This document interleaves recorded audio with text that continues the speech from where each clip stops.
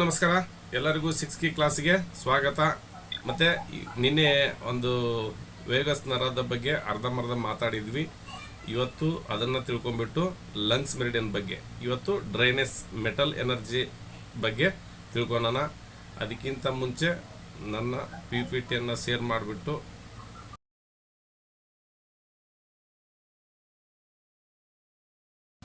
Vegas ನರದ ಬಗ್ಗೆ ನೋಡುವ. ಕ್ಯಾಮ್ರಾ ಆನ್ ಮಾಡ್ಕೊಂಡು ಓಕೆ. ಇವತ್ತು ವೇಗಸ್ ನರ್ವ್ ಅದು ಯಾವ ಥರ ನಮ್ಮ ಸ್ಟಮಕ್ಕಿಗೆ ಕನೆಕ್ಟ್ ಆಗಿದೆ, ಅದರಿಂದ ನಮಗೇನು ಉಪಯೋಗ ಆಗುತ್ತೆ ಅಂತ ನಾವು ಇವತ್ತು ತಿಳ್ಕೊಳೋದು. ವೇಗಸ್ ನರ್ವ್ ಮತ್ತು ಸ್ಟಮಕ್ ಮೆರಿಡಿಯನ್ ಅಂದರೆ ಜಠರ ಮೆರಿಡಿಯನ್ ಅಂತ ಏನು ಕರಿತೀವಿ, ಅವು ಎರಡರ ನಡುವೆ ಸಂಬಂಧ ಏನಾದರೂ ಇದೆನಾ, ಅದರಿಂದ ಏನಾದರೂ ಪ್ರಯೋಜನ ಇದೆನಾ ಅಂತ ನಾವು ನೋಡೋಣ. ಇಲ್ಲಿ ಗಮನಿಸಿ, TM ಮತ್ತು TCM ಪ್ರಕಾರ ಆಧುನಿಕ ವೈದ್ಯಕೀಯ ದೃಷ್ಟಿಕೋನದಲ್ಲಿ ವೇಗಸ್ ನರ್ವು ಮತ್ತು ಸ್ಟಮಕ್ ಮೆರಿಡಿಯನ್ ಪರಸ್ಪರ ಕಾರ್ಯಕ್ಷಮತವಾಗಿ ಸಂಬಂಧ ಹೊಂದಿವೆ ಎಂದು ಪರಿಗಣಿಸಲಾಗುತ್ತದೆ. ಆದರೆ ಸ್ಟಮಕ್ ಮೆರಿಡಿಯನ್ ಎಂಬುದು TCM ಟ್ರೆಡಿಷನಲ್ ಚೈನೀಸ್ ಮೆಡಿಸಿನ್ನ ಶಕ್ತಿಯ ಮಾರ್ಗ ಅಂದರೆ ಎನರ್ಜಿ ಮೆರಿಡಿಯನ್ ಆಗಿದ್ದು, ವೇಗಸ್ ನರ್ವ್ ಒಂದು ನೈಜ ನರ ಅಂತ ಇದೆ. ಆ ನೈಜ ನರ ಇದಕ್ಕೆ ಇವೆರಡಕ್ಕೂ ರಚನೆ ಅಲ್ಲ ಅಂತ ಕೊಟ್ಟಿದ್ದಾರೆ. ಅಂದರೆ ಕೆಲವೊಬ್ರು ಅದಕ್ಕೆ ಕನೆಕ್ಟ್ ಇದೆ ಅಂತ ಹೇಳ್ತಾರೆ, ಬಟ್ ಟ್ರೆಡಿಷನಲ್ ಚೈನೀಸ್ ಮೆಡಿಸಿನ್ನಲ್ಲಿ ಇದಕ್ಕೆ ಒಂದು ನರ ಥರ ಇರೋದು, ಅದಕ್ಕೂ ಇದಕ್ಕೂ ಕನೆಕ್ಟ್ ಇಲ್ಲ. ಬಟ್ ಅದರಿಂದ ಆಗ್ತಕ್ಕಂಥ ಲಾಭಗಳು ಜಾಸ್ತಿ ಇದ್ದಾವೆ. ಹಾಗಾಗಿ ನೀವು ವೇಗಸ್ ನರ್ವ್ ಎಂದರೇನು? ವೇಗಸ್ ನರ್ವ್ 10ನೆಯ ಕ್ರಾನಿಕಲ್ ನರ್ವ್, ಮಾನವನ ದೇಹದಲ್ಲಿ ಅತ್ಯಂತ ಉದ್ದವಾದ ನರವಾಗಿದೆ. ಇದು ಮೆದುಳಿನಿಂದ ಆರಂಭವಾಗಿ ಗಂಟಲು, ಹೃದಯ, ಶ್ವಾಸಕೋಶ, ಹೊಟ್ಟೆ, ಯಕೃತ, ಆಗ್ನೇಶಯ ಹಾಗೂ ಕರಳುವರೆಗೆ ಸಂಪರ್ಕ ಹೊಂದಿರುತ್ತದೆ. ಇದು ದೇಹದ ರೆಸ್ಟ್ ಆ್ಯಂಡ್ ಡೈಜೆಸ್ಟ್ ವಿಶ್ರಾಂತಿ ಮತ್ತು ಜೀರ್ಣಕ್ರಿಯೆ ವ್ಯವಸ್ಥೆಯನ್ನು ನಿಯಂತ್ರಿಸುವ ಪ್ರಮುಖ ನರವಾಗಿದೆ. ಇಲ್ಲಿ ನಾವೇನು ತಿಳ್ಕೊಂಡ್ವಿ ಅಂದರೆ, ಈ ವೇಗಸ್ ನರದಿಂದ ನಮಗೆ ವಿಶ್ರಾಂತಿ ಮತ್ತು ಜೀರ್ಣಕ್ರಿಯೆ ವ್ಯವಸ್ಥೆಯನ್ನು ಈ ವೇಗಸ್ ನರ್ವು ಕಂಟ್ರೋಲ್ ಮಾಡ್ತದೆ. ಹಾಗಾಗಿ ಇದು ನಮ್ಮ ದೇಹದಲ್ಲಿ ಗಂಟಲು, ಹೃದಯ ಮತ್ತು ಶ್ವಾಸಕೋಶ, ಹೊಟ್ಟೆ ಈ ಎಲ್ಲ ಅಂಗಾಂಗಗಳನ್ನು ಹಾದು ಹೋಗುತ್ತದೆ. ಈ ಒಂದು ಹಾದು ಹೋಗುತ್ತೆ ಅಂದಾಗ ಅಲ್ಲಿ ಕೆಲವೊಂದು ಸಮಸ್ಯೆಗಳು ಇದ್ದೇ ಇರ್ತದೆ, ಅದರಲ್ಲಿ ಎರಡು ಮಾತಿಲ್ಲ. ಹಾಗಾಗಿ ನೀವು ವೇಗಸ್ ನರ್ವ್ನ ಯಾವ ಥರ ಎಲ್ಲಿ ಇರುತ್ತೆ, ಹೇಗಿರುತ್ತಂತ ನಾವು ಅದರಿಂದ ಏನು ಉಪಯೋಗ ಇದೆ ಅಂತ ಡಿಟೇಲ್ ಆಗಿ ಹೇಳ್ಕೊತ ಹೋಗ್ತೀನಿ, ಕೇಳಿ. ಸ್ಟಮಕ್ ಮೆರಿಡಿಯನ್ ಮತ್ತು ವೇಗಸ್ ನರ್ವ್ ನಡುವಿನ ಕಾರ್ಯಾತ್ಮಕ ಸಂಬಂಧ ಅಂದರೆ ಹೊಟ್ಟೆಗೂ ಈ ವೇಗಸ್ ನರ್ವ್ಗೂ ಇರ್ತಕ್ಕಂಥ ಒಂದು ಕಾರ್ಯಾತ್ಮಕ ಅಂದರೆ ಕೆಲಸ ಮಾಡ್ತಕ್ಕಂಥ ಸಂಬಂಧ ಯಾವ ಥರ ಇದೆ ಅಂದರೆ, ಸ್ಟಮಕ್ ಮೆರಿಡಿಯನ್ ಮುಖದಿಂದ ಆರಂಭವಾಗಿ ಕುತ್ತಿಗೆ, ಎದೆ, ಹೊಟ್ಟೆ, ತೊಡೆ, ಕಾಲು ಮೂಲಕ ಎರಡನೇ ಕಾಲು ಬೆರಳಿಗೆ ಸಾಗುತ್ತದೆ. ಸ್ಟಮಕ್ ಮೆರಿಡಿಯನ್ನು ನಮ್ಮ ನಿನ್ನೆ ನೋಡಿದ್ವಲ್ಲ, ಕುತ್ತಿಗೆ ಅಂದರೆ ಮುಖದಿಂದ ಆರಂಭ ಆಗ್ತದೆ, ಕಣ್ಣು ಕೆಳಗಡೆ ನೋಡಿದ್ವಲ್ಲ, ಅಲ್ಲಿಂದ ಆರಂಭವಾಗಿ ಈ ಕಾಲಿನಲ್ಲಿ ಎಂಡ್ ಆಗುತ್ತೆ. ವೇಗಸ್ ನರ್ವು ಹೊಟ್ಟೆ ಮತ್ತು ಜೀರ್ಣಾಂಗಗಳ ಕಾರ್ಯವನ್ನು ನಿಯಂತ್ರಿಸುವುದರಿಂದ ಸ್ಟಮಕ್ ಮೆರಿಡಿಯನ್ನು ಸಮತೋಲನಗೊಳಿಸುವ ಚಿಕಿತ್ಸೆಗಳ ಒಂದು ನರ್ವಾಗಿದೆ. ಪ್ಯಾರಾಸಿಂಥೆಟಿಕ್ ನರ್ವ್ ಸಿಸ್ಟಮನ್ನು ಉತ್ತೇಜಿಸಲು ಸಹಾಯಕವಾಗಬಹುದು ಎಂಬ ಅಭಿಪ್ರಾಯವನ್ನು ಅನೇಕ ಸಮಗ್ರ ಚಿಕಿತ್ಸಾ ವಿಧಾನಗಳು ವ್ಯಕ್ತಪಡಿಸಿವೆ. ಇದು ಭಾಳ ಇಂಪಾರ್ಟೆಂಟ್. ಇಲ್ಲಿ ಕೆಲವೊಬ್ರು ಹೇಳ್ಬೋದು ವೇಗಸ್ ನರ್ವ್ಗೂ ಸ್ಟಮಕ್ಗೂ ಸಂಬಂಧ ಇಲ್ಲ ಅಂತ. ಬಟ್ ಈ ನರ ನಮ್ಮ ಆ ಅಂಗಾಂಗಗಳ ಒಂದು ಜಾಗದಲ್ಲಿ ಹರಿದು ಹೋದಾಗ ಅಂದರೆ ಹಾದು ಹೋದಾಗ ಅಲ್ಲಿ ಏನಾದರೂ ಸಮಸ್ಯೆ ಉದ್ಭವ ಆದರೆ, ಅದು ಬ್ಲಾಕೇಜ್ ಆದರೆ ಅಲ್ಲಿರ್ತಕ್ಕಂಥ ಅಂಗಾಂಗಗಳನ್ನು ಅದು ಸಮಸ್ಯೆಗೆ ಮಾಡುತ್ತೆ. ನಮ್ಮನೆಯಲ್ಲಿ ಯಾರಾದರೂ ಒಬ್ಬರು ಸರಿ ಇಲ್ಲ ಅಂದರೆ ಏನಂತಾರೆ ಹೇಳಿ, ಇಂಥರ ಮನೆಯವರು, ಅವರು ಈ ಥರ ಮಗ, ಅವ್ರ ತಂದೆ ಈ ಥರ ಅಂತ ಹೇಳ್ತಾರೆ. ಹಾಗೆ ಒಬ್ಬ ಮನೆಯಲ್ಲಿ ಒಬ್ಬನು ಏನಾದರೂ ಕೆಟ್ಟದ್ದು ಮಾಡಿದರೆ ಇಡೀ ಮನೆತನಕ್ಕೆ ಕೆಟ್ಟ ಹೆಸರಂತೀವಲ್ಲ, ಅದೇ ಥರ ವೇಗಸ್ ನರ್ವು ಏನಾದರೂ ಸಮಸ್ಯೆ ಮಾಡಿದರೆ ಇಲ್ಲಿ ಹೊಟ್ಟೆಗೂ ತೊಂದರೆ ಆಗುತ್ತೆ, ಮತ್ತು ಮೇಲೆ ಕಾಣಿಸಿದಂಥ ಈ ಅಂಗಾಂಗಗಳಿಗೂ ಪ್ರಾಬ್ಲಮ್ ಆಗುತ್ತೆ. ಓಕೆ, ವೇಗಸ್ ನರ್ವ್ ಚೆನ್ನಾಗಿ ಕೆಲಸ ಮಾಡಿದಾಗ ಅದರಿಂದ ಆಗ್ತಕ್ಕಂಥ ಪ್ರಯೋಜನಗಳೇನು, ಅದು ಚೆನ್ನಾಗಿದೆಪ್ಪ, ಏನು ತೊಂದರೆ ಇಲ್ಲ, ಅದರಿಂದ ನಮಗೆ ಏನು ಲಾಭ ಸಿಗುತ್ತಂದರೆ ಜೀರ್ಣಕ್ರಿಯೆ ಉತ್ತಮವಾಗುತ್ತದೆ, ಗ್ಯಾಸ್ಟ್ರಿಕ್ ಅಜೀರ್ಣ ಮತ್ತು ಹೊಟ್ಟೆ ಉಬ್ಬರ ಕಡಿಮೆ ಆಗ್ತದೆ, ಹೊಟ್ಟೆಯ ಆಮ್ಲ ಸ್ರಾವ ಸಮತೋಲನಗೊಳ್ಳಲು ಸಹಾಯವಾಗ್ತದೆ, ಕರುಳಿನ ಚಲನೆ ಗಟ್ ಮೊಟಿಲಿಟಿ ಅಂತ ಏನು ಕರಿತೀವಿ, ಕೆಲವೊಬ್ಬರಿಗೆ ಈ ಮೊನ್ನೆ ಯಾರೋ ಹೇಳಿದರು, ಮೊನ್ನೆ ಮಣಿಕಂಠ ಸರ್ ಅನಿಸುತ್ತೆ ಮೋಸ್ಟ್ಲಿ ಏನೇ ಮಾತವನ್ನ ಕೇಳಿದ್ರಲ್ಲ, ಇಲ್ಲಿ ಕರಳಿನಲ್ಲಿ ಚಲನೆ ಇಲ್ಲ ಅಂದರೆ ನಮ್ಮದು ಮೋಷನ್ ಸರಿಯಾಗಿ ಪಾಸ್ ಆಗಲಿಲ್ಲ, ಮಲಬದ್ಧತೆ ಆದಾಗ ಇದು ಕೂಡ ಚೆನ್ನಾಗಿ ಕೆಲಸ ಮಾಡುತ್ತೆ. ಯಾವಾಗ ವೇಗಸ್ ನರ್ವು ಚೆನ್ನಾಗಿ ಕೆಲಸ ಮಾಡಿದಾಗ ಇಲ್ಲಿ ಕರಳಿನ ಚಲನೆ ಕೂಡ ಅಷ್ಟೇ ಚೆನ್ನಾಗಿ ಇರ್ತದೆ. ಮಲಬದ್ಧತೆ ಕಡಿಮೆ ಆಗಲು ಸಹಾಯವಾಗ್ಬೋದು, ಅಂದರೆ ಕಾನ್ಸ್ಟಿಪೇಷನ್ನಿಂದ ನೀವು ಮುಕ್ತಿಯನ್ನು ಪಡೆಯಬಹುದು ಅದು ಚೆನ್ನಾಗಿ ಕೆಲಸ ಮಾಡಿದರೆ. ಹೃದಯ ಬಡಿತ ಸಮತೋಲನದಲ್ಲಿರಲು ನೆರವಾಗುತ್ತದೆ, ಯಾಕಂದರೆ ಇಲ್ಲೆಲ್ಲ ಹಾದು ಹೋಗುತ್ತಲ್ಲ, ಅಲ್ಲಿ ಅದು ಚೆನ್ನಾಗಿದ್ದರೆ ಇವೆಲ್ಲ ಚೆನ್ನಾಗಿರ್ತಾರೆ. ಅಂದರೆ ನಾವು ಆಜು ಬಾಜು ಮನೆಯವರು ನಮ್ಮ ಜೊತೆಗೆ ಚೆನ್ನಾಗಿದ್ದರೆ ನಾವು ಚೆನ್ನಾಗಿರ್ತೀವಂತ. ಅವ್ರು ಯಾರು ಹಿಡಿದು ಕಾಲು ಎಳಿತಾ ಇದ್ರೆ ಮುಗೀತು, ನಾವು ಎಷ್ಟೇ ಮೇಲೆ ಕತ್ತಕ್ಕೂ ಆಗಲ್ಲ, ಕೆಳಗೆ ಇಳಿಯೋದಕ್ಕೂ ಆಗಲ್ಲ. ಹಾಗಾಗಿ ಇದು ಒಂಥರ ಬಾಜು ಮನೆಯವ್ರ ಜೊತೆಗೆ ಇರ್ತಕ್ಕಂಥ ಸಂಬಂಧವನ್ನು ನಮ್ಮ ಸ್ಟಮಕ್ಕಿಗೆ ವೇಗಸ್ ನರ್ವಿಗೆ ಕೊರ್ಲೇಟ್ ಮಾಡ್ತಾ ಇದ್ದೀನಿ. ಓಕೆ, ರಕ್ತದೊತ್ತಡ ನಿಯಂತ್ರಣಕ್ಕೆ ಸಹಕಾರಿ. ಅಂದರೆ ಯಾರಿಗೆ BP ರಿಲೇಟೆಡ್ ಇಶ್ಯೂಸ್ ಬರ್ತವೆ ಅವರು ಒಂದ್ಸಲ ನಿಮ್ಮ ವೇಗಸ್ ನರ್ವನ್ನು ಸರಿ ಮಾಡ್ಕೋಬೋದು. ಯಾವ ಥರ ಅಂತ ಮುಂದೆ ತಿಳಿಸ್ಕೊಡ್ತೀವಿ. ಮಾನಸಿಕ ಒತ್ತಡ ಮತ್ತು ಆತಂಕ ಕಡಿಮೆಯಾಗಲು ಸಹಾಯ ಮಾಡ್ಬೋದು. ಅಂದರೆ ಮಾನಸಿಕ ಒತ್ತಡ ಇಲ್ಲಿ ಹಾರ್ಟ್ನಿಂದ ಹಾದು ಹೋಗುತ್ತೆ, ಶ್ವಾಸಕೋಶದಿಂದ ಹಾದು ಹೋಗುತ್ತೆ, ಮತ್ತು ಹೊಟ್ಟೆಯಿಂದ ಹಾದು ಹೋಗುತ್ತೆ. ಇವೆಲ್ಲ ಇದಕ್ಕೆ ಕೋರ್ಲೇಟ್ ಆಗಿರ್ತವೆ. ಉತ್ತಮ ನಿದ್ರೆ ಬರಲು ನೆರವಾಗುತ್ತದೆ, ರೋಗ ನಿರೋಧಕ ಶಕ್ತಿ ಸುಧಾರಿಸಲು ನೆರವಾಗಬಹುದು. ದೇಹದಲ್ಲಿ ಉರಿಯೂತ ಅಂದರೆ ಇನ್ಫ್ಲಮೇಷನ್ ಅಂತ ಕರಿತೀವಿ, ಅದು ಕಡಿಮೆಯಾಗಲು ಸಹಾಯ ಮಾಡ್ತದೆ. ಯಾರಿಗೆಲ್ಲ ಇನ್ಫ್ಲಮೇಷನ್ ಅಂದರೆ ಜಾಸ್ತಿ ಇರುತ್ತೆ, ಇದು ಅದನ್ನು ಕಡಿಮೆ ಮಾಡೋದಕ್ಕೆ ವೇಗಸ್ ನರ್ವು ಸಹಾಯ ಮಾಡ್ತದೆ. ಮತ್ತು ದೇಹ ಮತ್ತು ಮನಸ್ಸಿನ ಶಾಂತಿ ಹಾಗೂ ವಿಶ್ರಾಂತಿಯ ಅನುಭವ ನೀಡುತ್ತದೆ. ಯಾರು ನಮಗೆ ಕಾಟ ಅಂತೀವಲ್ಲ, ನಮಗೆ ಕ್ವಾಟ್ಲೆ ಕೊಡ್ತಾರಂತ ಹೇಳ್ತೀವಿ, ಅವ್ರು ಯಾರು ಕ್ವಾಟ್ಲೆ ಕೊಡಲ್ವೋ ಆವಾಗ ನಮಗೆ ದೇಹಕ್ಕೂ ಮನಸ್ಸಿಗೂ ಭಾಳ ವಿಶ್ರಾಂತಿ ಇರುತ್ತೆ. ಯಾರ್ದು ಕಾಟ ಇಲ್ಲ ಅಂದರೆ ಹೆಂಗೆ ಆರಾಮಾಗಿರ್ಬೋದು ತಾನೆ, ನಿಮಗೆ ಇಷ್ಟ ಬಂದಂಗೆ ಇರ್ಬೋದು ನೀವು. ಅದೇ ಯಾರಾದರೂ ನೀನು ಆ ಥರ ಇದೆಯಾ ಈ ಥರ ಇದೆಯಾ ಅಂತ ಅಂದಾಗ ನಿಮಗೆ ವಿಶ್ರಾಂತಿನೂ ಇರಲ್ಲ, ಮನಸ್ಸಿಗೆ ನೆಮ್ಮದಿನೂ ಇರಲ್ಲ. ಹಾಗಾಗಿ ಈ ನರ್ವಸ್ಸು ಚೆನ್ನಾಗಿ ಕೆಲಸ ಮಾಡೋದ್ರಿಂದ ದೇಹಕ್ಕೆ ಮತ್ತು ಮನಸ್ಸಿಗೆ ಶಾಂತಿ ಹಾಗೂ ವಿಶ್ರಾಂತಿಯ ಅನುಭವ ನೀಡ್ತದೆ. ಸ್ಟಮಕ್ ಮೆರಿಡಿಯನ್ ಸಕ್ರಿಯಗೊಳಿಸುವ ಪ್ರಮುಖ ಆಕ್ಯುಪ್ರೆಷರ್ ಪಾಯಿಂಟ್ಗಳು ಯಾವ್ಯಾವ ಅಂದರೆ ST36. ಇದು ಭಾಳ ಮೇಜರಾಗಿ ಯೂಸ್ ಮಾಡ್ತಕ್ಕಂಥ ನಾವು ಪಾಯಿಂಟು. ಇದನ್ನು ST36 ಪಾಯಿಂಟನ್ನು ಯಾರೆಲ್ಲ TM ಕಲ್ತಿದ್ದೀರೋ ಅವರಿಗೆ ಗೊತ್ತಿರುತ್ತೆ. ಕಲೀಲಿಲ್ದವರು ಯಾರು ಬೇಜಾರು ಮಾಡ್ಕೋಬೇಡಿ, ಮುಂದಿನ ದಿನಗಳಲ್ಲಿ ನಾವು ಕಲಿಸ್ತೀವಿ. ಇದನ್ನು ಯಾವಾಗಲೂ ಟೋನಿಫಿಕೇಷನ್ನೇ ಮಾಡಬೇಕು. ಇದನ್ನು ಸೆಡೇಷನ್ ಅಂತ ಮಾಡಲೇಬಾರ್ದು. ಸೆಡೇಟ್ ಮಾಡಿದರೆ ನೀವು ಮತ್ತೆ ಇದನ್ನು ಇಂಪ್ರೂವ್ಮೆಂಟ್ ಆಗೋದಕ್ಕೆ 6 ತಿಂಗಳಿಂದ 1 ವರ್ಷಗಳ ಕಾಲ ಹಿಡಿತದೆ. ಅದಕ್ಕೋಸ್ಕರ ST36 one of the best and better point. ಹೊಟ್ಟೆಗೆ ಏನೇ ನಾವು ಎನರ್ಜಿ ಕೊಡಬೇಕಂದ್ರೆ ಇದನ್ನು ಯೂಸ್ ಮಾಡೇ ಮಾಡ್ತೀವಿ ನಾವು. ಓಕೆ, ST25 ಮಲಬದ್ಧತೆ, ಅತಿಸಾರ, ಹೊಟ್ಟೆ ಉಬ್ಬರ ಹಾಗೂ ಕರಳಿನ ಸಮಸ್ಯೆಗಳಿಗೆ ಉಪಯುಕ್ತವಾಗ್ತದೆ ST25. ST21 ಏನು ಮಾಡುತ್ತೆ, ಹೊಟ್ಟೆ ನೋವು, ಅಜೀರ್ಣ ಮತ್ತು ಆಮ್ಲತೆಯ ನಿಯಂತ್ರಣಕ್ಕೆ ಸಹಾಯವಾಗ್ತದೆ.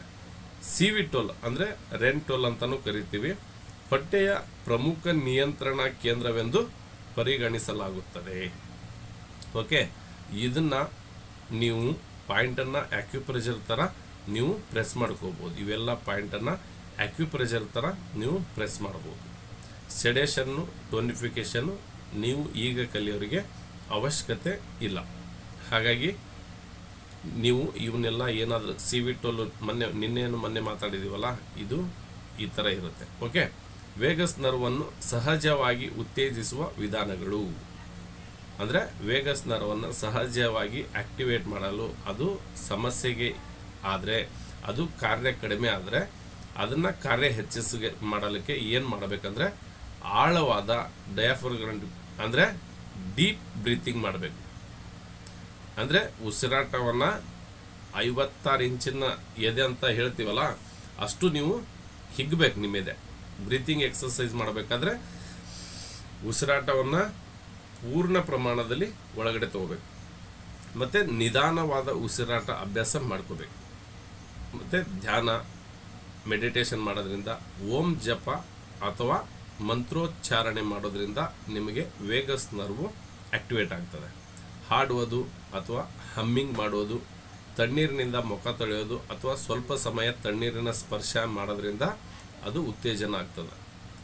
ನಿಯಮಿತ ಯೋಗಾಭ್ಯಾಸ, ಕುತ್ತಿಗೆಯ ಸೌಮ್ಯ ಮಸಾಜ್ ನೋಡಿ, ಈ ಥರ ಮಸಾಜ್ ಮಾಡಿ, ಈ ಥರ ಮಸಾಜ್ ಮಾಡೋದ್ರಿಂದ ನಿಮ್ಮ ವೇಗಸ್ ನರ್ವ್ ಆಕ್ಟಿವೇಟ್ ಆಗುತ್ತೆ. ಓಕೆ, ST36, CV12, PC6 ಮುಂತಾದ ಆಕ್ಯುಪ್ರೆಷರ್ ಪಾಯಿಂಟ್ಗಳನ್ನು ಉತ್ತೇಜನ ನೀಡಬಹುದು. ಯಾವ ಸಮಸ್ಯೆಗಳಲ್ಲಿ ಸಹಾಯಕವಾಗಬಹುದು ಅಂದರೆ ಅಜೀರ್ಣ, ಗ್ಯಾಸ್ಟ್ರಿಕ್, ಹೊಟ್ಟೆ ಉಬ್ಬರ, ಆಸಿಡಿಟಿ, ಮಲಬದ್ಧತೆ, ಇರಿಟೇಬಲ್ ಬೋವೆಲ್ ಸಿಂಡ್ರೋಮ್ IBS ಅಂತ ಏನು ಕರಿತೀವಿ, ಅದು ಕೂಡ ವೇಗಸ್ ನರದಿಂದಲೇ ನೀವು ಮುಕ್ತಿ ಪಡೆಯಬಹುದು. ಸ್ವಲ್ಪ ಮಟ್ಟಿಗೆ ಬೇರೆ ಬೇರೆ ಪಾಯಿಂಟನ್ನು ಯೂಸ್ ಮಾಡಿದಾಗ 100% ಬರುತ್ತೆ. ವಾಂತಿ ಭಾವನೆ, ಒತ್ತಡ ಮತ್ತು ಆತಂಕ, ನಿದ್ರಾಹೀನತೆ, ಹೃದಯ ಬಡಿತ ಹೆಚ್ಚಾಗೋದು, ಕ್ರಾನಿಕ್ ಫ್ಯಾಟಿಗು. ಓಕೆ, ಇವಿಷ್ಟೆಲ್ಲ ಸಮಸ್ಯೆಯನ್ನು ಎದುರಿಸಬೇಕಾಗುತ್ತೆ ವೇಗಸ್ ನರ್ವ್ ಸರಿ ಇಲ್ಲ ಅಂದಾಗ. ಇಲ್ಲಿ ಜೀರ್ಣಾಂಗ ವ್ಯವಸ್ಥೆಯನ್ನು ಬಲಪಡಿಸಲು ಕೆಳಗಿನ ಪಾಯಿಂಟ್ಗಳನ್ನು ಸಂಯೋಜನವಾಗಿ ಸಾಮಾನ್ಯವಾಗಿ ಬಳಸಲಾಗುತ್ತದೆ. ಅವಾಗಲೇ ಹೇಳಿದ್ವಲ್ಲ, ST36, CV12, SP6, PC6, LI4 ಇವನ್ನೆಲ್ಲ ನೀವು ಪ್ರೆಸ್ ಮಾಡ್ಕೋಬಹುದು. ಇಲ್ಲಿ ಜೀರ್ಣಾಂಗ ಅಂದರೆ ಡೈಜೆಸ್ಟಿವ್ನ ಸರಿ ಮಾಡಲು, ಬಲಪಡಿಸಲು. ಓಕೆ, ಈ ಸಂಯೋಜನೆಯು ಜಠರ ಮತ್ತು ಸ್ಪ್ಲೀನ್, ಪ್ಲೀಹ ಅಂತ ಏನು ಕರಿತೀವಿ ಕನ್ನಡದಲ್ಲಿ, ಶಕ್ತಿಯನ್ನು ಸಮತೋಲನಗೊಳಿಸಲು, ಜೀರ್ಣಕ್ರಿಯೆಯನ್ನು ಸುಧಾರಿಸಲು, ದೇಹದ ಶಕ್ತಿಯನ್ನು ಹೆಚ್ಚಿಸಲು ಮತ್ತು ಪ್ಯಾರಾಸಿಂಥೆಟಿಕ್ ಪ್ರತಿಕ್ರಿಯೆಯನ್ನು ಉತ್ತೇಜಿಸಲು ಸಹಾಯಕವಾಗಬಹುದು. ಹಾಗಾಗಿ ಇವೆಲ್ಲ ವೇಗಸ್ ನರದಿಂದ ಏನೇನು ಆಗ್ತಾ ಇದೆ ಅಂತ ನೀವು ತಿಳ್ಕೊತಾ ಇದ್ದೀರಿ. ಮತ್ತು ಮುಖ್ಯ ಸಂದೇಶ ಏನಂದರೆ ವೇಗಸ್ ನರ್ವ್ ಮತ್ತು ಸ್ಟಮಕ್ ಮೆರಿಡಿಯನ್ ಒಂದೇ ರಚನೆಗಳಲ್ಲ, ಆದರೆ ಇವು ಎರಡು ಜೀರ್ಣಾಂಗ ಮತ್ತು ಮನಃಶಾಂತಿಗೆ ಕೆಲಸ ಮಾಡ್ತದೆ. ಬಟ್ ಇವೆಲ್ಲ ಬೇರೆ ಬೇರೆ, ಅಂದರೆ ಆಜು ಬಾಜು ಮನೆಯವ್ರು ಅವ್ರು ಬೇರೆ ಇವ್ರು ಬೇರೆ ಅಂತೀವಲ್ಲ, ಅದೇ ಥರ ಬೇರೆ, ಬಟ್ ಕಾರ್ಯಗಳು ಒಂದೇ. ಕಾರ್ಯಗಳ ಅದಕ್ಕೆ ಸ್ವಲ್ಪ ಕೋರ್ಲೇಟ್ ಆಗ್ತವೆ. ಓಕೆ, ವೇಗಸ್ ನರ್ವ್ ನಿಜ ನರವಾಗಿದ್ದು TCMನಲ್ಲಿ ಸ್ಟಮಕ್ ಮೆರಿಡಿಯನ್ ಶಕ್ತಿಯ ಮಾರ್ಗವಾಗಿದೆ. ಸರಿಯಾದ ಆಕ್ಯುಪ್ರೆಷರ್, ಉಸಿರಾಟ ಅಭ್ಯಾಸ, ಆಹಾರ ನಿಯಮ ಹಾಗೂ ಜೀವನ ಶೈಲಿಯೊಂದಿಗೆ ಇವೆರಡರ ಕಾರ್ಯವನ್ನು ಬೆಂಬಲಿಸುವ ಮೂಲಕ ಸಮಗ್ರ ಆರೋಗ್ಯವನ್ನು ಉತ್ತೇಜಿಸಬಹುದು. ನೀವು ಉಸಿರಾಟ ಅಭ್ಯಾಸ ಮಾಡೋದ್ರಿಂದ, ಯೋಗಾಸನ ಮಾಡೋದ್ರಿಂದ, ಜಪಗಳನ್ನು ಮಾಡೋದ್ರಿಂದ, ಮೆಡಿಟೇಷನ್ ಮಾಡೋದ್ರಿಂದ, ಮಂತ್ರ ಉಪಚಾರಗಳನ್ನು ಮಾಡೋದ್ರಿಂದ ಈ ನರ್ವು ಆಕ್ಟಿವೇಟ್ ಆಗುತ್ತೆ. ಓಂ ಅಂತ ನೋಡಿ, ಇದು ವೇಗಸ್ ನರ್ವ್. ಇಲ್ಲೇನು ಕಾಣ್ತಾ ಇದೆಯಲ್ಲ, ಇದು ವೇಗಸ್ ನರ್ವ್. ಇಲ್ಲಿ ಬರ್ತಾ ಇದೆ, ಎಲ್ಲೋ ಕಾಣ್ತಾ ಇದೆ ಅಂತ ಅಂದ್ಕೊಂಡಿದ್ದೀನಿ. ಈ ಎಲ್ಲೋ ಕಾಣ್ತದಲ್ಲ, ಈ ಎಲ್ಲೋ ಕಲರು ವೇಗಸ್ ನರ್ವ್. ಹಾಗಾಗಿ ನೀವು ಅದನ್ನು ಕ್ಲೀನಾಗಿ ಮಸಾಜ್, ಕಿವಿಯಿಂದ ಬರುತ್ತದೆ ನೋಡಿ, ಕಿವಿ ಕಡೆಯಿಂದ ಈ ಥರ ಮಸಾಜ್ ಮಾಡೋದ್ರಿಂದ ನಿಮಗೆ ವೇಗಸ್ ನರ್ವ್ ಆಕ್ಟಿವೇಟ್ ಆಗುತ್ತೆ. ಓಕೆ, ಅರ್ಥ ಆಯ್ತು ಅಂತ ಅಂದ್ಕೊಂಡಿದ್ದೀನಿ. ಲಂಗ್ಸ್ ಮೆರಿಡಿಯನ್, ಇವತ್ತು ನಾವು ಡ್ರೈನೆಸ್ ತತ್ವವನ್ನು ನೋಡ್ತಾ ಇದ್ದೀವಿ. ಅಂದರೆ ಮೆಟಲ್ ಎಲಿಮೆಂಟ್ ಬಂದ್ಬಿಟ್ಟು ಮೆಟಲ್, ಇಲ್ಲಿ ಯಾಂಗ್ ಮೆರಿಡಿಯನ್ ಬಂದ್ಬಿಟ್ಟು ಲಾರ್ಜ್ ಇಂಟೆಸ್ಟೈನ್ ಬರುತ್ತೆ, ಅಂದರೆ ದೊಡ್ಡ ಕರಳು. ಇನ್ ಮೆರಿಡಿಯನ್ ಬಂದ್ಬಿಟ್ಟು ಲಂಗ್ಸ್, ಅಂದರೆ ಕನ್ನಡದಲ್ಲಿ ಶ್ವಾಸಕೋಶ ಅಂತ ಕರಿತೀವಿ. ಶ್ವಾಸಕೋಶ ಎಂದರೇನು? ಲಂಗ್ಸ್ ಅಂದರೆ ಏನು ಮಾಡುತ್ತೆ, ಏನೆಲ್ಲ ಇದರಿಂದ ಪ್ರಯೋಜನ ಆಗುತ್ತೆ, ಇದರ ಕೆಲಸ ಏನು, ಇದು ಯಾವ ಥರ ನಮ್ಮ ದೇಹದಲ್ಲಿ ಸಹಕಾರಿ ಆಗುತ್ತೆ, ಯಾವನ್ನೆಲ್ಲ ಕಂಟ್ರೋಲ್ ಮಾಡುತ್ತೆ ಅನ್ನೋದನ್ನು ನಾವು ತಿಳ್ಕೊಳ್ಳೋಣ. ಶ್ವಾಸಕೋಶವು ಮಾನವ ದೇಹದ ಅತ್ಯಂತ ಪ್ರಮುಖ ಜೀವಾಧಾರ ಅಂಗವಾಗಿದೆ. ಯಾಕೆ ಹೇಳಿ ಪ್ರಮುಖ? ಅದಿಲ್ಲ ಅಂದರೆ ನೀವು ಉಸಿರಾಟಕ್ಕೆ ಆಗೋದಿಲ್ಲ.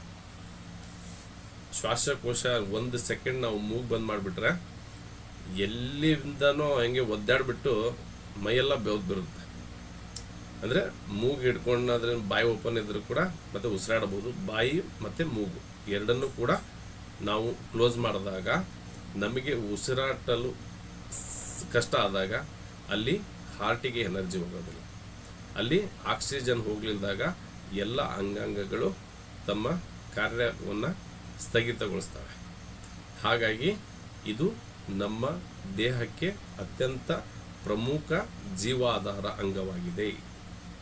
ಜೀವಕ್ಕೆ ಇದೇ ಆಧಾರ. ಒಂದು ಹೊತ್ತು ಊಟ ಇಲ್ಲಾಂದರೆ ನಾವು ತಡ್ಕೋಬೋದು, 1-2-3 ಗಂಟೆ ನೀರಿಲ್ಲ ಅಂದರೂ ತಡ್ಕೋಬೋದು. ಬಟ್ ಆಕ್ಸಿಜನ್ ಇಲ್ಲ ಅಂದರೆ 2 ನಿಮಿಷನೂ ಇರೋಕ್ಕಾಗೋದಿಲ್ಲ. ಹಾಗಾಗಿ ಇದು ಜೀವಾಧಾರ ಅಂತ ಕರಿತಾ ಇದ್ದೀವಿ. ನಾವು ಉಸಿರಾಡುವ ಗಾಳಿಯಿಂದ ಆಮ್ಲಜನಕ ಅಂದರೆ ಆಕ್ಸಿಜನ್ನನ್ನು ರಕ್ತಕ್ಕೆ ಸೇರಿಸಿ ದೇಹದಲ್ಲಿ ಉತ್ಪತ್ತಿಯಾಗುವ ಕಾರ್ಬನ್ ಡೈಆಕ್ಸೈಡನ್ನು ಹೊರಹಾಕುವ ಪ್ರಮುಖ ಕಾರ್ಯವನ್ನು ಈ ಲಂಗ್ಸ್ ಮೆರಿಡಿಯನ್ ಮಾಡುತ್ತೆ. ನಾವು ಉಸಿರಾಡಬೇಕಾದ್ರೆ ಒಳ್ಳೆ ಗಾಳಿಯನ್ನು ತಗೊತೀವಿ, ಅಂದರೆ ಆಕ್ಸಿಜನನ್ನು ತಗೊತೀವಿ.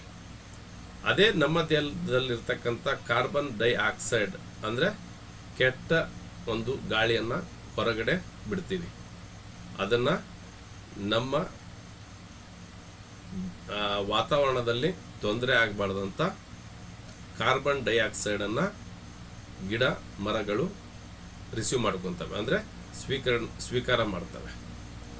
ಆದರೆ ಇತ್ತೀಚಿನ ದಿನಗಳಲ್ಲಿ ಯಾಕೆ ಕಾರ್ಬನ್ ಡೈಆಕ್ಸೈಡ್ ಇರೋದ್ರಿಂದ ನಮ್ಮ ಪರಿಸರ ಮಾಲಿನ್ಯ ಆಗ್ತಾ ಇದೆ ಅಂದರೆ ನಾವು ಗಿಡಗಳನ್ನು ಕಡಿತಾ ಇದ್ದೀವಿ ಅಥವಾ ಗಿಡವನ್ನು ಬೆಳೆಸ್ತಾ ಇಲ್ಲ. ದೆಹಲಿಯಲ್ಲಿ ನೀವು ಹೋದರೆ 2 ದಿವಸನೂ ಇರೋಕ್ಕಾಗೋದಿಲ್ಲ. ಅಲ್ಲಿ ಕೆಲವೊಂದು ಟೈಮ್ನಲ್ಲಿ ದುಡ್ಡು ಕೊಟ್ಬಿಟ್ಟು ಆಕ್ಸಿಜನ್ ಕ್ಯಾನನ್ನು ಮನೇಲಿ ಇಟ್ಕೊಂಡಿರ್ತಾರೆ. ಏಜ್ ಆದವರಿಗೆ, ಕೆಲವೊಬ್ರು ಹೊರಗಡೆ ಅಡ್ಡವರಿಗೆ. ಒಂದು ಆಕ್ಸಿಜನ್ನು ಅದರ ಬೆಲೆ ಎಷ್ಟಿದೆ ಅಂತ ನೀವು ಕೆಲವೊಂದು ಫೇಸ್ಬುಕ್ನಲ್ಲಿ ವಾಟ್ಸಪ್ನಲ್ಲಿ ನೋಡಿರ್ತೀರಿ. ಅಷ್ಟು ನಾವು ಶಕ್ತರಿಲ್ಲ, ಅಂದರೆ ಅಷ್ಟು ನಾವು ಯೋಗ್ಯರಿಲ್ಲ ಅದನ್ನು ಖರೀದಿಸಿ ಉಸಿರಾಟ ಮಾಡುವಷ್ಟು ನಾವು ಯೋಗ್ಯರಿಲ್ಲ. ಯಾಕಂದರೆ ನಮ್ಮ ಹತ್ರ ಅಷ್ಟು ದಿನಕ್ಕೆ ಸಂಪಾದನೆಯೂ ಆಗೋದಿಲ್ಲ. ಸಾಧ್ಯ ಆದರೆ ನಿಮ್ಮ ಹೊಲ ಇದ್ದರೆ, ನಿಮ್ಮ ಮನೆ ಹತ್ರ ಮುಂದ್ಗಡೆ ಜಾಗ ಇತ್ತಂದರೆ ಗಿಡವನ್ನು ಬೆಳೆಸಿ. ಗಿಡವನ್ನು ಬೆಳೆಸಿದಾಗ ಬೆಳಿಗ್ಗೆ ಎದ್ದ ತಕ್ಷಣ ಆ ನೇಚರ್ನಲ್ಲಿ, ಆ ಹಚ್ಚ ಹಸಿರಿನಲ್ಲಿ ಓಡಾಡ್ಕೊಂಡು ಬರೋದೇ ಒಂದು ಮಜವಾಗಿರುತ್ತೆ. ಬೆಳಗ್ಗೆ ಎದ್ದ ತಕ್ಷಣ ನೀವು ನಿಮ್ಮ ಗಿಡಗಳಿಗೆ ನೀವು ಹಗ್ ಮಾಡಿ. ಪ್ರಕೃತಿಗೆ ನಾವು ಪ್ರೀತಿಸಬೇಕು. ನಾವು ಮನುಷ್ಯರು ಪ್ರೀತಿಸುವುದಕ್ಕಿಂತ ಪ್ರಕೃತಿಗೆ ನೈಸರ್ಗಿಕವಾಗಿ ನಾವು ಪ್ರೀತಿಸೋದ್ರಿಂದ ನಮಗೆ ಅದು ಕೈ ಬಿಡೋದಿಲ್ಲ. ಬಟ್ ನಾವು ನಂಬಿರ್ತಕ್ಕಂಥ ಜನ, ನಾವು ಪ್ರೀತಿ ಮಾಡ್ತಕ್ಕಂಥ ಜನ ನಮ್ಮನ್ನು ಕೈ ಬಿಡ್ಬೋದು. ಬಟ್ ನೇಚರ್ ಇದೆಯಲ್ಲ, ನೇಚರ್ ನಮ್ಮನ್ನು ಯಾವುದೇ ಕಾರಣಕ್ಕೂ ಕೈ ಬಿಡೋದಿಲ್ಲ. ನೋಡಿ, ನೀವು 1 ದಿವಸ, 2 ದಿವಸ, 3 ದಿವಸ, ಕೆಲವು ದಿನಗಳ ಕಾಲ ವಿಶಾಲವಾದಂಥ ಒಂದು ಮರದ ಹತ್ರ ಹೋಗಿ, ಮರದ ಹತ್ರ ಹೋಗ್ಬಿಟ್ಟು ಹಗ್ ಮಾಡಿ ನಿಮ್ಮ ಮನಸ್ಸಿನಲ್ಲಿರ್ತಕ್ಕಂಥ ಭಾವನೆಗಳನ್ನು, ಭಾರವಾದಂಥ ಒಂದು ವಿಚಾರಗಳನ್ನು ಅದರ ಜೊತೆಗೆ ಶೇರ್ ಮಾಡಿ. ನಿಮ್ಮ ಫೀಲ್ಸ್ ಈ ಥರ ಬೆಟರ್ ಇರುತ್ತಂದರೆ ನೀವು ಊಹೆ ಮಾಡೋದಕ್ಕೂ ಆಗೋದಿಲ್ಲ. ಮನುಷ್ಯನು ಕಷ್ಟ ಅಂತ ಬಂದಾಗ ನನ್ನ ಸ್ನೇಹಿತ, ನನ್ನ ಸಂಬಂಧಿಕರು, ನನ್ನ ತಂದೆ ತಾಯಿ, ನನ್ನ ಅಣ್ಣ ತಮ್ಮಂದಿರಂತ ನಾವೇನಾದರೂ ಅವರಿಗೆ ನಮ್ಮ ಕಷ್ಟ ಹೇಳ್ಕೊಂಡ್ರೆ ನಮ್ಮ ಹತ್ರ ಕಷ್ಟ ಕೇಳ್ಕೊತಾರೆ, ಇಲ್ಲ ಅಂತಲ್ಲ. ಆದರೆ ಬೇರೆಯವ್ರ ಹತ್ರ ಹೋಗಿ ಸೋಮುಗೆ ನೋಡಿ ಅಂಥ ಪರಿಸ್ಥಿತಿ ಬಂದಿದೆ, ಇದ್ದಾಗ ಮೆರೆದಿದ್ದಾನೆ, ಹೆಂಗೆ ಮೆರೆದ ಗೊತ್ತಾ, ಈಗ ತಿನ್ನಕ್ಕೆ ಅನ್ನ ಇಲ್ಲ, ಆ ಥರ ಆಗಿದೆ ಅಂತ ಆಡ್ಕೊತಾರೆ. ಹಾಗಾಗಿ ಯಾರ ಕಡೆನೂ ನನ್ನ ಅನಿಸಿಕೆಯನ್ನು ಹೇಳ್ತಾ ಇದ್ದೀನಿ, ಯಾರ ಹತ್ರನೂ ಶೇರಿಂಗ್ ಇರಬಾರ್ದು. ನಿಮ್ಮ ಮನಸ್ಸಿನ ಭಾವನೆಗಳನ್ನು ನೇಚರ್ ಜೊತೆಗೆ, ಪರಿಸರ ಜೊತೆಗೆ ಕಳೆಯಿರಿ. ಒಂದು ಗೋಡೆ ಇತ್ತ, ಒಂದು ಕನ್ನಡಿ ಇತ್ತ, ಅದ್ರ ಜೊತೆಗೆ ಮಾತಾಡಿ ನಿಮ್ಮ ಮನಸ್ಸಿನಲ್ಲಿರ್ತಕ್ಕಂಥ ನೋವನ್ನು ಹೊರಗೆ ಹಾಕಿ. ನಿಮ್ಮ ಮನಸ್ಸು ಆವಾಗ ವೇಟ್ ಲಾಸ್ ಆಗುತ್ತೆ, ಅಂದರೆ ತೂಕ ಕಡಿಮೆ ಆಗುತ್ತೆ. ಏನೇ ಇರಲಿ, ಯಾವುದೇ ಒಂದು ವಿಚಾರ ಇರಲಿ, ಅದನ್ನು ಮನಸ್ಸಿನಲ್ಲೇ ಆಗಲಿ ಇಟ್ಕೋಬಾರ್ದು, ತಲೆಯಲ್ಲಿ ಕೂಡ ಇಟ್ಕೋಬಾರ್ದು. ಹಣೆ ಬರವನ್ನು ಬದಲಾವಣೆ ಮಾಡೋದಕ್ಕೆ ಯಾರ ಕಡೆಯಿಂದನೂ ಸಾಧ್ಯ ಇಲ್ಲ. ಹಣೆ ಬರವನ್ನು ನಾವು ಬದಲಾವಣೆ ಮಾಡೋದಾಗಿದ್ದರೆ ನಾನು ಎಲ್ಲರದು ಹಣೆ ಬರವನ್ನು ಬದಲಾವಣೆ ಮಾಡಿಬಿಡ್ತಿದ್ದೆ. ಹಾಗಾಗಿ ನೇಚರ್ನ ಎಷ್ಟು ಪ್ರೀತಿಸ್ತೀರೋ ಅಷ್ಟು ಚೆನ್ನಾಗಿ ಇರ್ತೀರಿ, ಅಷ್ಟು ಆರೋಗ್ಯವಾಗಿರ್ತೀರಿ. ಅದು ನಿಮ್ಮ ಜೊತೆ ಮಾತನಾಡುತ್ತೆ, ನಿಮಗೆ ಸ್ಪಂದನೆ ನೀಡುತ್ತೆ. ಹಾಗಾಗಿ ನೀವು ನೇಚರು, ಮರ, ಕಾಡು, ವಾತಾವರಣ ಇತ್ತಂದರೆ ವೀಕ್ಲಿ ಒಂದ್ಸಲ ಹೋಗಿ. 10 ಕಿಲೋಮೀಟ್ರ್ ಆಗಲಿ, ದೂರ ಒಂದು 20 ಕಿಲೋಮೀಟ್ರ್ ಆಗಲಿ, ಹತ್ತಿರ ಕಾಡಿದ್ರೆ ಹೋಗಿ ನಿಮ್ಮ ಮನಸ್ಸಿನ ಭಾವನೆಗಳನ್ನು ಅಲ್ಲಿ ಹೇಳ್ಕೊಳ್ಳಿ. ಅಲ್ಲಿ ವಾತಾವರಣಕ್ಕೆ ಕಳೆಯಿರಿ. ಎಲ್ಲೆಲ್ಲೋ ಹೋಗ್ತೀವಲ್ಲ, ಮಾಲಿಗೆ ಹೋಗ್ತೀವಿ, ಎಲ್ಲೋ ನಾವು ಟೈಮ್ ಸ್ಪೆಂಡ್ ಮಾಡೋಕ್ಕೆ ಪಾರ್ಟಿಗೆಲ್ಲ ಹೋಗ್ತೀವಿ, ಕೆಲವೊಂದು ಕಾರ್ಯಕ್ರಮಕ್ಕೆ ಹೋಗ್ತೀವಿ. ನೇಚರಿಗೂ ಒಂದು ವಾರಕ್ಕೆ ಒಂದ್ಸಲ ಹೋಗಿ. ದಿನಾನು ನಮ್ಮನೆ ಮುಂದಂತರೂ ಗಿಡ ಇದ್ದಾವೆ, ಓಕೆ, ಬಟ್ ಸಿಟಿಯಲ್ಲಿ ಸ್ವಲ್ಪ ಸಮಸ್ಯೆ ಆಗುತ್ತೆ. ಅಂಥವ್ರು ಸ್ವಲ್ಪ ದೂರ ಹೋಗಬೇಕಾಗುತ್ತೆ. ಇರೋರು ಮಾಡಿ, ಇಲ್ಲದೆ ಇರೋರು ಮನಸ್ಸಿನಿಂದ ಅದನ್ನು ಭಾರವನ್ನು ನೀವು ಬೇರೆ ಕಡೆ ಹಾಕಿ. ಓಕೆ, ಈ ಶ್ವಾಸಕೋಶ ಇಲ್ಲಾಂದರೆ ನಮ್ಮ ಜೀವನ ಶೂನ್ಯ. ಹಾಗಾಗಿ ಇದು ಒಂದು ದೊಡ್ಡ ಕೆಲಸ. ಏನು ಮಾಡುತ್ತಂದರೆ ಆಮ್ಲಜನಕವನ್ನು ಒಳಗಡೆ ತಗೊತದೆ, ಕಾರ್ಬನ್ ಡೈಆಕ್ಸೈಡನ್ನು ಹೊರಗಡೆ ಬಿಡುತ್ತೆ. ಟ್ರೆಡಿಷನಲ್ ಚೈನೀಸ್ ಮೆಡಿಸಿನ್ ಪ್ರಕಾರ ಶ್ವಾಸಕೋಶವು ಕೇವಲ ಉಸಿರಾಟದ ಅಂಗವಲ್ಲ, ಇದು ಚಿ ಅಂತ ಹೇಳ್ತಿದ್ವಿ. ಚಿ ಅಂದರೆ ಪ್ರಾಣಶಕ್ತಿಯ ಅಧಿಪತಿ, ಗವರ್ನರ್ ಆಫ್ ಚಿ ಅಂತ ಕರಿತೀವಿ, ರಾಜ. ಹಾಗೂ ದೇಹದ ರಕ್ಷಣಾ ಶಕ್ತಿ, ವಿ ಚಿಯ ನಿಯಂತ್ರಕವಾಗಿದೆ. ದೇಹದ ರಕ್ಷಣಾ ಶಕ್ತಿ ಅಂತ ಯಾಕೆ ಕರಿತೀವಿ ಅಂದರೆ ಮುಂದೆ ಗೊತ್ತಾಗುತ್ತೆ. ಚರ್ಮವನ್ನು ಕಂಟ್ರೋಲ್ ಮಾಡೋದೇ ನಮ್ಮ ಲಂಗ್ಸ್. ಚರ್ಮ ಬಿಸಿಯಾದರೂ ತಡ್ಕೊತದೆ, ಬಿಸಿಲು ಹೆಚ್ಚಿಗೆ ಬಿಸಿಲಿದ್ರೂ ಮೈ ಒಡ್ಡಿದ್ರೂ ತಡ್ಕೊತದೆ. ಅದಕ್ಕೆ ದೇಹದ ರಕ್ಷಣಾ ಕವಚ ಅಂತ ಕರೆಯೋದು ಅದಕ್ಕೆ. ಓಕೆ, ಮತ್ತು TM ಮತ್ತು TCM ಪದ್ಧತಿಯಲ್ಲಿ ಶ್ವಾಸಕೋಶವನ್ನು ಜೀವಶಕ್ತಿಯ ಪ್ರವೇಶ ದ್ವಾರ ಅಂತ ಕರೀತಾರೆ. ಯಾಕಂದರೆ ಜೀವಶಕ್ತಿಯನ್ನು ಉಸಿರಾಡಲು ನಾವು ಮೂಗನ್ನು ಹೇಗೆ ಉಪಯೋಗ ಮಾಡ್ತೀವೋ ಅದಕ್ಕೆ ಪ್ರವೇಶ ಅಂದರೆ ಹೊರಗಡೆಯಿಂದ ಆಮ್ಲಜನಕವನ್ನು ರಿಸೀವ್ ಮಾಡ್ಕೊಳ್ಳೋಕ್ಕೆ ಪ್ರವೇಶ ದ್ವಾರ ಅಂತ ಪರಿಗಣಿಸಲಾಗುತ್ತೆ. ಅನಾಟಮಿ, ಶ್ವಾಸಕೋಶ ರಚನೆ ಹೇಗಿದೆ? ಅಂಗದ ಹೆಸರು ಶ್ವಾಸಕೋಶ ಅಂದರೆ ಲಂಗ್ಸ್. ಅಂಗಗಳ ಸಂಖ್ಯೆ 2, ಬಲ ಮತ್ತು ಎಡ. ಎಡಕ್ಕೆ ಒಂದು ಶ್ವಾಸಕೋಶ ಇರುತ್ತೆ, ಬಲಕ್ಕೆ ಒಂದು ಶ್ವಾಸಕೋಶ ಇರುತ್ತದೆ. ಸ್ಥಾನ ಎದೆಗೂಡಿನ ಥೊರಾಸಿಕ್ ಕ್ಯಾವಿಟಿ ಒಳಗಡೆ. ಅಂದರೆ ಸ್ಥಾನ ಎಲ್ಲಿರುತ್ತೆ ಗೊತ್ತಾ? ಎದೆಗೂಡಿನ ಥೊರಾಸಿಕ್ ಕ್ಯಾವಿಟಿ ಅಂದರೆ ನಮ್ಮ ಚೆಸ್ಟ್ ಇದೆಯಲ್ಲ, ಅದ್ರ ಒಳಭಾಗ ಇರುತ್ತೆ. ಬಲ ಶ್ವಾಸಕೋಶ 3 ಲೋಬ್ಗಳನ್ನು ಹೊಂದಿದೆ, ಅಪ್ಪರ್, ಮಿಡಲ್, ಲೋವರ್. ಎಡ ಶ್ವಾಸ 2 ಲೋಬ್ಗಳನ್ನು ಹೊಂದಿದೆ, ಒಂದು ಅಪ್ಪರ್ ಮತ್ತೊಂದು ಲೋವರ್. ಹೃದಯಕ್ಕೆ ಇಲ್ಲಿ ಜಾಗ ಬಿಡಲಾಗಿದೆ. ಎಡದ ಭಾಗದಲ್ಲಿ ನಮ್ಮ ಹೃದಯ ಬರುತ್ತಲ್ಲ, ಅದನ್ನು 3 ಮಾಡಿದರೆ ನಮ್ಮ ಹೃದಯಕ್ಕೆ ಜಾಗ ಇರ್ತಿರ್ಲಿಲ್ಲ ಅನ್ನೋಕ್ಕೆ ಇಲ್ಲಿ ಮಿಡಲ್ ಪೋರ್ಷನನ್ನು ತೆಗೆದುಬಿಟ್ಟು ನಮ್ಮ ಹಾರ್ಟಿಗೆ ಜಾಗ ಮಾಡಿಕೊಟ್ಟಿದ್ದೀವಿ. ಓಕೆ, ಸರಾಸರಿ ತೂಕ ಎಷ್ಟಿರುತ್ತೆ? ಒಬ್ಬ ಮನುಷ್ಯನ ಲಂಗ್ಸು ಸರಾಸರಿ ತೂಕ ಎಷ್ಟಿರುತ್ತೆ? ಬಲಭಾಗ 600 ಇದೆ, 600ರಿಂದ 650 ಇದೆ. ಎಡಭಾಗ 500ರಿಂದ 550 ಇದೆ. ಯಾಕೆ ಕಡಿಮೆ ಆಯ್ತು? ಇಲ್ಲಿ ಒಂದು ಸ್ಪೇಸ್ ಕಡಿಮೆ ಆಗಿದೆ, ಅಂದರೆ ಹಾರ್ಟಿಗೋಸ್ಕರ ಒಂದು ಸ್ಪೇಸ್ ಕಡಿಮೆ ಆಗಿದ್ದಕ್ಕೆ 500ರಿಂದ 550 ಅಂದರೆ ಹೆಚ್ಚು ಕಡಿಮೆ 100 ಗ್ರಾಮ್ ಕಡಿಮೆ ಆಯಿತು. ಓಕೆ, ಬಣ್ಣ. ಈ ಲಂಗ್ಸ್ನ ಬಣ್ಣ ಹೆಂಗಿರುತ್ತೆ ಅಂದರೆ ಆರೋಗ್ಯಕರ ಸ್ಥಿತಿಯಲ್ಲಿ ಗುಲಾಬಿ ಮತ್ತು ಬೂದು ಬಣ್ಣ ಇರುತ್ತೆ. ಅಂದರೆ ಪ್ಯೂರಿಟಿ ಇದೆ ನಿಮ್ಮ ಲಂಗ್ಸ್ ಅಂದರೆ ಇದು ಗುಲಾಬಿ ಮತ್ತು ಬೂದು ಬಣ್ಣದ ಇರುತ್ತದೆ. ಹೊರ ಪದರ ಏನಿರುತ್ತೆ ಅಂದರೆ ಫ್ಲೋರಾ ಎಂಬ 2 ಪದರಗಳ ಪೊರೆ ಇರ್ತದೆ. ಹೊರ ಭಾಗದಲ್ಲಿ ಫ್ಲೋರಾ ಎಂಬ 2 ಪದರಗಳು ಪೊರೆ ಇರ್ತದೆ. ಶ್ವಾಸಕೋಶದ ರಚನೆ ಯಾವ ಥರ ಇದೆ ಅಂತ ನೋಡ್ಕೊಳ್ಳೋಣ. ಶ್ವಾಸಕೋಶವು ಶ್ವಾಸನಾಳ ಮುಖ್ಯ ಬ್ರಾಂಚ್ ಅಂದರೆ ಸಣ್ಣ ಬ್ರಾಂಕ್ಯೂಲ್ಗಳು, ಅಲಿವೋಲಿ ರಕ್ತನಾಳಗಳು, ಪಮಲರಿ ಬ್ಲಡ್ ವಿಜಲ್ಸ್ ಮತ್ತು ಫ್ಲೋರಾಗಳಿಂದ ನಿರ್ಮಿತವಾಗಿದೆ. ಶ್ವಾಸಕೋಶದ ರಚನೆ ಹೆಂಗಿದೆ ಅಂದರೆ ಟ್ರೆಚ್ಚ ಅಂದರೆ ಇಲ್ಲಿ ಶ್ವಾಸನಾಳ ಅಂತ ಏನು ಕರಿತೀವಿ ಅದು, ಮತ್ತು ಮುಖ್ಯ ಬ್ರಾಂಚಿ ಅಂತ ಅಂದರೆ ಕೆಲವೊಬ್ಬರಿಗೆ ನೋಡಿ ಒಬ್ಬರು ಮಧ್ಯಾಹ್ನ ಯಾರೋ ಬ್ರಾಂಕ್ಟಿಸ್ ಆಗಿದೆ ಅಂತ ಹೇಳ್ತಾರೆ, ಇನ್ಫೆಕ್ಷನ್ ಥರ, ಅದು ನೋಡಿ ಬ್ರಾಂಚಿ. ಸಣ್ಣ ಬ್ರಾಂಕ್ಯೂಲ್ ಅಂದರೆ ಬ್ರಾಂಕ್ಯೂಲ್ಸ್, ಅಲಿಯೋಲಿ ರಕ್ತನಾಳಗಳು, ಪಲ್ಮೊನರಿ ಬ್ಲಡ್ ವಿಜಲ್ಸ್ ಮತ್ತು ಫ್ಲೋರಾಗಳಿಂದ ನಿರ್ಮಿತವಾಗಿದೆ. ಅಲೆವೋಲಿ ಎಂಬ ಸಣ್ಣ ಗಾಳಿ ಚೀಲಗಳಲ್ಲಿ ಆಮ್ಲಜನಕ ರಕ್ತಕ್ಕೆ ಸೇರಿ ಕಾರ್ಬನ್ ಡೈಆಕ್ಸೈಡ್ ದೇಹದಿಂದ ಹೊರಹೋಗುತ್ತದೆ. ಈ ಅಲಿಯೋಲಿ ಎಂಬ ಸಣ್ಣ ಗಾಳಿ ಚೀಲದಿಂದ ಆಮ್ಲಜನಕ ರಕ್ತಕ್ಕೆ ಸೇರಿ ಕಾರ್ಬನ್ ಡೈಆಕ್ಸೈಡ್ ದೇಹದಿಂದ ಇದು ಹೊರಹಾಕೋ ಕೆಲಸ ಮಾಡ್ತದೆ. ಅಲಿಯೋಲಿ ಅಂತ ಒಂದು ಆರೋಗ್ಯಕರ ವ್ಯಕ್ತಿಯ ಶ್ವಾಸಕೋಶದಲ್ಲಿ ಸುಮಾರು 300 - 500 ಮಿಲಿ ಅಲಿಯೋಲಿ ಇರ್ತದಂತ ನೋಡಿ. ಇದೆಲ್ಲ ಗೊತ್ತಿರಲಿಲ್ಲ, ನಾನು ಮತ್ತೆ ಇದನ್ನು ಗೂಗಲಲ್ಲಿ ಸರ್ಚ್ ಮಾಡಿ ಬರೆದಿರೋದು. ಯಾಕಂದರೆ ಇಷ್ಟೇ ಡೀಟೇಲ್ ಆಗಿ ಅಂತ ನಾನು ಎಲ್ಲಿ ನೋಡಿರಲಿಲ್ಲ. ಬಟ್ ಏನೇನು ಕೆಲಸ ಮಾಡುತ್ತಂತ ನಾನು ಗೂಗಲನ್ನು ಇಲ್ಲಿ ತೊಗೊಂಡಿದ್ದೀನಿ ಹೆಲ್ಪಿಗೆ.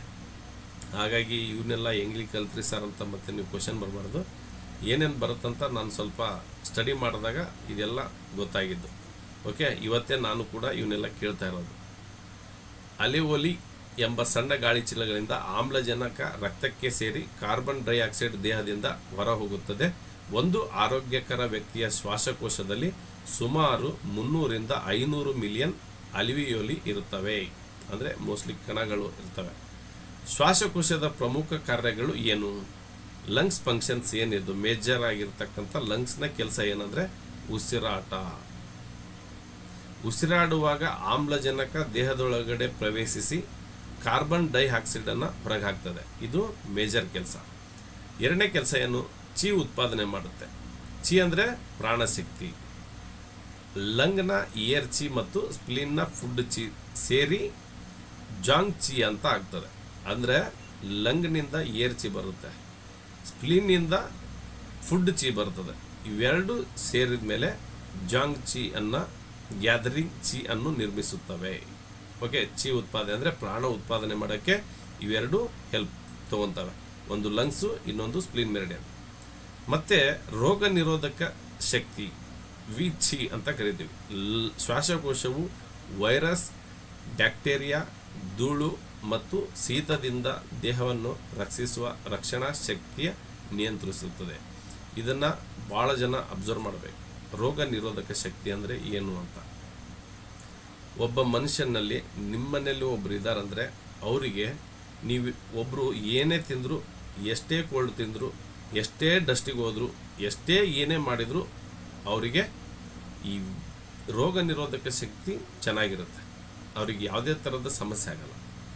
ಅದೇ ಕೆಲವೊಬ್ಬರಿಗೆ ಕೋಲ್ಡ್ ಸಿಂಪ್ಟಮ್ಸ್ ಆತಂದರೆ ಅವರಿಗೆ ವೀಸಿಂಗ್ ಸ್ಟಾರ್ಟ್ ಆಗುತ್ತೆ. ಕೆಲವೊಬ್ಬರಿಗೆ ಧೂಳಕ್ಕೆ ಹೋಗಿ ಬಂದರೆ ವೀಸಿಂಗ್ ಸ್ಟಾರ್ಟ್ ಆಗುತ್ತೆ. ಕೆಲವೊಬ್ಬರಿಗೆ ಬಿಸಿಲಿನಿಂದ ಬಂದರೆ ವೀಸಿಂಗ್ ಸ್ಟಾರ್ಟ್ ಆಗುತ್ತೆ.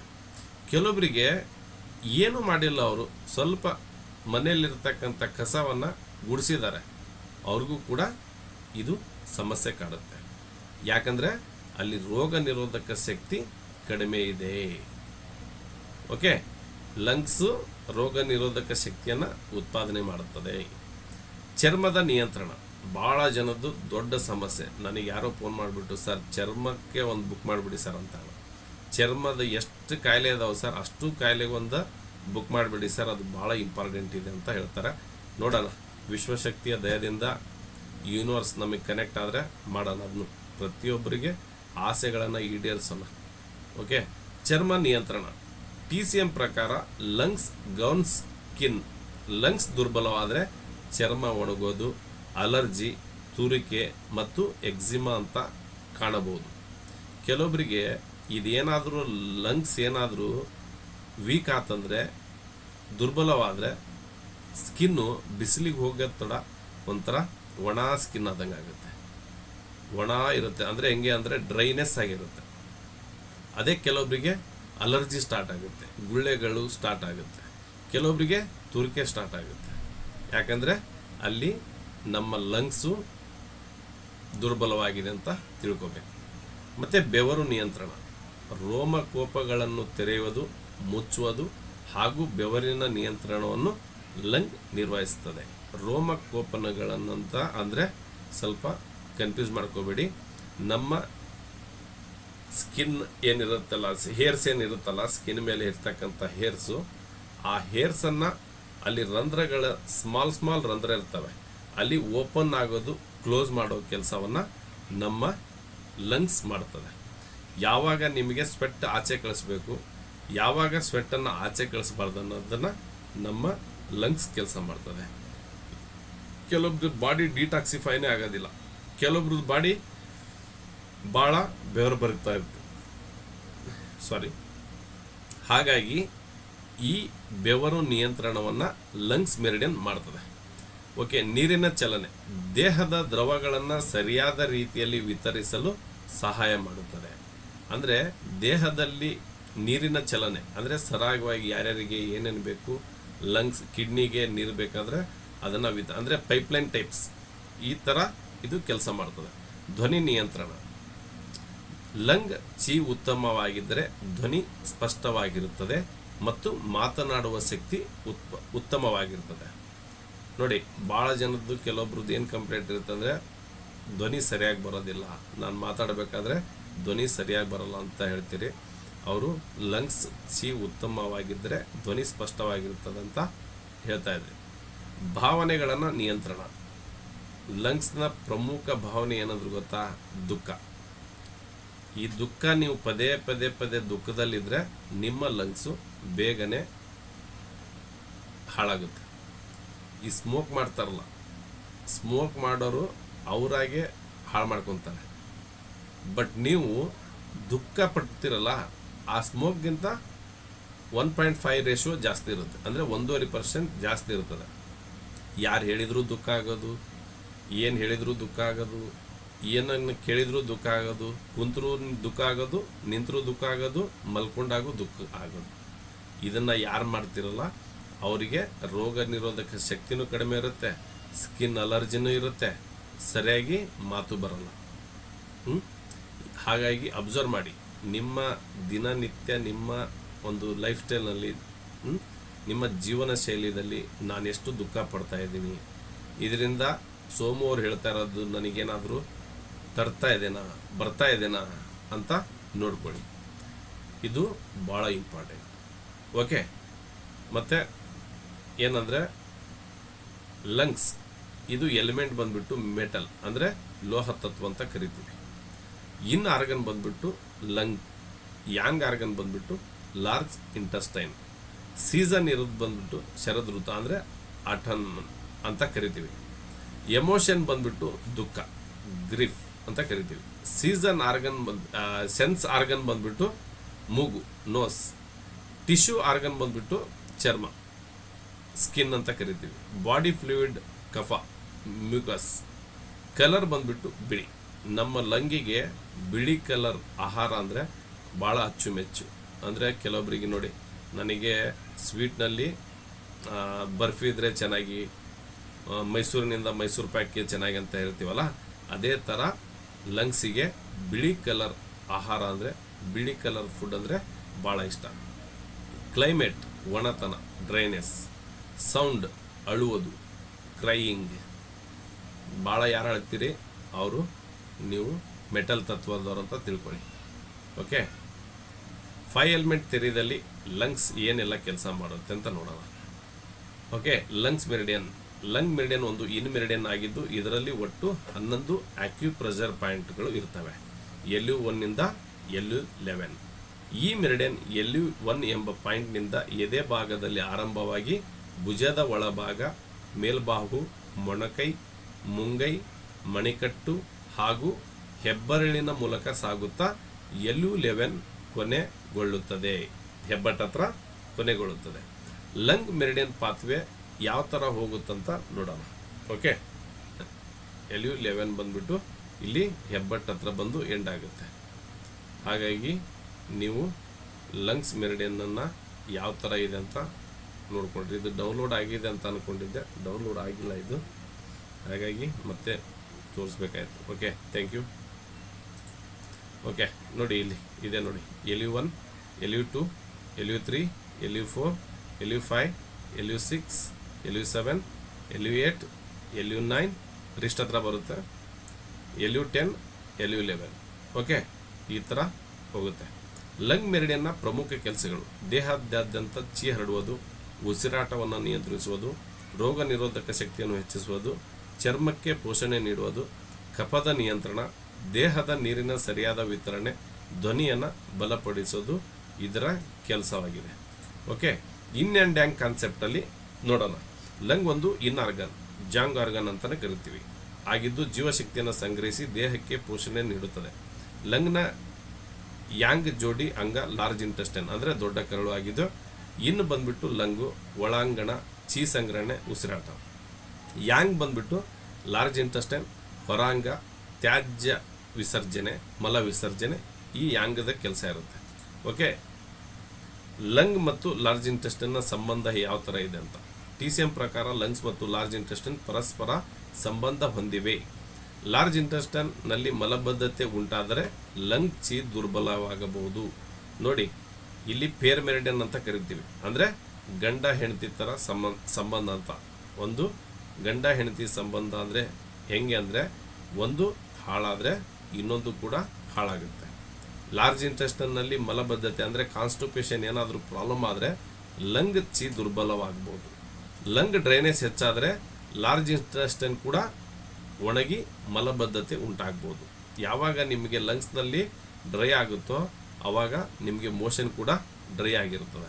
ಇದು ಭಾಳ ಅಬ್ಸರ್ವ್ ಮಾಡಬೇಕು. ಕೆಲವರಿಗೆ ಕ್ರಾನಿಕ್ ಕಫ್ ಮತ್ತು ಮಲಬದ್ಧತೆ ಒಂದೇ ಸಮಯದಲ್ಲಿ ಕಂಡು ಬರಬಹುದು. ಈ ಸಂಬಂಧವನ್ನು ಸೂಚಿಸುತ್ತದೆ.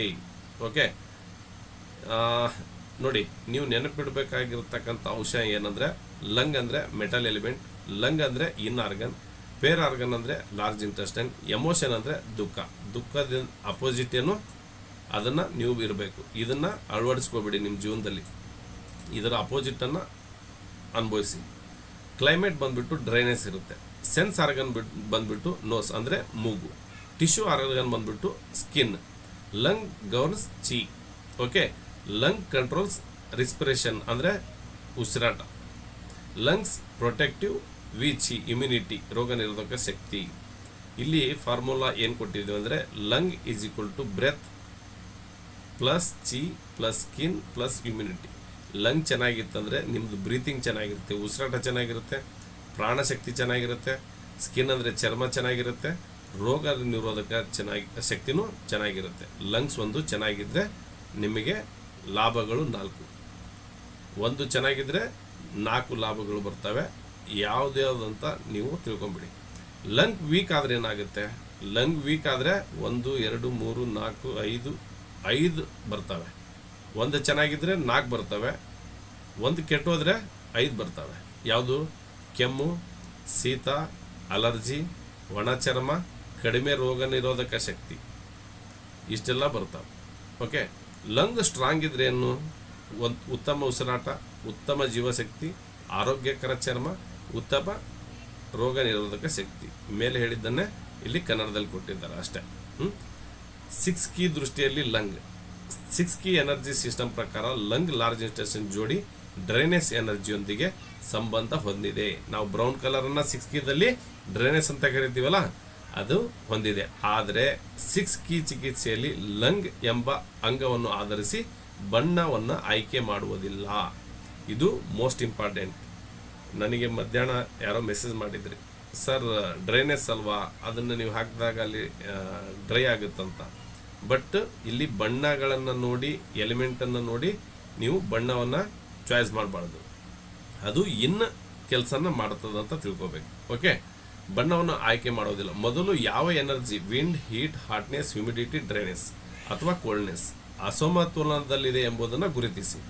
ನಂತರ 6 ಕೀ ಎನರ್ಜಿ ಕಂಟ್ರೋಲ್ ರೂಲ್ ಪ್ರಕಾರ ಸೂಕ್ತ ಬಣ್ಣವನ್ನು ಆಯ್ಕೆ ಮಾಡಬೇಕು. ಇದು 6 ಕೀಯ ಮೂಲ ತತ್ವವಾಗಿದೆ. ಓಕೆ, ಶ್ವಾಸಕೋಶದ ಇನ್ಡಿಫಿಷಿಯನ್ಸಿ ಅಂದರೆ ಲಂಗ್ ಇನ್ಡಿಫಿಷಿಯನ್ಸಿ ಅಂದರೆ ಏನು? ಲಂಗ್ಸ್ ಇನ್ಡಿಫಿಷಿಯನ್ಸಿ ಅಂದರೆ ಶ್ವಾಸಕೋಶಕ್ಕೆ ಅಗತ್ಯವಾದ ಶಕ್ತಿ, ಎನರ್ಜಿ, ತೇವಾಂಶ, ಮಾಯಿಶ್ಚರ್, ದೇಹದ ದ್ರವಗಳನ್ನು, ಬಾಡಿ ಫ್ಲೂಯಿಡ್ಸ್ ಹಾಗೂ ಪೋಷಣೆ, ನರಿಶ್ಮೆಂಟ್ ಕಡಿಮೆಯಾಗುವ ಸ್ಥಿತಿ. ಲಂಗ್ ಇನ್ಡಿಫಿಷಿಯನ್ಸಿ ಅಂದರೆ ಲಂಗ್ ಇನ್ಡಿಫಿಷಿಯನ್ಸಿನಲ್ಲಿ ನಮಗೆ ಶಕ್ತಿ ಕಡಿಮೆ ಆಗುತ್ತೆ, ಮಾಯಿಶ್ಚರ್ ಕಳೆದುಕೊಳ್ತೀವಿ, ದೇಹದಲ್ಲಿರ್ತಕ್ಕಂಥ ಬಾಡಿ ಫ್ಲೂಯಿಡ್ಸ್ ಎಲ್ಲ ಕಡಿಮೆ ಆಗ್ತವೆ. ಹಾಗೆ ನರಿಶ್ಮೆಂಟ್ ಅಂದರೆ ನಮ್ಮ ಸ್ಕಿನ್ ಆಗಲಿ, ನಮ್ಮ ಮತ್ತು ಮೋಷನ್ ಆಗಲಿ, ಮತ್ತು ಬಾಡಿನಲ್ಲಿರ್ತಕ್ಕಂಥ ಇದಾಗಲಿ ಕಡಿಮೆ ಆಗುತ್ತೆ ಲಂಗ್ ಇನ್ಡಿಫಿಷಿಯನ್ಸಿ ಆದರೆ. TCM ಪ್ರಕಾರ ಲಂಗ್ ಶ್ವಾಸನಾಳ, ಗಂಟಲು, ಶ್ವಾಸಕೋಶ ಹಾಗೂ ಚರ್ಮವನ್ನು ತೇವವಾಗಿಡುತ್ತದೆ.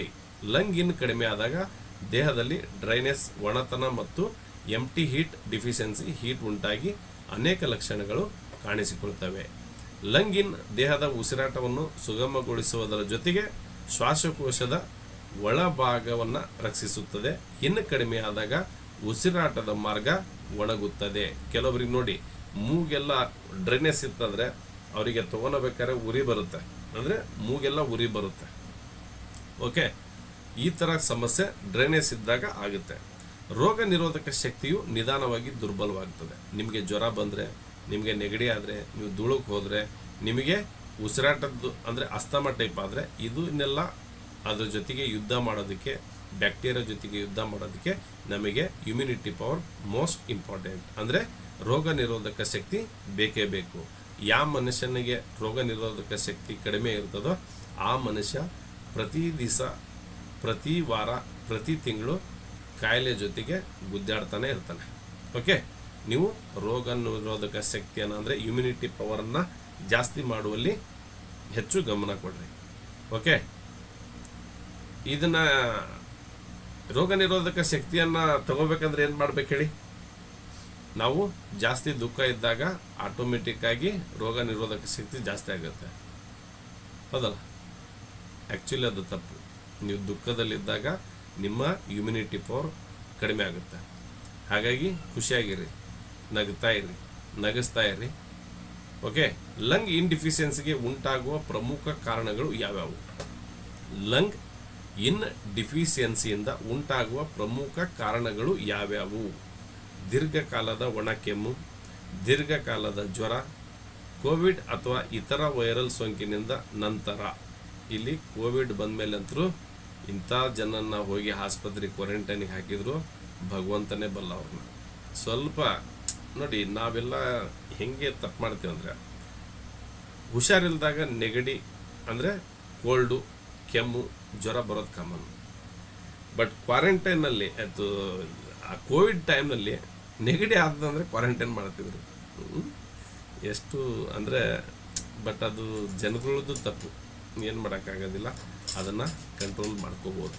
ಓಕೆ, ಧೂಮಪಾನ, ಧೂಳು ಮತ್ತು ಮಾಲಿನ್ಯಯುಕ್ತ ವಾತಾವರಣ ಅಂದರೆ ಡಸ್ಟ್ ಆ್ಯಂಡ್ ಪಾಲ್ಯೂಟೆಡ್ ಎನ್ವೈರ್ಮೆಂಟ್ ಅಂದರೆ ಈ ಪರಿಸರ ಮಾಲಿನ್ಯ ಅಂತೀವಲ್ಲ, ಅದೇ ಥರ ನಮ್ಮ ವಾತಾವರಣ ಕೆಟ್ಟರೆ ಪರಿಸರವನ್ನು ಕಾಪಾಡ್ಕೋಬೇಕು. ಅದರಿಂದ ಬಿಸಿ ಹಾಗೂ ಒಣ ಹವಾಮಾನ, ನೀರನ್ನು ಕಡಿಮೆ ಕುಡಿಯೋದು. ನೋಡಿ, ಇಂಪಾರ್ಟೆಂಟ್ ಇದು. ನೀರನ್ನು ಭಾಳ ಈಗಿನ ಸ್ಕೂಲ್ ಹುಡುಗರಂತರೂ ಭಾಳ ನೀರೇ ಕುಡಿಯೋದಿಲ್ಲ. ಅಬ್ಸರ್ವ್ ಮಾಡಿ ತಂದೆ ತಾಯಿಗಳು. ರಾತ್ರಿ ಹೆಚ್ಚು ಜಾಗರಣೆಯನ್ನು ಜಾಸ್ತಿ ಮಾಡಬಾರ್ದು. ಓಕೆ, ದೀರ್ಘಕಾಲದ ಮಾನಸಿಕ ಒತ್ತಡ, ಸ್ಟ್ರೆಸ್, ಇದಕ್ಕೂ ಕೂಡ ಡಿಫಿಷಿಯನ್ಸಿಗೆ ಉಂಟಾಗುವ ಪ್ರಮುಖ ಕಾರಣವಿಲ್ಲ. ಓಕೆ, ಹೆಚ್ಚು ಖಾರ ಇರ್ತಕ್ಕಂಥ ಆಹಾರ, ಹೆಚ್ಚು ಕರಿದ ಆಹಾರ, ಹೆಚ್ಚು ಮದ್ಯಪಾನ, ಅತಿಯಾದ ಮಾತನಾಡುವುದು. ಬಟ್ ನಮಗೂ ಬರುತ್ತೆ, ಯಾಕೆ ಹೇಳಿ? ಆವಾಗಿವಾಗ ಗಂಟಲು ಡ್ರೈನೇಜ್ ಆಗುತ್ತೆ. ಮತ್ತು ನಿಮಗೆ ಸ್ವಲ್ಪ ರೆಸ್ಟ್ ಕೊಟ್ಬಿಟ್ಟು ನಿಮಗೆ ಇನ್ನೊಂದು 5 ನಿಮಿಷ ಹೇಳ್ಬಿಟ್ಟು ರೆಸ್ಟ್ ತೊಗೊಂಡು ಹೋಗ್ತೀವಿ. ಯಾಕಂದ್ರೆ ನೀರು ಕುಡಿದು ಮತ್ತೆ ಸ್ಟ್ರಾಂಗ್ ಆಗಿ ಬರ್ಬೇಕು ನಾವು. ಓಕೆ, ಅತಿಯಾಗಿ ಮಾತನಾಡುವುದು, ದೀರ್ಘಕಾಲದ ಅಸ್ತಮ, ದೀರ್ಘಕಾಲದ ಬ್ರಾಂಕೈಟಿಸ್ ಅಂತ ಕರಿತೀವಿ. ಓಕೆ, ಕ್ಷಯರೋಗದ ನಂತರ, ರೇಡಿಯೇಷನ್ ಚಿಕಿತ್ಸೆ ನಂತರ, ಕೀಮೋಥೆರಪಿಯ ನಂತರ, ಮೂತ್ರಪಿಂಡ ಕೊರತೆ. ಯಾಕಂದರೆ ಮೂತ್ರಪಿಂಡಕ್ಕೆ ಕೊರತೆ ಆಗೋದು ಇದರಿಂದಲೇ. ಹೊಟ್ಟೆ ಕೊರತೆ, ವಯಸ್ಸಾಗೋದು, ಏಜಿಂಗ್, ದೀರ್ಘಕಾಲದ ಔಷಧ ಸೇವನೆ ಮೋಸ್ಟ್ ಇಂಪಾರ್ಟೆಂಟು. ಇದನ್ನು ಸಣ್ಣ ಪುಟ್ಟ ವಿಷಯಗಳಿಗೆ ನಿಮ್ಮ ಮೆಡಿಸಿನ್ ತೊಗೊಳ್ಳೋ ಅವಶ್ಯಕತೆ ಇರಲ್ಲ. 2-3 ಡೇಸ್ ವೇಟ್ ಮಾಡಿ. ನಿಮ್ಗೆ ಯಾವಾಗ ತಡ್ಕೊಳಕ್ಕಾಗೋದಿಲ್ಲ ಆವಾಗ ನೀವು ಔಷಧಿಯನ್ನು ತಗೊಳ್ಳಿ. ಸುಮ್ಮನೆ ತಗೋಬೇಡಿ. ಅತಿಯಾದ ದೈಹಿಕ ಆಯಾಸ, ದೀರ್ಘಕಾಲದ ನಿದ್ರಾಹೀನತೆ ಇವೆಲ್ಲ ಇನ್ ಡಿಫಿಷಿಯನ್ಸಿಯಿಂದ ಉಂಟಾಗುವ ಪ್ರಮುಖ ಕಾರಣಗಳು. ಓಕೆ, ಲಂಗ್ ಇನ್ ಡಿಫಿಷಿಯನ್ಸಿಯ ಲಕ್ಷಣಗಳು: ಒಣ ಕೆಮ್ಮು, ಕಫವಿಲ್ಲದ ಕೆಮ್ಮು, ಕಡಿಮೆ ಪ್ರಮಾಣದ ಗಟ್ಟಿಯಾದ ಕಫ, ಕಫದಲ್ಲಿ ರಕ್ತದ ಗೆರೆಗಳು, ಗಂಟಲು ಒಣಗೋದು, ಬಾಯಿ ಒಣಗೋದು, ತುಟಿ ಒಣಗೋದು, ಧ್ವನಿ ಹೊರಟಾಗೋದು, ಧ್ವನಿ ದುರ್ಬಲವಾಗೋದು, ರಾತ್ರಿ ಹೆಚ್ಚು ಕೆಮ್ಮು. ನೋಡಿ, ರಾತ್ರಿ ಎಲ್ಲ ಹೆಚ್ಚು ಕೆಮ್ಮು ಬರ್ತದಲ್ಲ, ಅದು ನೀವು ಲಂಗ್ ಇನ್ ಡಿಫಿಷಿಯನ್ಸಿ ಲಕ್ಷಣ ಅಂತ ತಿಳ್ಕೋಬೇಕು. ಓಕೆ, ರಾತ್ರಿ ಹೆಚ್ಚು, ಸಂಜೆ ವೇಳೆಗೆ ಇದಾಗೋದು, ಈ ಥರ ಎಲ್ಲ ಸಮಸ್ಯೆ ಇರ್ತದೆ. ಅಂಗೈಗಳು ಉರಿ, ಪಾದಗಳಲ್ಲಿ ಉರಿ, ಚರ್ಮ ಒಣಗೋದು, ಚರ್ಮದಲ್ಲಿ ತುರಿಕೆ, ಮೂಗು ಒಣಗೋದು, ಮೂಗಿನಿಂದ ನೋಡಿ, ಲಂಗ್ ಯಾವಾಗ ಇನ್ಡಿಫಿಷಿಯನ್ಸಿ ಆಗುತ್ತೆ, ಕೆಲವೊಬ್ಬರಿಗೆ ಮೂಗಿನಿಂದ ರಕ್ತ ಬರುತ್ತೆ. ಹಾಗಾಗಿ ಇದನ್ನು ಕೂಡ ಗಮನದಲ್ಲಿರಲಿ. ಕಾನ್ಸ್ಟಿಪೇಷನ್, ತೂಕ ನಿಧಾನವಾಗಿ ಕಡಿಮೆ ಆಗೋದು. ಯಾಕಂದರೆ ಫ್ಲೂಯಿಡ್ಸ್ ಇರೋಂಗಿಲ್ಲ ಅಂದಾಗ, ಅಲ್ಲಿ ನರಿಶ್ಮೆಂಟ್ ಇಲ್ಲ ಅಂದಾಗ ತೂಕ ಒಣಗಿದ ಥರ ಆಗುತ್ತೆ ನಿಮ್ಮ ಬಾಡಿ. ಶಕ್ತಿ ಕಡಿಮೆ ಆಗೋದು, ಚಡಪಡಿಕೆ, ಉಸಿರಾಟ ಹೋಗ್ಲಿಲ್ದಾಗ ಹೆಂಗೆ ಚಡಪಡಿಕೆ ಇರ್ತದಲ್ಲ ಅದೇ ಥರ ಆಗ್ತದೆ. ನಿದ್ರೆ ಸರಿಯಾಗಿ ಬಾರದಿರುವುದು. ಲಂಗ್ ಇನ್ ಡಿಫಿಷಿಯನ್ಸ್ನಲ್ಲಿ ತಿನ್ನಬೇಕಾದಂಥ ಆಹಾರಗಳು ಯಾವುವು ಅಂದರೆ ಎಳ್ನೀರು, ದಾಳಿಂಬ್ರೆ, ನಾಷ್ಪತಿ, ಸೇಬು, ಸೀಬೆಹಣ್ಣು, ಕಪ್ಪು ದ್ರಾಕ್ಷಿ, ಅಂಜೂರ, ನೆನೆಸಿದ ಒಣ ದ್ರಾಕ್ಷಿ, ನೆನೆಸಿದ ಬಾದಾಮಿ, ಬೂದುಗುಂಬಳಕಾಯಿ, ಸೌತೆಕಾಯಿ, ಹೆಸರು ಬೇಳೆ, ಅಕ್ಕಿ ಗಂಜಿ, ರಾಗಿ ಗಂಜಿ. ನೀವು ಲಿಕ್ವಿಡ್ ಪದಾರ್ಥವನ್ನು ಜಾಸ್ತಿ ಯೂಸ್ ಮಾಡಿ, ಗಂಜಿ ಟೈಪನ್ನು ಊಟ ಮಾಡಿ. ಇನ್ ಡಿಫಿಷಿಯನ್ಸಿ ಇದ್ದರೆ ಅಲ್ಲಿ ನೀರಿನ ಅಂಶ ಜಾಸ್ತಿ ಇರುತ್ತೆ. ಮೊಳಕೆ ಬಂದ ಹೆಸರು ಕಾಳು, ಮೊಳಕೆ ಬಂದಿರತಕ್ಕಂಥ ನೀವು ಕಾಳುಗಳನ್ನು ತಿಂದರೆ ಹೆಚ್ಚು ಲಾಭಗಳು ಸಿಗುತ್ತೆ. ಪಪ್ಪಾಯಿ, ಬೀಟ್ರೋಟ್, ಕ್ಯಾರೆಟ್, ಹಸಿರು ಸೊಪ್ಪುಗಳು, ಎಳ್ಳು, ಅಗಸೆ ಬೀಜ, ಕೊಬ್ಬರಿ ನೀರು, ಬೆಚ್ಚಗಿನ ನೀರು, ಮಿತ ಪ್ರಮಾಣದ ತುಪ್ಪ. ಮಿತ ಪ್ರಮಾಣದ ತುಪ್ಪ ಅಂದರೆ ಯಾವಾಗಲೂ ನೀವು ತಿಳ್ಕೋಬೇಕು, ದೇಸಿ ಆಕಳ ತುಪ್ಪ, ಜೇನುತುಪ್ಪ. ಓಕೆ, ಲಂಗ್ ಇನ್ ಡಿಫಿಷಿಯನ್ಸ್ನಲ್ಲಿ ತಪ್ಪಿಸಬೇಕಾದ ಆಹಾರ ಯಾವಂದರೆ ಹೆಚ್ಚು ಖಾರ, ಅತಿಯಾದ ಮೆಣಸಿನಕಾಯಿ, ಹೆಚ್ಚು ಕರಿದ ಆಹಾರ, fast food, packet food, bakery ಪದಾರ್ಥಗಳು, ಶೀತ ಪಾನೀಯಗಳು, ಐಸ್ ನೀರು, ಅತಿಯಾದ ಕಾಫಿ, ಅತಿಯಾದ ಚಹಾ ಕುಡಿಯೋದ್ರಿಂದ ಸಮಸ್ಯೆ ಆಗುತ್ತೆ. ಮದ್ಯಪಾನ ಮತ್ತು ಹೆಚ್ಚು ಉಪ್ಪು. ಇದು ಕ್ರಿಯಾಟಿನ್ ಲೆವೆಲ್ ಜಾಸ್ತಿ ಇರೋರಿಗೆ ನಾವು ಉಪ್ಪನ್ನು ಕಡಿಮೆ ತಿನ್ನಿ ಅಂತ ಹೇಳ್ತೀವಿ. ಕಿಡ್ನಿ ಡಿಫಿಷಿಯನ್ಸಿ ಇರೋರಿಗೆ ಉಪ್ಪನ್ನು ಕಡಿಮೆ ತಿನ್ನಿರಿ ಅಂತ ಹೇಳ್ತೀವಿ. ಯಾಕಂದರೆ ಉಪ್ಪು ನೀರಿನ ಅಂಶವನ್ನು ಕಡಿಮೆ ಮಾಡುತ್ತೆ. ಹಾಗಾಗಿ ಇನ್ ಡಿಫಿಷಿಯನ್ಸ್ನಲ್ಲಿ ಅದನ್ನು ಕೂಡ ಅವಾಯ್ಡ್ ಮಾಡಿ. ಒಣ ಮಾಂಸ ಅಂದರೆ ಫ್ರೈಡ್ ಅಂದರೆ ಫ್ರೈ ಮಾಡಿರ್ತಲ್ಲ ಎಣ್ಣೆಯಲ್ಲಿ, ಅದು ಬಾರ್ಬಿಕ್ಯೂ ಆಹಾರ, ಮತ್ತು ಕೃತಕ ಬಣ್ಣದ ಆಹಾರಗಳು. ಕೆಲವೊಬ್ಬರಿಗೆಲ್ಲ ಈ ಕೇಸರಿ ಬಾತ್ ಮಾಡೋದಕ್ಕೆ, ಕೆಲವೊಂದು ಹಪ್ಪಳ ಮಾಡೋದಕ್ಕೆ, ಕೆಲವೊಂದು ರೈಸ್ ಮಾಡೋದಕ್ಕೆ ಈ ಕಲರ್ಸ್ ಎಲ್ಲ ಯೂಸ್ ಮಾಡ್ತೀವಲ್ಲ, ಅದನ್ನು ಯೂಸ್ ಮಾಡಬಾರ್ದು. ಹೆಚ್ಚು ಸಕ್ಕರೆ ಮೋಸ್ಟ್ ಇಂಪಾರ್ಟೆಂಟ್, ಇದನ್ನು ಮನೆಯಿಂದ ಹೊರಗಡೆ ಕಳಿಸ್ಬಿಡಿ. ರಾತ್ರಿ ತಡವಾಗಿ ಊಟ, ನೀರನ್ನು ಕಡಿಮೆ ಕುಡಿಯೋದು, ಅತಿಯಾದ ಉಪವಾಸ ಫಾಸ್ಟಿಂಗ್ ಮಾಡೋದ್ರಿಂದ ನಿಮಗೆ ಸಮಸ್ಯೆ ಆಗುತ್ತೆ. ಇಲ್ಲಿ ಲಂಗ್ ಇನ್ ಡಿಫಿಷಿಯನ್ಸಿ ಸಾಮಾನ್ಯವಾಗಿ ಈ ಪ್ಯಾಟರ್ನ್ಗಳೊಂದಿಗೆ ಕಾಣಿಸಿಕೊಳ್ಳುತ್ತದೆ. Lung drainage, stomach yin deficiency, kidney ಇನ್ deficiency, body fluid deficiency, empty heat, deficiency heat. ಚಿಕಿತ್ಸೆಯ ಮೂರು ಗುರಿ ಏನು ಅಂದರೆ ನೀವು ಲಂಗ್ಸ್ನಲ್ಲಿ ಇನ್ನನ್ನು ಪೋಷಿಸುವುದು. ಲಂಗ್ಸ್ನಲ್ಲಿ ತಂಪನ್ನು ಇರಬೇಕು, ಇಲ್ಲಾಂದರೆ ನಿಮಗೆ ಸಮಸ್ಯೆ ಬರ್ತದೆ. ಜಾಸ್ತಿ ಡ್ರೈನೂ ಮಾಡಬಾರ್ದು, ಜಾಸ್ತಿ ತಂಪನೂ ಮಾಡಬಾರ್ದು. ಇನ್ ಆ್ಯಂಡ್ ಯಾಂಗ್ ಸಮತೋಲನದಲ್ಲಿ ಇರಬೇಕು. ದೇಹದ ತೇವಾಂಶವನ್ನು ಹೆಚ್ಚಿಸುವುದು, ಒಣತನವನ್ನು ಕಡಿಮೆ ಮಾಡುವುದು, ಉಸಿರಾಟದ ಮಾರ್ಗವನ್ನು ತೇವವಾಗಿಡುವುದು, ಎಂಟಿ ಹೀಟನ್ನು ಸಮತೋಲನಗೊಳಿಸುವುದು, ಕಿಡ್ನಿ ಇನ್ ಮತ್ತು ಸ್ಟಮಕ್ ಇನ್ನನ್ನು ಬೆಂಬಲಿಸುವುದು. ಯಾವಾಗ ನೀವು ಇದನ್ನೆಲ್ಲ ನೀವು ಇಲ್ಲಿ ಚೆನ್ನಾಗಿ ಗಂಜಿ ಥರ ಊಟ ಮಾಡ್ತಿರೋ ಅದು ಕೂಡ ಲಂಗ್ಸಿಗೆ ಟ್ರಾನ್ಸ್ಫರ್ ಆಗ್ತದಲ್ಲ ಅದರದ್ದು. ಹಾಗಾಗಿ ಇಲ್ಲಿ ನೀರಿನ ಅಂಶ ಆಗಲಿ, ಕಿಡ್ನಿಯ ಇನ್ನಾಗಲಿ, ಇವೆಲ್ಲವೂ ಲಂಗ್ಸಿಗೆ ಸಪೋರ್ಟ್ ಮಾಡ್ತದೆ. ಓಕೆ, ಕ್ಲಿನಿಕಲ್ ಕೇಸ್ ಹೆಂಗಿದೆ ಅಂದರೆ, ನಿಮಗೆ ಎಕ್ಸಾಂಪಲ್ಲು 52 ವರ್ಷದ ಪುರುಷ. ಮುಖ್ಯ ಸಮಸ್ಯೆ ಅವ್ರದ್ದೇನೆಂದರೆ 4 ತಿಂಗಳಿನಿಂದ ಒಣ ಕೆಮ್ಮಿದೆ. ಲಕ್ಷಣಗಳು ಏನು? ರಾತ್ರಿ ಕೆಮ್ಮು ಹೆಚ್ಚಾಗೋದು, ಗಂಟಲು ಒಣಗೋದು, ರಾತ್ರಿ ಬೆವರು ಬರೋದು, ದಾಹ ಅಂದರೆ ನೀರಡಿಕೆ ಆಗೋದು, ನಾಲಿಗೆ ಬಿರುಕಿರೋದು. ಇಲ್ಲಿ ಏನಂತ ಅರ್ಥ ಆಗುತ್ತಂದರೆ ನಾವು ಏನು ಡಿಸೈಡ್ ಮಾಡ್ತೀವಿ ಅಂದರೆ ಮೇಲಿನ ಲಕ್ಷಣ ಅದು ನಿಜ ಆಗಿದ್ರೆ lung yin deficiency, stomach yin deficiency, empty heat ಅಂತ ಡಿಸೈಡ್ ಮಾಡ್ತೀವಿ. ಓಕೆ, ಇದನ್ನು lung yin deficiency, stomach yin deficiency, empty heat ಇವೆಲ್ಲ ಲಕ್ಷಣಗಳಿದ್ದರೆ. Okay, clinical case number 2. ರೋಗಿ 46 ವರ್ಷದ ಮಹಿಳೆ. ಮುಖ್ಯ ಸಮಸ್ಯೆ ಏನು? ಧ್ವನಿ ಕುಳಿತುಕೊಳ್ಳುವುದು, ಅಂದರೆ ಧ್ವನಿ ಮೇಲ್ಧ್ವನಿ ಇರಲ್ಲ, ಮಾತಾಡಿದರೆ ಅಲ್ಲೇ ಮಾತಾಡ್ತಾರೆ, ಯಾರಿಗೂ ಕೇಳಲ್ಲ, ಆ ಥರ ಇರುತ್ತೆ. ಹೆಚ್ಚು ಮಾತನಾಡಿದರೆ ಧ್ವನಿ ಹೋಗೋದು, ಕೆಲವೊಬ್ರು ಜಾಸ್ತಿ ಮಾತಾಡಿ ನಾವು ಚಿರಾಡಿ ಧ್ವನಿ ಕಳ್ಕೊಂಡಿರೋದು, ಆ ಥರ ಧ್ವನಿ ಮಾತಾಡಿ ಕೆಲವೊಬ್ರು ಚಿರಾಡಿ ಕೆಲವೊಬ್ರು ಜಗಳ ಮಾಡಬೇಕಾದ್ರೆ ಅವ್ರ ಧ್ವನಿ ನೋಡಿ ನೆಕ್ಸ್ಟು ಕಡಿಮೆ ಆಗುತ್ತೆ. ಗಂಟಲು ಒಣಗೋದು, ಒಣ ಕೆಮ್ಮು ಬರೋದು, ಚರ್ಮ ಒಣಗೋದು, ಮಲಬದ್ಧತೆ ಇವೆಲ್ಲ ಲಕ್ಷಣಗಳಿದ್ರೆ lung yin deficiency, body fluid deficiency, lung dryness ಆಗಿದೆ ಅಂತ ನೀವು ಜಡ್ಜ್ಮೆಂಟ್ ಮಾಡ್ಬೋದು. Clinical case number 3. ರೋಗಿ 65 ವರ್ಷದ ಪುರುಷ. ಮುಖ್ಯ ಸಮಸ್ಯೆ ಏನು? ದೀರ್ಘಕಾಲದ ಒಣ ಕೆಮ್ಮು. ಲಕ್ಷಣಗಳು ಏನು ಬರ್ತವೆ ದೀರ್ಘಕಾಲದ ಒಣ ಕೆಮ್ಮು ಅಂದಾಗ ನೋಡಬೇಕು. ಕಫದಲ್ಲಿ ಸ್ವಲ್ಪ ರಕ್ತದ ಗೆರೆಗಳು ಬರ್ತವೆ. ಯಾರಿಗೆ ಕಫದಲ್ಲಿ ಸ್ವಲ್ಪ ರಕ್ತ ಬರ್ತದೆ, ರಕ್ತ ಕಫ ಹೋಗುತ್ತಂದರೆ ನೀವು ಅವ್ರದ್ದು ಏನಂತ ತಿಳ್ಕೊಬೇಕು, ಲಂಗ್ ಇನ್ ಡಿಫಿಷಿಯನ್ಸಿ ಇದೆ ಅಂತ ತಿಳ್ಕೊಬೇಕು. ಓಕೆ, ರಾತ್ರಿ ಬೆವರ್ತಾರೆ, ತೂಕ ಕಡಿಮೆ ಆಗೋದು, ಬಾಯಿ ಒಣಗೋದು, ಆಯಾಸ, ಎಲ್ಲಿ ಒಂದು 4 ಹೆಜ್ಜೆ ನಡೆದ್ರೆ ಆಯಾಸ ಆಗ್ತದೆ, ಎದೆಯಲ್ಲಿ ಸ್ವಲ್ಪ ಉರಿ ಇರ್ತದೆ. ಈ ಲಕ್ಷಣಗಳು ನಿಮ್ಮಲ್ಲಿ ಕಾಣಿಸಿಕೊಂಡರೆ ನೀವು 3 ಹಂತದಲ್ಲಿ ಅದನ್ನು ಟ್ರೀಟ್ಮೆಂಟ್ ಮಾಡ್ಬೋದು. ಲಂಗ್ ಇನ್ ಡಿಫಿಷಿಯನ್ಸಿ, ಕಿಡ್ನಿ ಇನ್ ಡಿಫಿಷಿಯನ್ಸಿ, ಡಿಫಿಷಿಯನ್ಸಿ ಹೀಟ್. ಓಕೆ, ಈ 3 ಪ್ಯಾಟ್ರನಲ್ಲಿ ಕಾಣುತ್ತೆ. ಇದನ್ನು ನೀವು ಈಸಿ ಮೆಥಡ್ನಲ್ಲಿ ನಾವು ನೆನಪಿನಲ್ಲಿ ಇಟ್ಕೋಬೇಕಂದ್ರೆ lung yin is equal to ತೇವಾಂಶ ಪ್ಲಸ್ ಪೋಷಣೆ ಪ್ಲಸ್ ಉಸಿರಾಟದ ರಕ್ಷಣೆ, ದೇಹದ ದ್ರವಗಳು.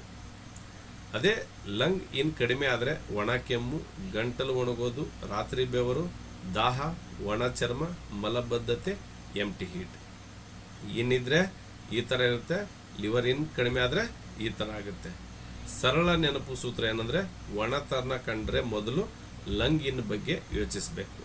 ಎಲ್ಲಾದರೂ ನಿಮಗೆ ಬಾಯಿ ಒಣಗ್ತಾ ಇದೆ, ನನ್ನ ಸ್ಕಿನ್ ಡ್ರೈನೆಸ್ ಆಗ್ತಾ ಇದೆ, ನನ್ನ ಮೂಗಲ್ಲಿ ಒಂಥರ ಉಸಿರಾಟ ಮಾಡಬೇಕಾದ್ರೆ ಒಂಥರ ಇರಿಟೇಷನ್ ಆಗ್ತಾ ಇದೆ ಅಂದರೆ ನೀವು ಲಂಗ್ಸನ್ನು ಕೇಳಬೇಕು. ಯಾಕಪ್ಪ ಏನು ಕಡಿಮೆ ಆಗಿದೆಪ್ಪ ನಿನಗೆ, ನನ್ನಿಂದ ಏನಪ್ಪ ತಪ್ಪಾಯಿತು, ನೀರೇನಾದ್ರು ಕಡಿಮೆ ಕುಡಿದ್ನೇನಪ್ಪ, ನಾನೇನಾದರೂ ತಪ್ಪು ಮಾಡಿದ್ದೀನೇನಪ್ಪ ಅಂತ ಕೇಳಬೇಕು ನೀವಲ್ಲಿ. ಆವಾಗ ನಿಮಗೆ ಹೇಳುತ್ತೆ. ಓಕೆ, ಈಗ ಲಂಗ್ ಇನ್ ಡಿಫಿಷಿಯನ್ಸಿ ಬಗ್ಗೆ ನೋಡಿದ್ದೀವಿ. ಹಾಗಾಗಿ ಯಾರಿಗೆ ಏನಾದರೂ ಇತ್ತಂದರೆ ಒಂದು 3 ನಿಮಿಷ 8-10ಕ್ಕೆ ನಾನು ನಿಮಗೆ ರೆಸ್ಟಿಗೆ ಬಿಡ್ತೀನಿ.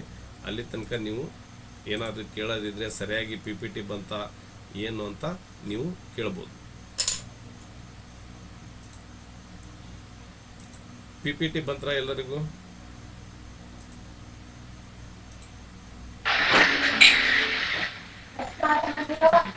PPT ಬಂತ್ರ? ಏನೋ ಬಂದಿದೆ ಗುರುಗಳೇ, ಡಿಸ್ಟರ್ಬೆನ್ಸ್ ಇರಲಿಲ್ಲ. Okay, thank you. ಏನಾದರೂ ಡೌಟ್ ಇದೆನಾ? ನಾನು ಹೇಳಿರ್ತಕ್ಕಂಥ ಲಂಗ್ ಇನ್ ಡಿಫಿಷಿಯನ್ಸಿನಲ್ಲಿ ಯಾರಿಗಾದರೂ ಡೌಟ್ ಇದೆನಾ?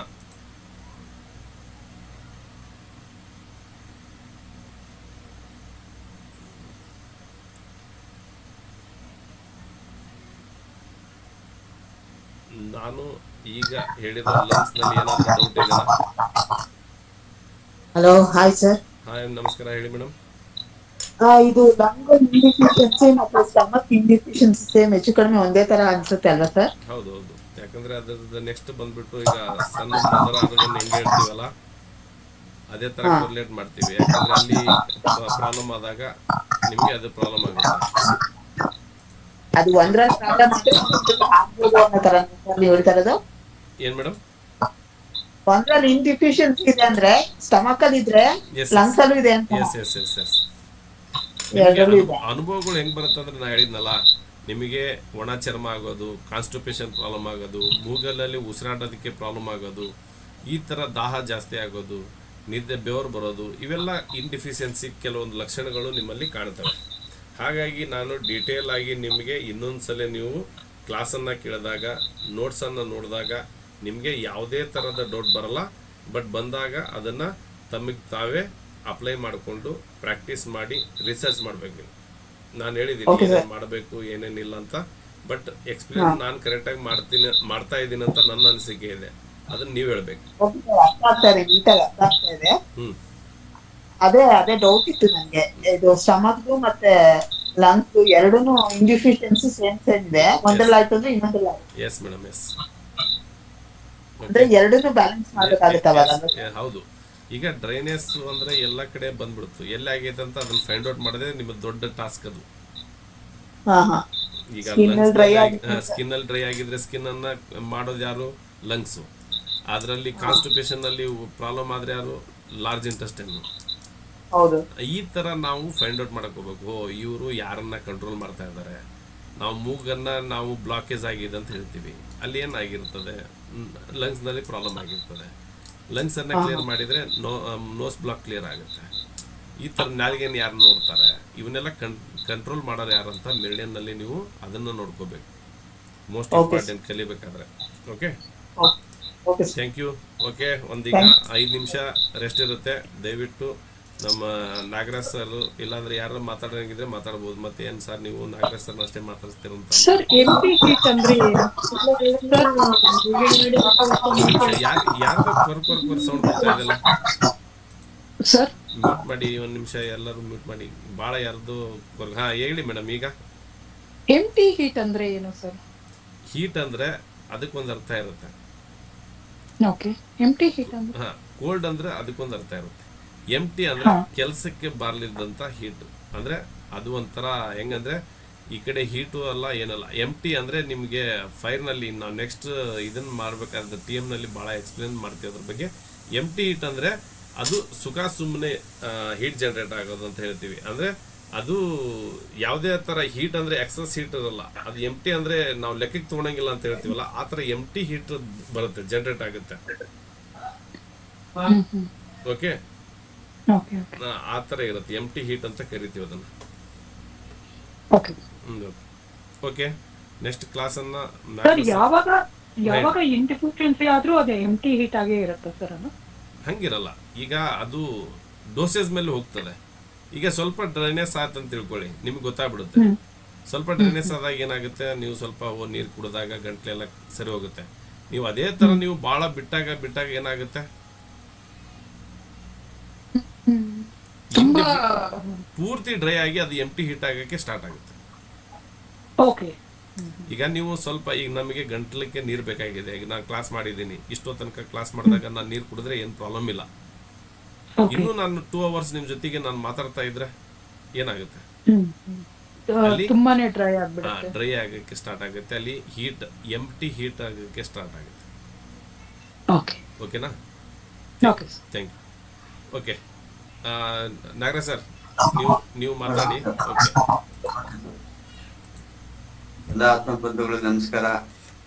ಫುಡ್ ಬಗ್ಗೆ, ನೀರ್ ಬಗ್ಗೆ ಹೌದಲ್ಲ, ಏನಾದ್ರು ಡೌಟ್ ಇದೆ ಇಲ್ಲ ನಿಂಬೆಹಣ್ಣು ಯೂಸ್ ಮಾಡಿ ಏನಾದ್ರು ಪ್ರಾಬ್ಲಮ್ ಇದ್ರೆ ಕೇಳ್ಬೋದು. ಆಹಾರದ ಬಗ್ಗೆ ಏನಾದ್ರು ಇದ್ರೆ, ಇಲ್ಲ ಯಾರಿಗಾದ್ರೂ ಒಳ್ಳೇದಾಗಿದ್ರು ಕೇಳ್ಬೋದು, ಇಲ್ಲ ಯಾಕೆ ಆಗ್ತದೆ ಅಂತ ಕೇಳ್ಬೋದು. ಸರ್ ನಮಸ್ಕಾರ ಸರ್, ಕುಬೇರಪ್ಪ ಅಂತ ಹೇಳಿ.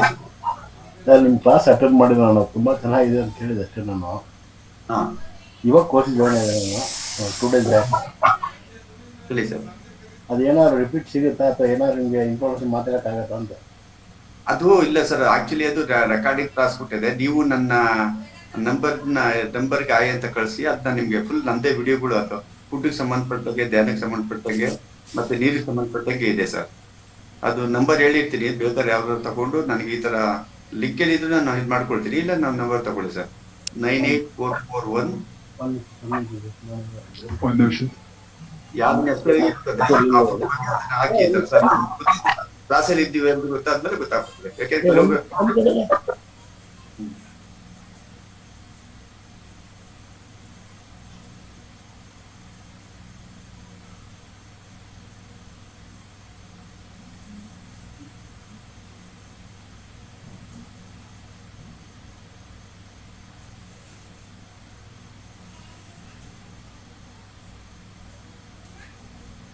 98441441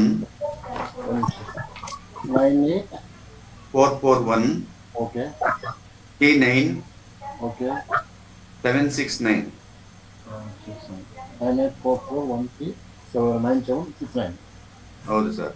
ನಮ್ದು ವಿಶ್ವ ಆರೋಗ್ಯ ಕುಟುಂಬ ಇದೆಯಲ್ಲ, ಅದೆಲ್ಲ ನಾನು ಹಾಕ್ತಾ ಇರ್ತೀನಿ. ಕೆಲವುದೆಲ್ಲ ನಿಮ್ಗೆ ಮುದ್ರಕ್ಕೆ ಸಂಬಂಧಪಟ್ಟಂಗೆ, ನಿಂಬೆಹಣ್ಣು ಪ್ರಾಡಕ್ಟ್ಗೆ ಅಲ್ಲಿ ನಂಬರ್ ಬಂದ್ರೆ ಮಾಡಿ, ಇಲ್ಲ ಅಂದ್ರೆ ನೀವು ಕೇಳ್ಬೋದು. ಪ್ರತಿಯೊಂದಕ್ಕೆ ಏನಾರ ಇದಿದ್ರೆ ನಮ್ಗೆ ಏನ್ ಅನ್ಬೋದು ಮಾತ್ರ ಅಲ್ಲಿ ಹಾಕೋದು ನಾವು, ಬೇರೆ ಏನಾದ್ರು ಕಾಪಿ ಪೇಸ್ಟ್ ಹಾಕಲ್ಲ. ಇದು ಪಿರಮಿಡ್ ನೋಟಿಸ್ ಎಲ್ಲ ಬಂದಿದೆ ನಾನು.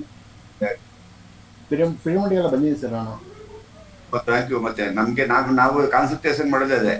ನೀವೇನಾದರೂ ಫಸ್ಟ್ ನೀವು ಪಿರಮಿಡ್, ನೀವು ಏನೇ ದುಃಖ ಆಗಿದ್ರು ನೀವು ಧ್ಯಾನ ಮಾಡಿ, ನಿಮ್ಗೆಲ್ಲ ಸಿಗುತ್ತೆ. ಹಣ ಬೇಕಾ, ಐಶ್ವರ್ಯ ಬೇಕಾ, ದುಡ್ಡು ಬೇಕಾ, ಎಲ್ಲ ಸಿಗ್ತದೆ. ಫಸ್ಟ್ ಧ್ಯಾನ ಮಾಡಿ. ಸುಮಾರು 22 ವರ್ಷ ಧ್ಯಾನ ಮಾಡಿದ್ರು ಸರ್. 2002 ಮಾಡ್ತಾರೆ ಸರ್ ಕಂಟಿನ್ಯೂಸ್. ನಮ್ದು ಸರ್ 2002 ಇಂದ ಕಂಟಿನ್ಯೂಸ್ ಇದೆ. ಹಾ ತುಂಬ ಕೆಲವೊಂದು ಸಲ ಸ್ಕಿಪ್ ಆಗುತ್ತೆ, ಬಟ್ ಕಂಟಿನ್ಯೂಸ್ ಇದ್ದೇ ಇದೆ. ಆಗಿಲ್ಲ ಸರ್. ಮಾಡಿದ್ದೀವಿ. ಹಲೋ, ನೀವು ಮಾತಾಡಿ ಸರ್. ಫೋನ್ ನಂಬರ್ ಇನ್ನೊಂದ್ಸರಿ ಹೇಳಿ sir. 9844137769. Okay okay, thank you. ಇಲ್ಲ ಅಕಸ್ಮಾತ್ ಗೊತ್ತಾಗಿಲ್ಲ ಅಂದ್ರೆ ಸೋಮಪ್ಪರಿಗೆ ಸರ್, ಈ ತರ ನಿಂಬು ನಾಗರಾಜ್ ಅವ್ರದ್ದು ನಂಬರ್ ಇದು ಮಾಡಿ ಡಿಸ್ಪ್ಲೇ ಮಾಡೋದ್ರೆ ಕೆಳಗಡೆ ಹಾಕ್ತಾರೆ. ಅದು ನನಗೆ ಹಾಕೊಳಕ್ ಬರಲ್ಲ, ಅದಕ್ಕೆ. ಇಲ್ಲ ಅಂದ್ರೆ ನಮ್ದು ವಿಡಿಯೋಗಳು ಬೇಜಾನಿದೆ ನಿಮ್ಗೆ, ಇದಕ್ ಬಂದಾಗ ಕಳಿಸ್ತೀನಿ. ಎಲ್ಲ ವಿಡಿಯೋಗಳು ನೋಡಿ ಸರ್, ಅಷ್ಟೇನೆ ನೋಡಿ. ಧ್ಯಾನನ ನಾನು ಇವಾಗ ಹೇಳೋದು ಅಷ್ಟೇ, ನಂದೆಲ್ಲ ಫಸ್ಟ್ ಧ್ಯಾನ ಮಾಡಿ ನಿಮ್ಗೆ ಎಲ್ಲಾ ಪ್ರಾಬ್ಲಮ್ ಸಾಲ್ವ್ ಆಯ್ತವೆ. ಧ್ಯಾನ ಮಾಡೋದ್ರಿಂದ ನಿಮ್ಮ ಆತ್ಮ ಶುದ್ಧಿ ಆಗ್ಬೇಕು. ಆತ್ಮ ಶುದ್ಧಿ ಆಗ್ಬೇಕಾದ್ರೆ ಮನಸ್ಸು ಶುದ್ಧಿ ಮಾಡ್ತದೆ ಧ್ಯಾನ. ಆಹಾರ ಶುದ್ಧಿ ಆದ್ರೆ ನಿಮ್ಮ ದೇಹ ಶುದ್ಧಿ ಆಯ್ತದೆ. ಇವೆರಡು ಆದ್ರೆ ಮಾತ್ರನೇ. ಮತ್ತೆ ನೀವು ಆಹಾರ ತಗೋದೇನೆ ಕಲರ್ ಹಾಕೋತೀನಿ, ಮೆಡಿಸಿನ್ ತಗೋತೀನಿ, ಅದಾಗಲ್ಲ. ನೀವೇನ್ ಮಾಡಿ ಬರೀ ಮಾಡ್ಕೊಂಡು ಒಳ್ಳೆ ಫುಡ್ ತಗೊಂಡು ಎಲ್ಲ ಆಯ್ತದೆ. ಇಟ್ ಟೇಕ್ಸ್ ಟೈಮ್ ಅಷ್ಟೇನೆ. 3 ದಿವಸ ಏನ್ ಸರ್? ಯಾವ ಸರ್ ನಿಮ್ದು ಒಂದೇ? ನಮ್ದು ಯಾವ ಸರ್ ನಿಮ್ದು ಒಂದೇ? ಕಗ್ಲಿಪುರ ರವಿಶಂಕರ್ ಆಶ್ರಮ, ಕನಕಪುರ ರೋಡ್, ಬೆಂಗಳೂರು. ಕನಕ ಬೆಂಗಳೂರು. ಓಕೆ. ಮತ್ತೆ ಇದೆಲ್ಲ ಕ್ಲಾಸ್ ಮುಗಿದ್ಮೇಲೆ ನಾನು ನಿಮ್ಗೆ ಹೇಳ್ತೀನಿ. ನಾವು ಉಣ್ಮೆ ಧ್ಯಾನ ಅನ್ಬಿಟ್ಟು ಇಲ್ಲಿ ಪಿರಮಿಡಿಗೆ ಸೇರ್ತೀವಿ. ನಮ್ ಬೆಂಗಳೂರು ಅಕ್ಕಪಕ್ಕ ಇರೋರು ಗೆಟ್ ಟುಗೆದರ್ ತರ ಮಾಡೋಣ. ಉಣ್ಮೆ ದಿವಸ ಬೆಳಿಗ್ಗೆ ಬಂದ್ರೆ ಸಾಯಂಕಾಲ ಗಂಟೆ ಊಟ ಎಲ್ಲ ಅಲ್ಲೇ ಇರ್ತದೆ. ನಿಮ್ ಧ್ಯಾನ ಮಾಡಿಸಿ, ನಮ್ಗೆ ಗೊತ್ತಿರುತ್ತ ಒಂದು ಮಾತಾಡಿ ಮಾಡೋಣ, ಕ್ಲಾಸ್ ಮುಗಿಸೋಣ. ಬಟ್ ನಾನು ನಾವೊಬ್ರು ಏನ್ ಸರ್, ನಾವೊಬ್ರು ರೈತ ಸರ್. ಮತ್ತೆ ನಮ್ಗೆ ರೈತ ಬೇಕು, ಇವ್ರಿಗೆಲ್ಲ ಊಟ ಕೊಡ್ಬೇಕಲ್ಲ. ನೀವೇನೆ ಕಲಬೆರಕೆ. ನಾವ್ ಅದನ್ನೇ ಹೇಳೋದು, ಧ್ಯಾನ ಮಾಡಿಸೋದ್ರಿಂದ 5, 3, 8 ಲಾಭಗಳು ಹೇಳ್ತೀನಿ, ಕೇಳ್ಕೊಬಿಡಿ. ಫಸ್ಟ್ ನೀವು ಧ್ಯಾನಿಗಳಾಗಿ. ಧ್ಯಾನಿಗಳಾದ ತಕ್ಷಣ ನಿಮ್ಗೆ ಏನ್ ಸಿಗ್ತದೆ? ಅರಿವು ಬರ್ತದೆ. ಅರಿವಿನಿಂದ ನಿದ್ದೆ ಮಾಡಿ, ಅರಿವಿನಿಂದ ಸಂಸಾರ ಮಾಡಿ, ಅರಿವಿನಿಂದ ವ್ಯಾಪಾರ ಮಾಡಿ, ಅರಿವಿನಿಂದ ಫ್ರೆಂಡ್ಶಿಪ್ ಮಾಡಿ, ಎಲ್ಲ ಸಕ್ಸಸ್ ಆಯ್ತದೆ. ಇದು ಅದಾದ್ಮೇಲೆ ಸ್ವಲ್ಪ ದಿವಸಲೇ ನಿಮ್ಗೆ ಹೆಂಗೆ ಆಯ್ತದೆ ಅಂದ್ರೆ, one day can be change your life. ನಮ್ ತರದವ್ರು ಯಾರು ನಿಮ್ಗೆ ಸಿಗ್ತಾರೆ. One word can be change your life. ಯಾವ್ದಾರ ನಾನು ಹೇಳಿರೋದ್ರಲ್ಲಿ ಯಾವ್ದಾರ ಒಂದು ವರ್ಡ್ ನಿಮ್ಗೆ ಚೇಂಜ್ ಆಗುತ್ತೆ. ಸೊ ಇದಾದ್ಮೇಲೆ ಆಗುತ್ತೆ ನಿಮ್ದು. ಯಾರ ಹೇಳಿದ್ರೆ ಸಡನ್ ಆಗಿ ಒಪ್ಕೋಬಾರ್ದು. ಇನ್ಫಾರ್ಮೇಶನ್ ತಗೋಬೇಕು, ಕನ್ಫರ್ಮ್ ಮಾಡ್ಕೋಬೇಕು. ಚೆನ್ನಾಗಿದ್ರೆ 4 ಜನಕ್ಕೆ ಹೇಳ್ಬೇಕು. Information, confirmation, transformation. ಇನ್ನ ಸ್ವಲ್ಪ ದಿವಸ, 1-8-10 ದಿವಸ ನೀವು ಧ್ಯಾನ ಮಾಡಿದ ತಕ್ಷಣ ನೀವು ನಿಮ್ಮಲ್ಲಿ ಏನ್ ಬದಲಾವಣೆ? ನೋಡುವ ನೋಟ ಸುದ್ದಿ ಇರ್ಬೇಕು, ಆಡುವ ಮಾತು ಸುದ್ದಿ ಇರ್ಬೇಕು, ಮಾಡುವ ಕೆಲಸ ಸುದ್ದಿ ಇರ್ಬೇಕು. ಇದು ಚೇಂಜಸ್ ಆಯ್ತದೆ. ಇನ್ನ ಸ್ವಲ್ಪ ದಿವಸ ಮಾಡಿದ್ರೆ ನಿಮ್ಗೆ ನೋಡುದು ಸುಳ್ಳಾಗ್ಬೋದು, ಕೇಳುದು ಸುಳ್ಳಾಗ್ಬೋದು, ನಿಧಾನಿಸಿದಾಗ ನಿಜ ತಿಳಿಯುತ್ತದೆ. ನೀವು 21 ದಿವಸ ಧ್ಯಾನ ಮಾಡುವಷ್ಟರಲ್ಲಿ ನೀವು ಹೆಂಗೈತೀರಾ ಅಂದ್ರೆ, ಹೇಳೋದನ್ನ ಮಾಡ್ತೀರಾ, ಮಾಡೋದನ್ನ ಹೇಳ್ತೀರಾ, ಇಲ್ಲ ಸುಮ್ಮನೆ ಇರ್ತೀರಾ. ನೆಕ್ಸ್ಟ್ ಇದೆಲ್ಲ ಇದಕ್ಕೆ ನಾವು ಹೇಳುದು ಧ್ಯಾನಿ. ಧ್ಯಾನಿ ಅಂದ್ರೆ ಏನು? ನಾನು, ನಂದು, ನನ್ನಿಂದ ಅಂತ ಬಂದೋದೇ ಧ್ಯಾನಿ. ಹೌದಲ್ವಾ? ಮತ್ತೆ ವ್ಯವಹಾರಿಕವಾಗಿ ಹೆಂಗಿರ್ಬೇಕು ಧ್ಯಾನಿ? ಹೆಂಗಿರ್ತಾನೆ ಅಂದ್ರೆ ಆತ್ಮ ಮಾತಾಡ. ಬಟ್ ಬುದ್ಧಿ ಸಾಕ್ಷಿಯಾಗೆ, ಮನಸ್ಸಾಕ್ಷಿಯಾಗೆ ಮಾತಾಡ್ಬೇಕಾದ್ರೆ ಸ್ವಲ್ಪ ಟೇಕ್ಸ್ ಟೈಮು. ನಿಮ್ ಧ್ಯಾನ ಲೇಟ್ ಆಗುತ್ತೆ. ಮತ್ತೆ ಧ್ಯಾನಿ ಅದನ್ನು 90% ನೀವು ಕೇಳಲೆ ಅಲಾರಾಮ್ ಇಲ್ದೇನೆ 5 ಗಂಟೆಗೆ ಮೊದಲಿಗೆ ಹೇಳ್ತಾನೆ ಅಂದ್ರೆ ಅವ್ನು ಧ್ಯಾನಕ್ಕೆ ಹೋಯ್ತವನಂತ. 5 ಗಂಟೆ ಆದ್ಮೇಲೆ ಬರ್ತಾನೆ ಅವನಿನ್ನ ವ್ಯವಹಾರಿಕವಾಗಿ ಅದೇನೆ ದೇಹ ಎಲ್ಲ ಶುದ್ಧಿ ಮಾಡ್ಕೋತಾವನೆ ಅಂತ. ಮ್ಯಾಕ್ಸಿಮಮ್ 7 ಗಂಟೆ ಹೊತ್ತಿಗೆ ನಿಮ್ದು ನಿದ್ದೆ, ಮುದ್ದೆ, ಲದ್ದಿ, ಏನ್ ತಿನ್ಬೇಕು, ಏನ್ ಮಾಡ್ಬಾರ್ದು, ಹೆಂಗ್ ನಿದ್ದೆ ಮಾಡ್ಬೇಕು. ಬೆಳಿಗ್ಗೆ ನಮ್ ದೇಹದ ಗಲೀಜೆಲ್ಲ ಹಾಕಿದ್ರೆ ನಮ್ಮಷ್ಟು ಹ್ಯಾಪಿಯೆಸ್ಟ್ ಪರ್ಸನ್ ಯಾರು ಇಲ್ಲ ಸರ್. ಮತ್ತೆ ಇನ್ನೇನು ಬಿಡ್ಬಿಡ್ತು ಸೋಮವಾರ ಲಾಸ್ಟ್ ಹೇಳ್ದು ಸರ್. ಏನಾದರೂ ಆಗಿ ನೀವು ಮೊದಲು ಮಾನವರಾಗಿ. ಏನಾದರೂ ತಿನ್ನಿ, ಆರೋಗ್ಯಕ್ಕೆ ತಿನ್ನಿ. ಏನಾದರೂ ಮಾಡಿ, ಧ್ಯಾನ ಮಾಡಿ. ಸರ್ ಹಿಂಗೆ ಹೇಳ್ಬಿಟ್ರೆ ದುಡ್ಡು ಮಾಡಕ್ಕಿಲ್ವಾ? ಎಸ್, ದುಡ್ಡು ಮಾಡಿ. ನೀವು ಮಾಡೋ ಕೆಲಸ ಈ ಪರಿಸರಕ್ಕೆ ತೊಂದರೆ ಆಗಬಾರ್ದು, ಈ ಮನುಕುಲಕ್ಕೆ ಪಕ್ಷಿ ಯಾವುದಕ್ಕೂ ತೊಂದರೆ ಆಗಬಾರ್ದು ಅಂತ ಕೆಲಸಗಳು ಬೇಜಾನಿದೆ. ಅದಕ್ಕೆ ತೊಂದರೆ ಆಗೋ ಕೆಲಸಗಳು ಮಾಡ್ತಾ ಇದ್ದೀರಿ ಅಂದ್ರೆ ಸ್ವಲ್ಪ ವೆಯ್ಟ್ ಮಾಡಿ, ಆದಷ್ಟು ನಿಮ್ಗೆ ಒಳ್ಳೆ ದಾರಿ ತೋರಿಸ್ತದೆ. ನೋಡಿ ಈ ತರ ನಮ್ದು ಗ್ರೂಪ್ಗಳು ಸಿಗ್ತದೆ. ಈಗ ನಮ್ ಗ್ರೂಪ್ ಅಲ್ಲಿ ಇರಿ, ಕಲಿ ನದಿ ಸೋಮಪರಳೆಲ್ಲ ಒಂದ್ ವರ್ಡ್ ಅದು ಅವ್ರು ನೋಡಿ ಇಷ್ಟು ಹೇಳಿರ್ತಾರೆ, ಅಟ್ಲೀಸ್ಟ್ ಒಂದ್ ವರ್ಡ್ ಒಂದು ನೀವು ಚೇಂಜ್ ಮಾಡ್ಬಿಟ್ಟು ತುಂಬಾ ಸಾಕು. ಸಾರ್ ಬಂದಿದ್ದಾರೆ, ಕ್ಲಾಸ್ ಮುಂದುವರ್ಸಿ. Thank you sir, thank you. Okay, thank you. Okay, ಮುಂದೆ ಇವತ್ತು ನೋಡೋಣ ಎಷ್ಟು ಆಗುತ್ತಂತ ಇವತ್ತು ಮಾಡೋಣ. ಯಾಕಂದರೆ ಟೈಮು ಭಾಳ ಆಗ್ತದೆ, ಸಬ್ಜೆಕ್ಟ್ ಭಾಳ ಡೆಪ್ತ್ ಆಗಿ ಹೋಗ್ತಾ ಇರೋದ್ರಿಂದ ಸಮಯ ಭಾಳ. PPT ಕಾಣ್ತಾ ಇದಲ್ಲ? ಕಾಣ್ತಾ ಇದ್ದಾರೆ. ಓಕೆ, ಕಾಣ್ತಾ ಇದ್ದಾರೆ. Thank you.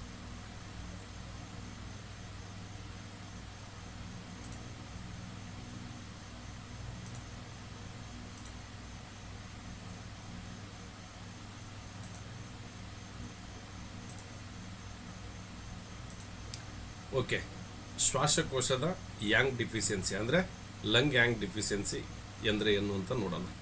Lung yang deficiency ಅಂದರೆ ಶ್ವಾಸಕೋಶದ ಯಾಂಗ್ ಶಕ್ತಿ, ಯಾಂಗ್ ಎನರ್ಜಿ, ಉಷ್ಣತೆ, ವಾರ್ಮ್ ಅಂದರೆ ಚಲನೆ, ಮೂಮೆಂಟ್ ಮತ್ತು ರಕ್ಷಣಾತ್ಮಕ ಶಕ್ತಿ, ಡಿಫೆನ್ಸಿವ್ ಚಿ, ವಿ ಕಡಿಮೆ ಆಗುವ ಸ್ಥಿತಿ.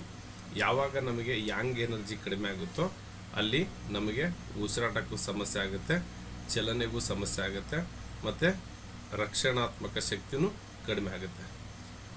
ಈ TCM ಪ್ರಕಾರ ಲಂಗ್ ಯಾಂಗ್ ದೇಹದಲ್ಲಿ ಉಸಿರಾಟವನ್ನು ಸಕ್ರಿಯವಾಗಿ ನಡೆಸುತ್ತದೆ, ಶ್ವಾಸಕೋಶವನ್ನು ಬೆಚ್ಚಗಿಡುವುದು, ದೇಹದ ಮೇಲ್ಮೈಯನ್ನು ರಕ್ಷಿಸುವುದು ಮತ್ತು ವಿ ರೋಗ ನಿರೋಧಕ ಶಕ್ತಿಯನ್ನು ಬಲಪಡಿಸೋದು ಇದು ಕೆಲಸ ಮಾಡುತ್ತದೆ. ಲಂಗ್ ಯಾಂಗ್ ದುರ್ಬಲವಾದಾಗ ದೇಹದಲ್ಲಿ ಕೋಲ್ಡ್ ಪ್ಯಾಟ್ರನ್ ಅಂದರೆ ಶೀತ ಸ್ವಭಾವ ಹೆಚ್ಚಾಗಿ ಕಾಣುತ್ತೆ. ಅವಾಗ ಏನಾಗುತ್ತಂದರೆ ನಿಮ್ಮ ಉಸಿರಾಟ ಕ್ರಿಯೆ ಏನಾಗುತ್ತಂದರೆ ದುರ್ಬಲವಾಗುತ್ತೆ. ಚಳಿ ತಾಳಲಾಗದಿರುವುದು ಅಂದರೆ ಕೆಲವೊಬ್ಬರಿಗೆ ಈ ಚಿಲ್ನೆಸ್ ಅಂತ ಹೇಳ್ತೀವಲ್ಲ, ಅವು ಕೋಲ್ಡ್ ಥರ ಆಗುತ್ತೆ. ಮತ್ತು ಕಫ ಪ್ರಕೃತಿ ಹೆಚ್ಚಾಗುತ್ತೆ. ಇಲ್ಲಿ ಕಫ ಪ್ರಕೃತಿ ಹೆಚ್ಚಾಗೋದು. ಇಲ್ಲಿ TM ಮತ್ತು TCM ದೃಷ್ಟಿಯಲ್ಲಿ ಲಂಗ್ ಯಾಂಗ್ ಡಿಫಿಷಿಯನ್ಸಿ ಅಂದರೆ ಲಂಗ್ನ ಪ್ರಾಣಶಕ್ತಿ ದುರ್ಬಲ ಅಂತ ಹೇಳ್ತೀವಿ. ಮತ್ತು ಲಂಗ್ ಕೋಲ್ಡ್ ಪ್ಯಾಟ್ರನ್ ಮತ್ತು ಕಡಿಮೆ ರೋಗ ನಿರೋಧಕ ಶಕ್ತಿ ಕಾರಣವಾಗ್ತದೆ. ಎಲ್ಲಿ ಯಾಂಗ್ ಇರಲ್ವೋ, ಎಲ್ಲಿ ಬಿಸಿತನ ಇರಲ್ವೋ ಅಲ್ಲಿ ಕೋಲ್ಡು ಮತ್ತು ವೈರಸ್ಗಳು ಅಟ್ಯಾಕ್ ಜಾಸ್ತಿ ಮಾಡ್ತದೆ. ನಮ್ಮ ಮೈ ಮೇಲೆ ಈ ನೆಗಡಿ ಆ ಥರ ಆಗೋದು, ಜ್ವರ ಬರೋದು, ಪದೇ ಪದೇ ನಮಗೆ ಇನ್ಫೆಕ್ಷನ್ಸ್ ಆಗೋದು ಕಾಣುತ್ತೆ. ಹಾಗಾಗಿ ನಾವು ಲಂಗ್ಸ್ನ ವಾರ್ಮ್ ಆಗಿಡಬೇಕು. ಲಂಗ್ಸ್ನ ವಾರ್ಮ್ ಆಗಿಡಬೇಕಂದ್ರೆ ಕೋಲ್ಡ್ ಇದ್ದವರು ಪ್ರಾಣಾಯಾಮ ಮಾಡೋಕ್ಕೆ ಹೇಳ್ತೀವಿ. ಅಂದರೆ ಎಡ ಮತ್ತು ಬಲ. ಈ ಎಡ ಅಂದರೆ ಚಂದ್ರನಾಡಿ, ಬಲ ಅಂದರೆ ಸೂರ್ಯನಾಡಿ.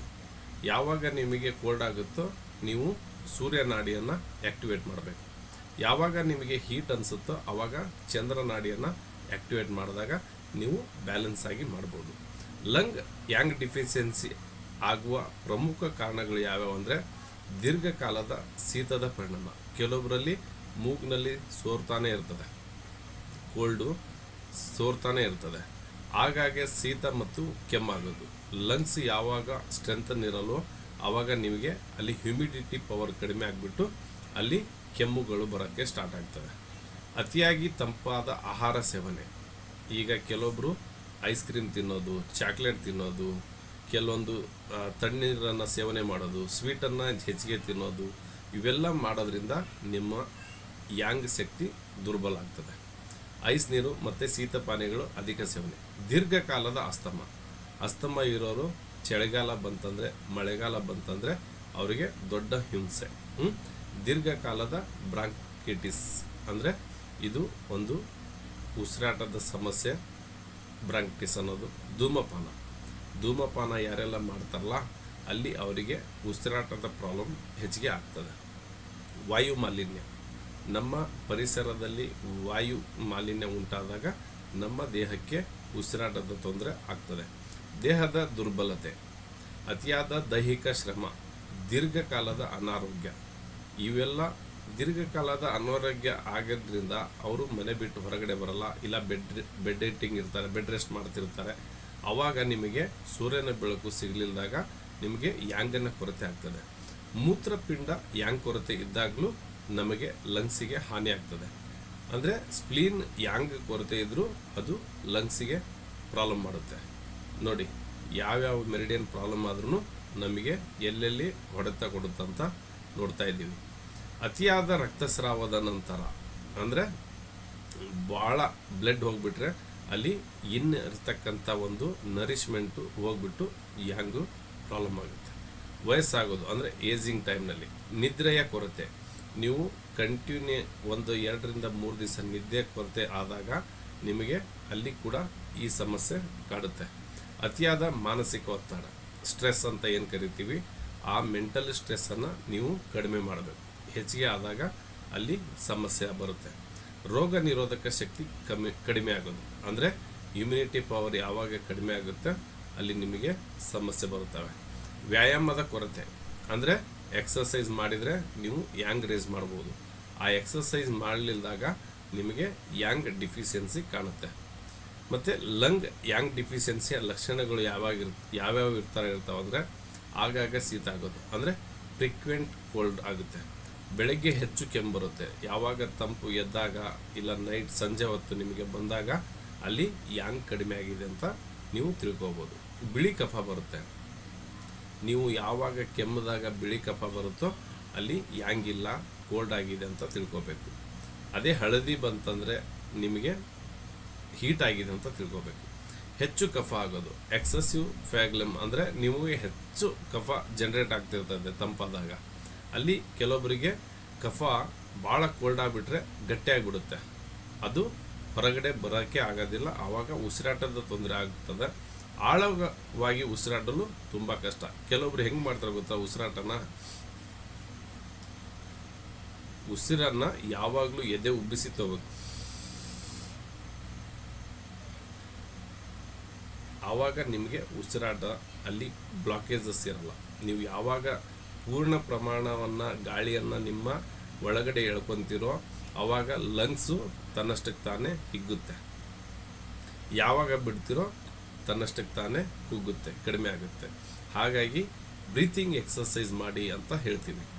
ಚಳಿ ತಾಳಲಾಗದಿರ್ಬೋದು, ಅಂದರೆ ಕೋಲ್ಡ್, ಸ್ವಲ್ಪ ಏನಾದರೂ ಫ್ಯಾನ್ ಹಾಕಿದರೆ ಅವರಿಗೆ ಬೇರೆ ಬೇರೆ ಥರದ ಸಮಸ್ಯೆ, ಕೆಲವೊಬ್ರು ಮೂಗು ಕಟ್ಟೋದಾಗುತ್ತೆ, ಕೆಲವೊಬ್ಬರಿಗೆ ವೀಸಿಂಗ್ ಬರುತ್ತೆ, ಈ ಥರ ಪ್ರಾಬ್ಲಮ್ ಆಗುತ್ತೆ.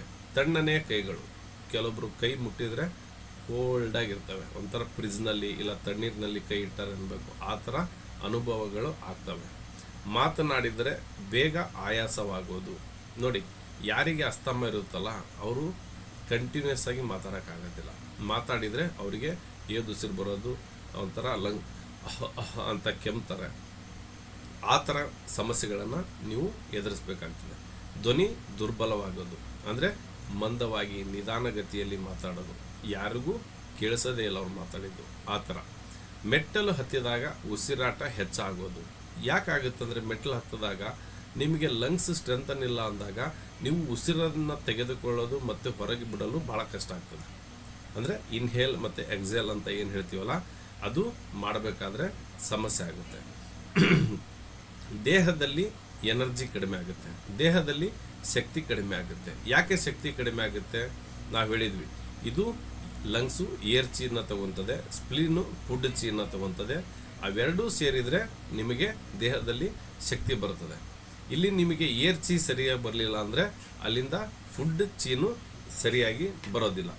ಆವಾಗ ನಿಮಗೆ ದೇಹದಲ್ಲಿ ಶಕ್ತಿ ಕಡಿಮೆ ಆಗ್ತದೆ. ಆಗಾಗ ಜ್ವರ ಬರೋದು.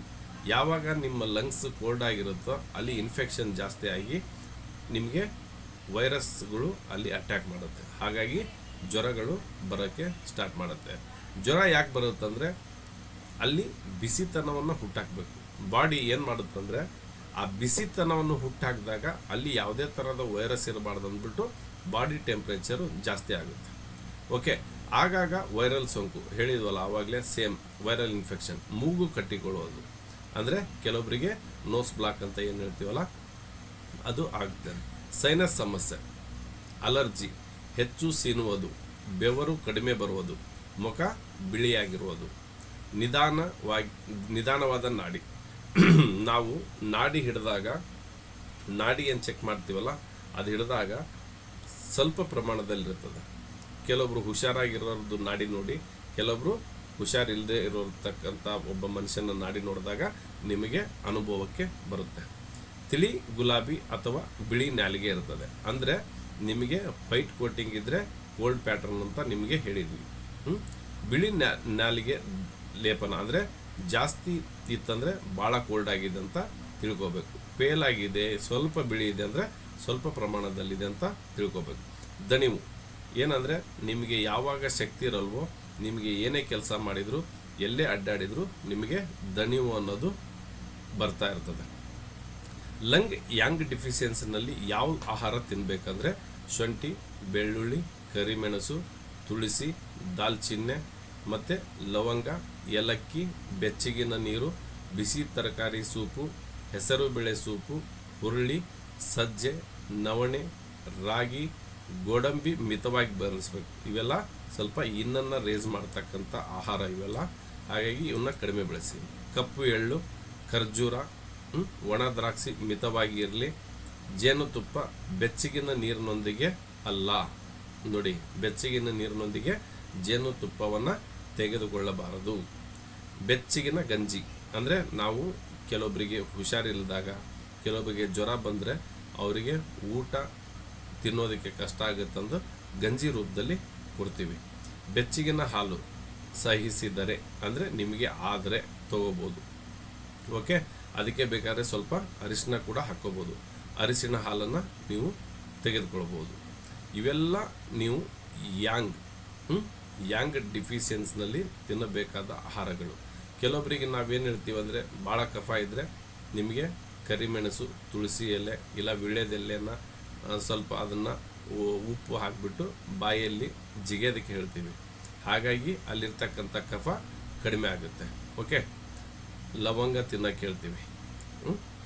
ಮತ್ತು ಲಂಗ್ ಯಾಂಗ್ ಡಿಫಿಷಿಯನ್ಸ್ನಲ್ಲಿ ತಪ್ಪಿಸಬೇಕಾದ ಆಹಾರ ಯಾವುದು ಅಂದರೆ ಐಸ್ ನೀರು, ಶೀತ ಪಾನೀಯಗಳು, ಐಸ್ ಕ್ರೀಮ್, ಫ್ರಿಜ್ ಆಹಾರ, ರಾತ್ರಿ ಮೊಸರು, ತಂಪಾದ ಹಣ್ಣುಗಳು ಅತಿಯಾಗಿ ತಗೋಬಾರ್ದು. ರಾತ್ರಿ ಹೊತ್ತಿನಲ್ಲಿ ಇನ್ ಟೈಮ್ನಲ್ಲಿ ತಗೋಬಾರ್ದು. ಕಲ್ಲಂಗಡಿ ಅತಿಯಾಗಿ ಸೇವಿಸಬಾರ್ದು. ಯಾವ ಟೈಮ್ನಲ್ಲಿ? ಇನ್ ಟೈಮ್ನಲ್ಲಿ.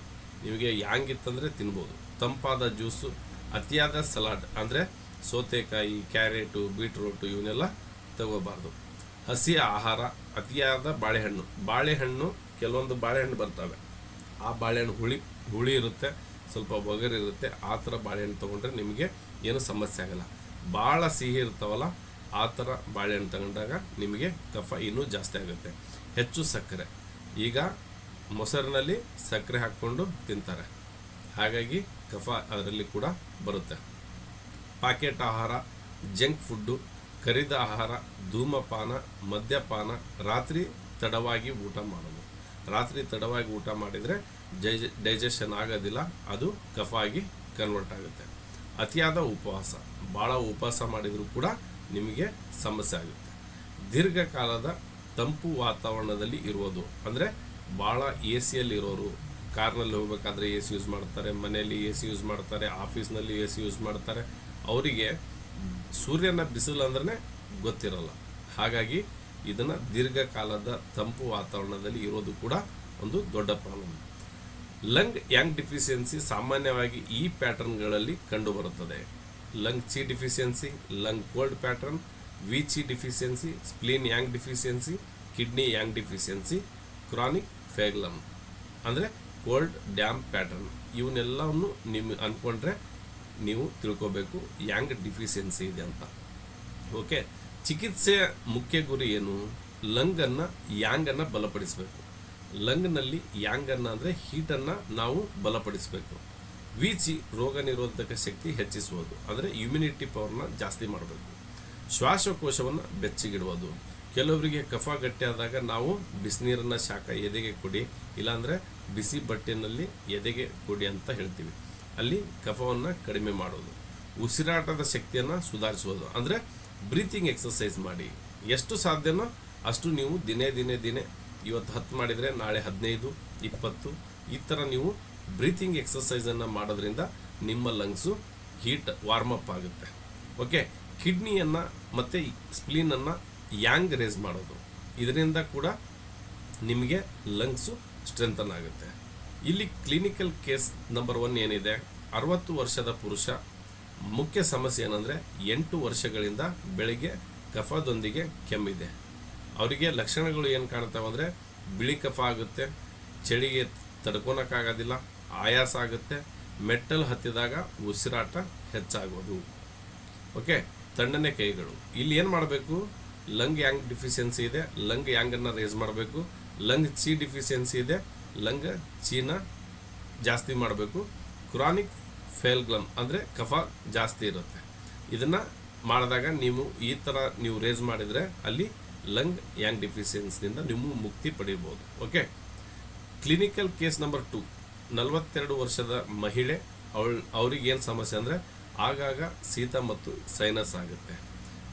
ಲಕ್ಷಣಗಳು ಏನು ಬರ್ತಾವೆ ಅಂದರೆ ಬೆಳಿಗ್ಗೆ ಸೀನುವುದು, ಮೂಗು ಕಟ್ಟಿಕೊಳ್ಳೋದು, ಬಿಳಿ ಕಫ, ಆಗಾಗ ವೈರಲ್ ಸೋಂಕು, ದೇಹದಲ್ಲಿ ಶಕ್ತಿ ಕಡಿಮೆ. ಅಲ್ಲಿ ಏನಾಗಿದೆ, ಲಂಗ್ ಡಿಫಿಷಿಯನ್ಸಿ ಇದೆ, ವಿಚಿ ಡಿಫಿಷಿಯನ್ಸಿ ಇದೆ. ಇದನ್ನು ನೀವು ಕರೆಕ್ಷನ್ ಮಾಡಿದರೆ ಇಲ್ಲಿ ಇರ್ತಕ್ಕಂಥ ಎಲ್ಲ ಸಮಸ್ಯೆ ಕಡಿಮೆ ಆಗುತ್ತೆ. ಕ್ಲಿನಿಕಲ್ ಕೇಸ್ ನಂಬರ್ 3 ಏನಿದೆ ಅಂದರೆ ರೋಗಿಗೆ 68 ವರ್ಷದ ಪುರುಷ. ಮುಖ್ಯ ಸಮಸ್ಯೆ ಏನಂದರೆ ದೀರ್ಘಕಾಲದ ಅಸ್ತಮ ಇದೆ ಅವರಿಗೆ, ಅಂದರೆ ಉಸಿರಾಟದ ತೊಂದರೆ ಇದೆ, ಚಳಿಗೆ ಇನ್ನೂ ಜಾಸ್ತಿ ಆಗುತ್ತೆ, ಕಡಿಮೆ ಶಕ್ತಿ ಇದೆ, ಹೆಚ್ಚು ಬಿಳಿ ಕಫ ಬರ್ತದೆ, ತಣ್ಣನೆಯ ಕೈಕಾಲು, ಆಯಾಸ. ಆವಾಗ ಲಂಗ್ ಯಾಂಗ್ ಡಿಫಿಷಿಯನ್ಸಿ ಇದೆ ಅಂತ ತಿಳ್ಕೋಬೇಕು, ಕಿಡ್ನಿ ಯಾಂಗ್ ಡಿಫಿಷಿಯನ್ಸಿ ಇದೆ ಅಂತ ತಿಳ್ಕೋಬೇಕು, ಲಂಗ್ ಚಿ ಡಿಫಿಷಿಯನ್ಸಿ ಇದೆ ಅಂತ ತಿಳ್ಕೋಬೇಕು. ಈ 3ನ ನೀವು ಕರೆಕ್ಟ್ ಮಾಡಿದರೆ ಮೇಲೆ ಇರ್ತಕ್ಕಂಥ ಸಿಂಪ್ಟಮ್ಸು ಕ್ರಮೇಣವಾಗಿ ಕಡಿಮೆ ಆಗುತ್ತೆ. ಅದರ ಜೊತೆಗೆ ಫುಡ್ಡನ್ನು ಕೂಡ ನೀವು ಮೇಂಟೈನ್ ಮಾಡಬೇಕು. ಇದನ್ನಷ್ಟೇ ನೀವು ಕಲರ್ ಹಾಕೋದ್ರಿಂದ, ಪಾಯಿಂಟ್ ಒತ್ತೋದ್ರಿಂದ ನಿಮಗೆ ಸರಿ ಆಗೋದಿಲ್ಲ. ಇದು ತಾತ್ಕಾಲಿಕ. ನೀವು ನಿಮ್ಮ ದುಃಖಗಳನ್ನು ದೂರ ಇಡಬೇಕು, ಫುಡ್ಡನ್ನು ಚೆನ್ನಾಗಿ ತೊಗೋಬೇಕು, ಬ್ರೀತಿಂಗ್ ಎಕ್ಸಸೈಸನ್ನು ಚೆನ್ನಾಗಿ ತೊಗೋಬೇಕು, ಯಾಂಗ್ ರೇಸ್ ಮಾಡ್ತಕ್ಕಂಥ ಫುಡ್ ತೊಗೋಬೇಕು, ಯಾಂಗ್ ಜಾಸ್ತಿ ಆದರೆ ಇನ್ನು ರೇಸ್ ಮಾಡ್ತಕ್ಕಂಥ ಫುಡ್ ತೊಗೋಬೇಕು. ಇವನ್ನೆಲ್ಲವನ್ನು ನೀವು ಬ್ಯಾಲೆನ್ಸ್ ಮಾಡ್ಕೊತ ಹೋದಾಗ ನಿಮಗೆ ಕಾಯಿಲೆಯಿಂದ ಮುಕ್ತಿ ಪಡೆಯಲು ಸಾಧ್ಯ. ನಿಮ್ಮ ಅಂಗಾಂಗ ಚೆನ್ನಾಗಿರುತ್ತೆ. ಲಂಗ್ ಇನ್ಡಿಫಿಷಿಯನ್ಸಿ ಮತ್ತು ಲಂಗ್ ಯಾಂಗ್ ಡಿಫಿಷಿಯನ್ಸಿ ನಡುವಿನ ವ್ಯತ್ಯಾಸ ಏನು? ಲಂಗ್ ಇನ್ಡಿಫಿಷಿಯನ್ಸಿ ಆದರೆ ಒಣ ಕೆಮ್ಮು ಬರ್ತದೆ, ಗಂಟಲು ಒಣಗುತ್ತದೆ, ರಾತ್ರಿ ಬೆವರು ಬರ್ತದೆ, ದಾಹ ಅಂದರೆ ಬಾಯಾರಿಕೆ ಹೆಚ್ಚಿಗೆ ಆಗ್ತದೆ, ಅಂಗೈ ಪಾದಗಳಲ್ಲಿ ಉರಿ ಬರ್ತದೆ. ಇಲ್ಲಿ ಎಂಟಿ ಹೀಟ್ ಅಂತ ಕರಿತೀವಿ.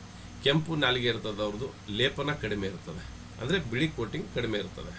ಇದು ಲಂಗ್ ಇನ್ ಡಿಫಿಷಿಯನ್ಸಿ.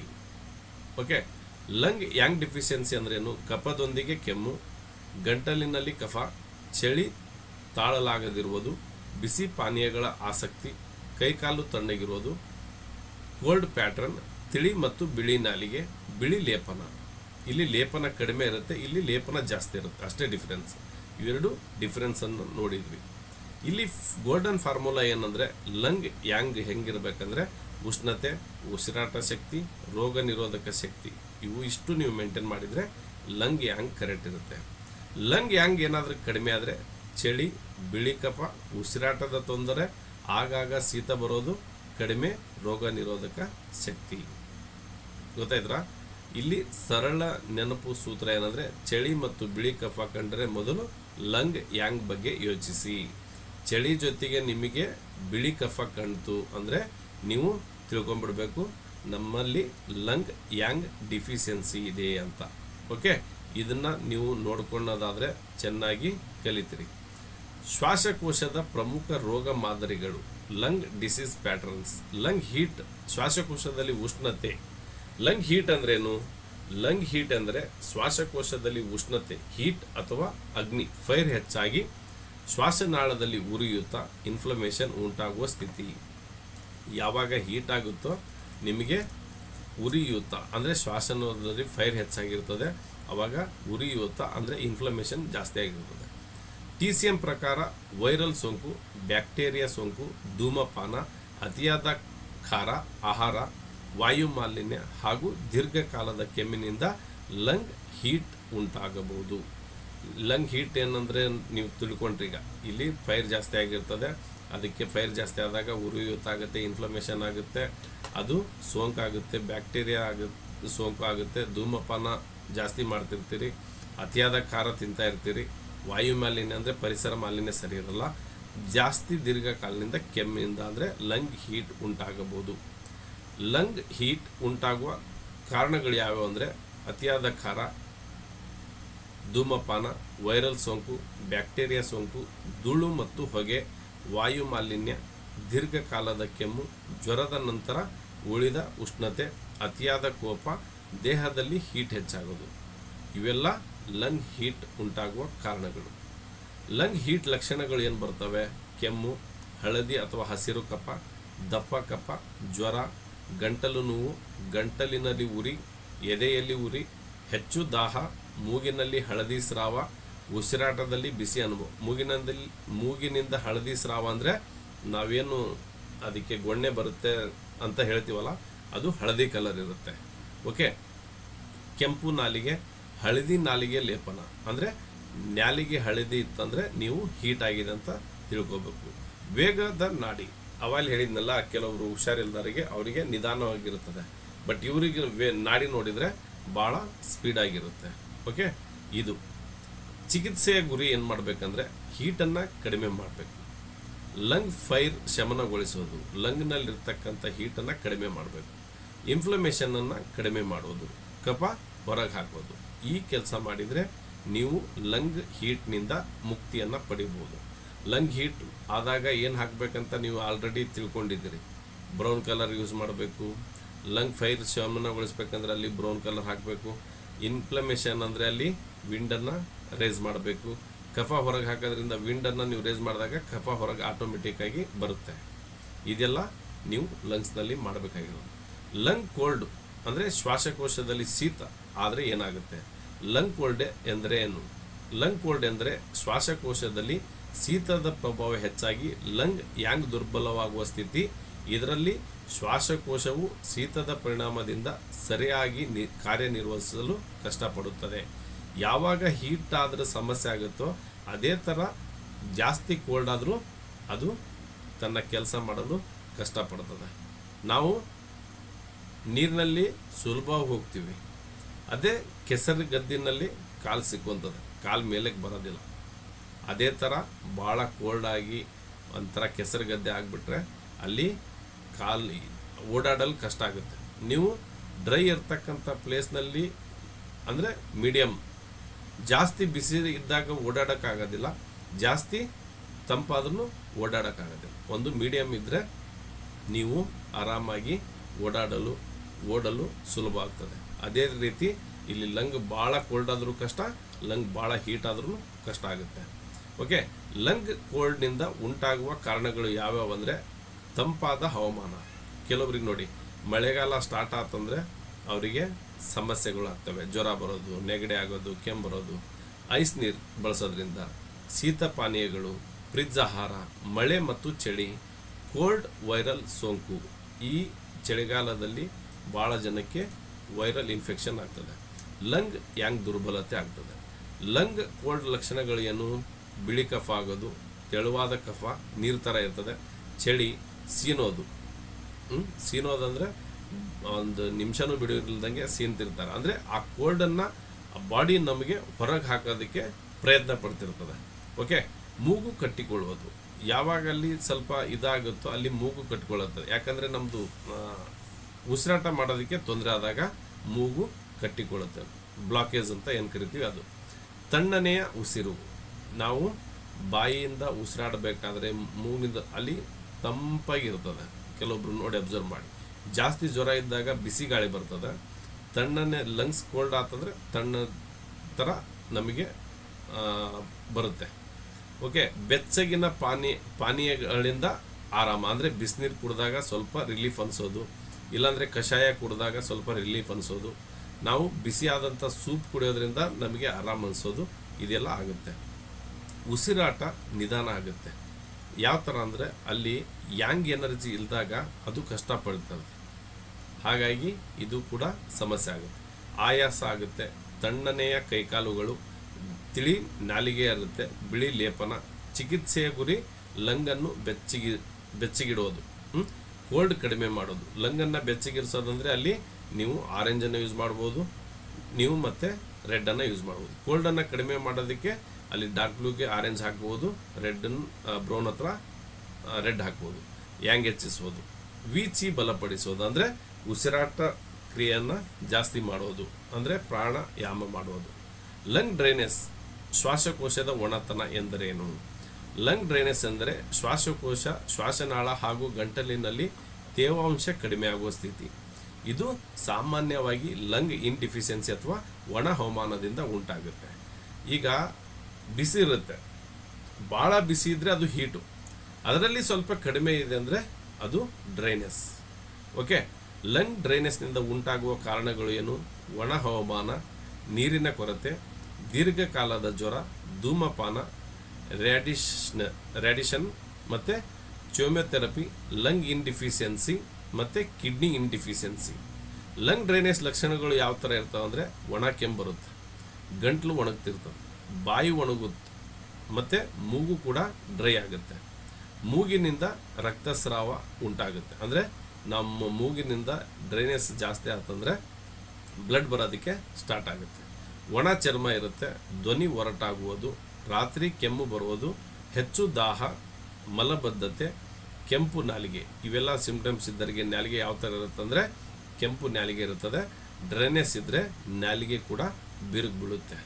ಓಕೆ, ಇಲ್ಲಿ ಚಿಕಿತ್ಸೆ ಗುರಿ ಏನು ಮಾಡಬೇಕಂದ್ರೆ ಇನ್ನನ್ನು ಹೆಚ್ಚಿಗೆ ಮಾಡಬೇಕು, ದೇಹದ ತೇವಾಂಶವನ್ನು ಹೆಚ್ಚಿಸುವುದು, ಡ್ರೈನೆಸ್ಸನ್ನು ಕಡಿಮೆ ಮಾಡೋದು. ಇಲ್ಲಿ ಡ್ರೈನೆಸ್ ಅಂದರೆ ಬ್ರೌನ್ ಕಲರ್ ಇದೆ.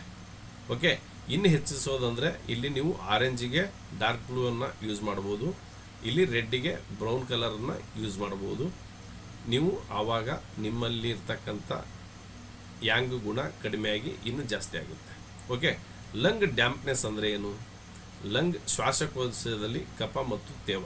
ಲಂಗ್ ಡ್ಯಾಂಪ್ನೆಸ್ ಎಂದರೆ ಶ್ವಾಸಕೋಶದಲ್ಲಿ ಕಫ ಮತ್ತು ತೇವಾಂಶ ಸಂಗ್ರಹವಾಗುವ ಸ್ಥಿತಿ. ಇದಕ್ಕೆ ಸ್ಪ್ಲೀನ್ ಸಿ ಡಿಫಿಷಿಯನ್ಸಿ ಪ್ರಮುಖ ಕಾರಣವಾಗಿರುತ್ತದೆ. ನೋಡಿ, ಯಾರಿಗೆಲ್ಲ ನಿಮಗೆ ಡ್ಯಾಂಪ್ನೆಸ್ ಅಂತ ಏನು ಕರಿತೀವಲ್ಲ, ಇಲ್ಲಿ ನಿಮಗೆ ತಿಳಿದಿರ್ತದೆ. ಡ್ಯಾಂಪ್ ಅಂದರೆ ತಣ್ಣನೆಗಿಂತ ಜಾಸ್ತಿ ತಣ್ಣಗಿರೋದು, ಅಂದರೆ ಕೆಸರಿಗೆ ಹೋಲಿಸ್ತೀವಿ. ನೀರು ಹೊಳೆಯಲ್ಲಿ ಕೆರೆಯಲ್ಲಿ ನೀರಿದ್ರೂ ಓಕೆ, ನೀರೆಲ್ಲ ಕಡಿಮೆಯಾಗಿ ಕೆಸರಿದ್ರೆ ಅದಕ್ಕೆ ನಾವು ಡ್ಯಾಂಪ್ನೆಸ್ ಅಂತ ಹೋಲಿಕೆ ಮಾಡ್ತಾ ಇದ್ದೀವಿ. ಓಕೆ, ಶ್ವಾಸಕೋಶದಲ್ಲಿ ಕಫ ಮತ್ತು ತೇವಾಂಶ, ಡ್ಯಾಂಪ್ನೆಸ್, ತೇವ ಜಾಸ್ತಿ ಇರುತ್ತೆ. ಓಕೆ, ಮಳೆ ಬಂದಮೇಲೆ ಮನೆ ಮುಂದ್ಗಡೆ ಮಣ್ಣು ರೋಡ್ ಇತ್ತಂದ್ರೆ ಏನಾಗುತ್ತೆ? ಕೆಸರು ಥರ ಆಗುತ್ತಲ್ಲ, ಅದಕ್ಕೆ ಡ್ಯಾಂಪ್ನೆಸ್ ಅಂತ ಕರಿತೀವಿ. ಇಲ್ಲಿ ಮೇಜರ್ ಆಗಿ ಯಾರು ಪ್ರಾಬ್ಲಮ್ ಕೊಡ್ತಾರೆ ಅಂದರೆ ಸ್ಪ್ಲೀನ್ ಸಿ ಡಿಫಿಷಿಯನ್ಸಿ. ಯಾವಾಗ ಡ್ಯಾಂಪ್ನೆಸ್ನ ನಾವು ಹೊರಗೆ ಹಾಕೋದಕ್ಕೆ ಸ್ಪ್ಲೀನ್ ಮೆರಿಡಿಯನನ್ನು ಯೂಸ್ ಮಾಡ್ತೀವಿ.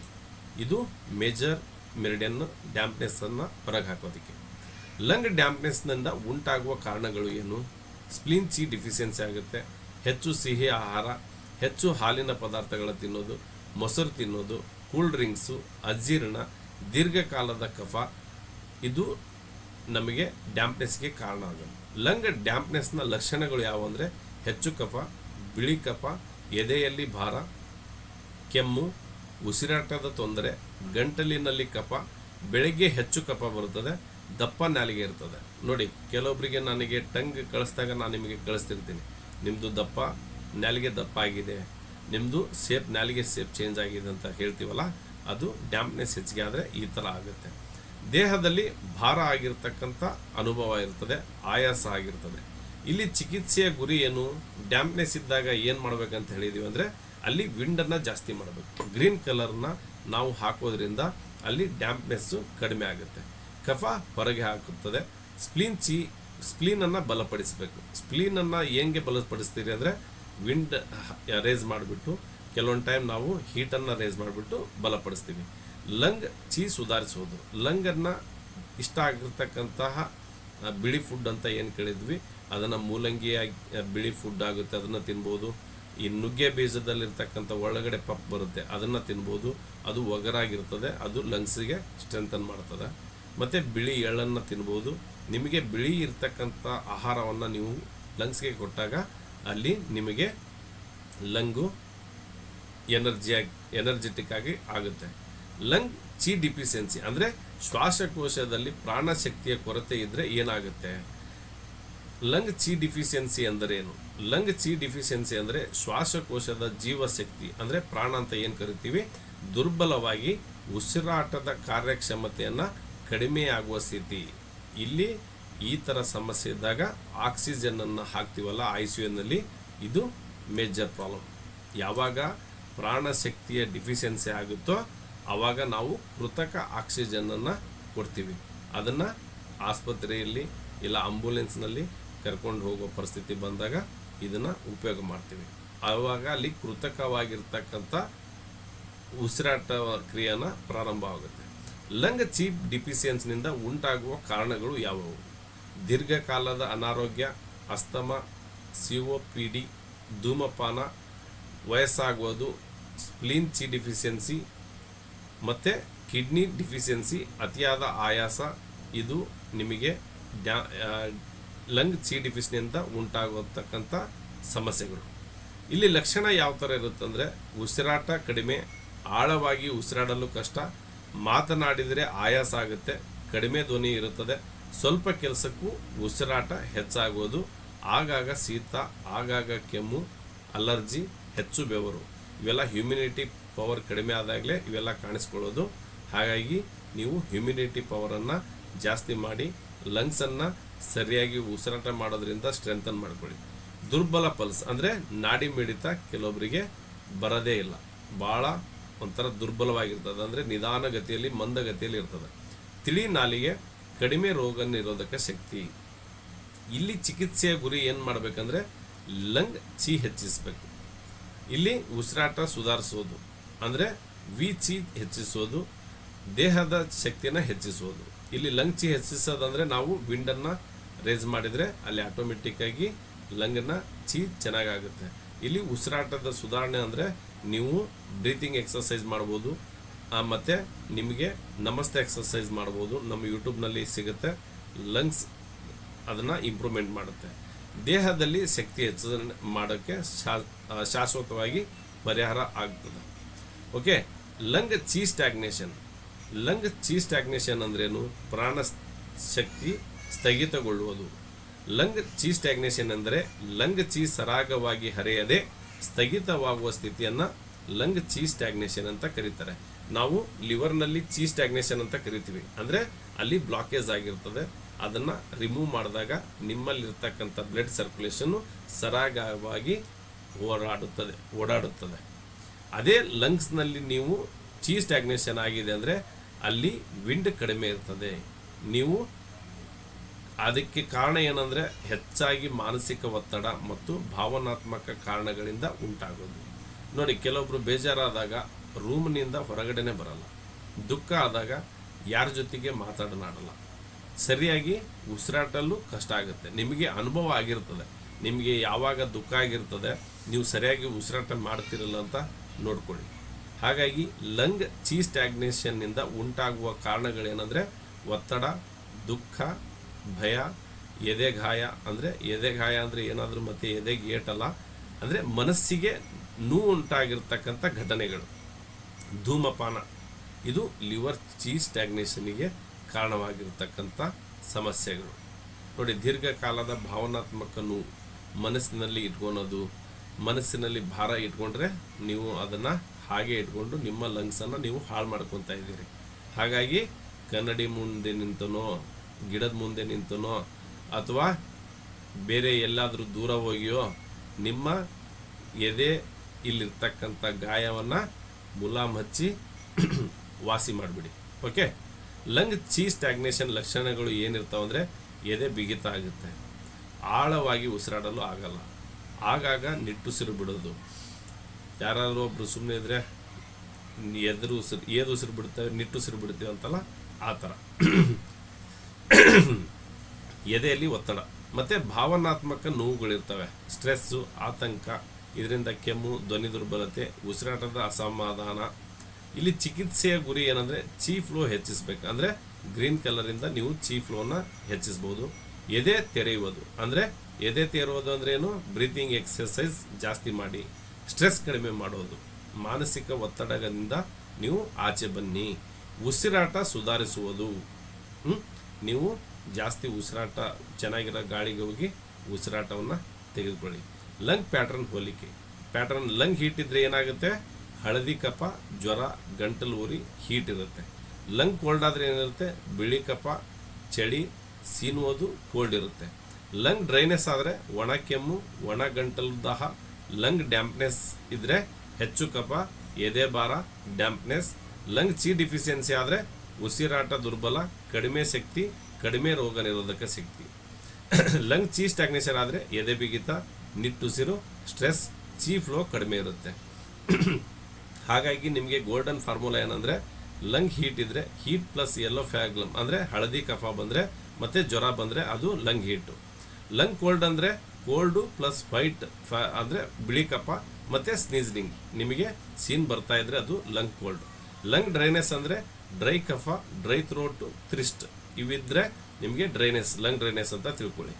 ಲಂಗ್ ಡ್ಯಾಂಪ್ನೆಸ್ ಅಂದರೆ ಎಕ್ಸಸ್ ಕಫ, ಹ್ಯಾವಿ ಚೆಸ್ಟ್ ಮತ್ತು ಡ್ಯಾಂಪ್ನೆಸ್ ಆಗೋದು, ಇದು ಲಂಗ್ ಡ್ಯಾಂಪ್ನೆಸ್ನಿಂದ. ಲಂಗ್ ಚಿ ಡಿಫಿಷಿಯನ್ಸಿ ಅಂದರೆ ವೀಕ್ ಬ್ರೀತಿಂಗ್, ಫ್ಯಾಟಿಗೋ, ಲೋ ಇಮ್ಯುನಿಟಿ ಅಂತ ತಿಳ್ಕೊಳ್ಳಿ. ಲಂಗ್ ಚಿ ಸ್ಟ್ಯಾಗ್ನೇಷನ್ ಅಂದರೆ chest tightness, emotional stress, frequent signing, ಮತ್ತು ಇವು ಲಂಗ್ನಲ್ಲಿರ್ತಕ್ಕಂಥ ಕೆಲಸಗಳು. ಹಾಗಾಗಿ ಇವತ್ತಿಗೆ ಇಷ್ಟು ಸಾಕು ಅನಿಸುತ್ತೆ. ಯಾಕಂದರೆ ಲಂಗ್ ಇನ್ನೂ ಸ್ವಲ್ಪ ಹೇಳೋದಿದೆ, ಹೇಳಿಲ್ವಾ? ಇದು ಇವತ್ತಿಗೆ ಮುಗಿಯಲ್ಲ, ಅಷ್ಟು ಟಾಪಿಕ್ ಬಂದ್ಬಿಡುತ್ತೆ ನನಗೆ ಲಂಗ್ನಲ್ಲೇ. ಹಾಗಾಗಿ ಇವತ್ತು ಇಷ್ಟು ಸಾಕು. ನಾಳೆ 6 ಕೀ ವೈಸು ನಾವು ನೋಡೋಣ.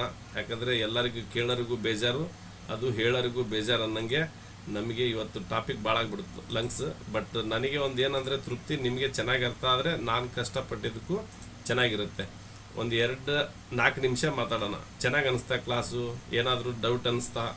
ಇಲ್ಲ ಏನಾದರೂ ಜಾಸ್ತಿ ಎಕ್ಸ್ಪ್ಲನೇಷನ್ ಮಾಡಿದ್ವಾ? ಜಾಸ್ತಿ ಸಬ್ಜೆಕ್ಟ್ ಕೊಟ್ವಾ? ಕಡಿಮೆ ಇರಲ್ಲ? ಏನಂತ ಹೇಳಿ. Sir amazing, amazing. Thank you madam. Sir ಎಷ್ಟು ವರ್ಕ್ ಮಾಡಿದ್ದೀರಾ ಅಂದ್ರೆ ಅಷ್ಟು ವರ್ಕ್ ಮಾಡಿದ್ದೀರಾ. ಆ್ಯಕ್ಚುಲಿ ನಾನು ಹೇಳಿದೆ ಇವತ್ತು, ನಾನು ಫಸ್ಟ್ ಸ್ಟಾರ್ಟ್ ಮಾಡ್ಬೇಕಾದ್ರೆ ಹೇಳ್ಬಿಟ್ಟೆ, ಇವತ್ತು ಭಾಳ ಅಂದರೆ ಅದು ಸುಮ್ಮನೆ ಬರಿತಾ ಇದ್ದೀನಿ ನನಗೆ ಅದು ಗೊತ್ತೇನೆ ಆಗ್ತಾ ಇಲ್ಲ, ಆ ಥರ ಬರಿತಾ ಇದ್ದೀವಿ. ಆ್ಯಕ್ಚುಲಿ ಅದು ಏನು ಅಂತ ಗೊತ್ತಿಲ್ಲ. ಪ್ರತಿಯೊಂದು ಎಲಿಮೆಂಟ್ಗೂ ಈ ತರ ಲಾಸ್ಟ್ ಅಲ್ಲಿ ಮಾಡಿದೀರಾ ನೋಡಿ ಸರ್. ಇದು ಹೀಟ್ ಜಾಸ್ತಿ ಆದ್ರೆ, ಕೋಲ್ಡ್ ಜಾಸ್ತಿ ಆದ್ರೆ ಅದೊಂದು ಮಾಡ್ಕೊಡಿ ಸರ್ ಪ್ಲೀಸ್. ಈ ಕೆಲಸ ಯಾರೂ ಮಾಡಿಲ್ಲ, ದಯವಿಟ್ಟು ಮಾಡಿ. ಆ್ಯಕ್ಚುಲಿ ಏನಾಗ್ಬಿಟ್ಟಿದೆ ಗೊತ್ತಾ, ಅದು ದಿನೇ ಕ್ಲಾಸ್ ಏನಾಗ್ತಾ ಇದೆ ಅಂತ ನನಗೆ ಗೊತ್ತಾಗ್ತಾ ಇಲ್ಲ. ಅದು ಏನು ಕಾರಣನೋ ಏನೋ ಗೊತ್ತಿಲ್ಲ. ಅದು ಕ್ಲಾಸ್ ಮೊನ್ನೆ ಯಾರೋ ಒಬ್ರು ಸಜೆಷನ್ ಕೊಟ್ಬಿಟ್ರ ಅಂದ್ಬಿಟ್ಟು ಆ ಕಲರ್ ಎಲಿಮೆಂಟ್ ಏನು ಎನರ್ಜಿ ಪ್ರಕಾರ ಮಾಡಿದೆ. ಇವತ್ತು ಮಾಡ್ತಾ ಈ ತರ ಬಂದಿದೆ.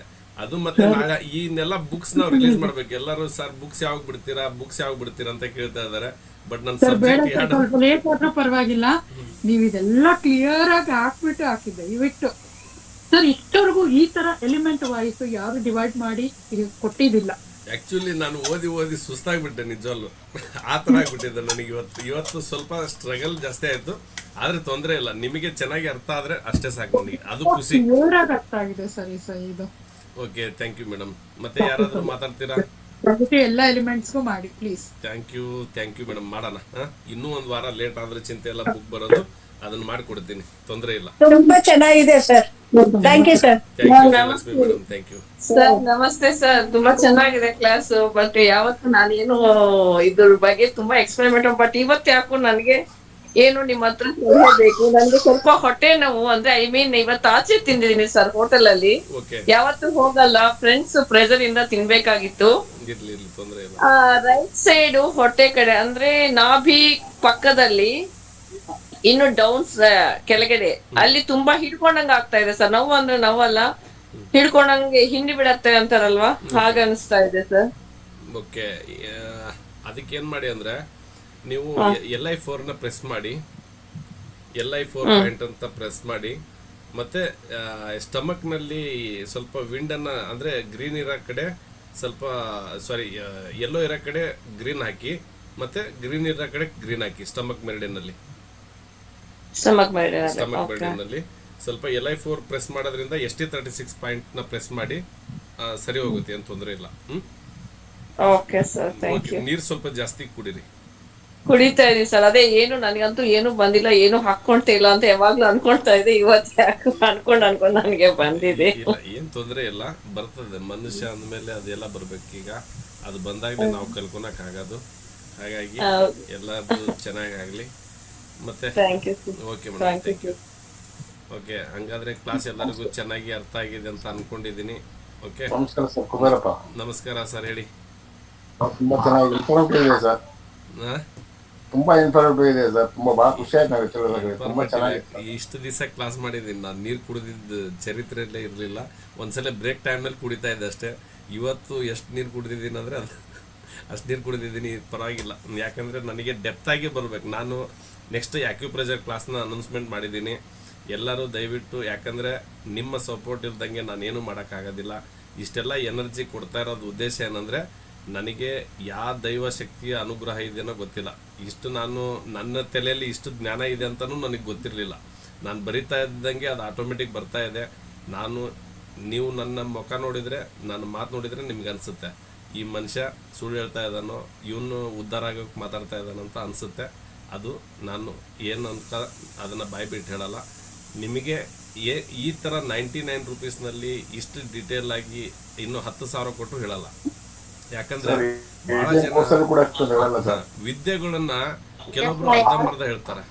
ನನಗೆ ಅದು ಇಷ್ಟ ಇಲ್ಲ.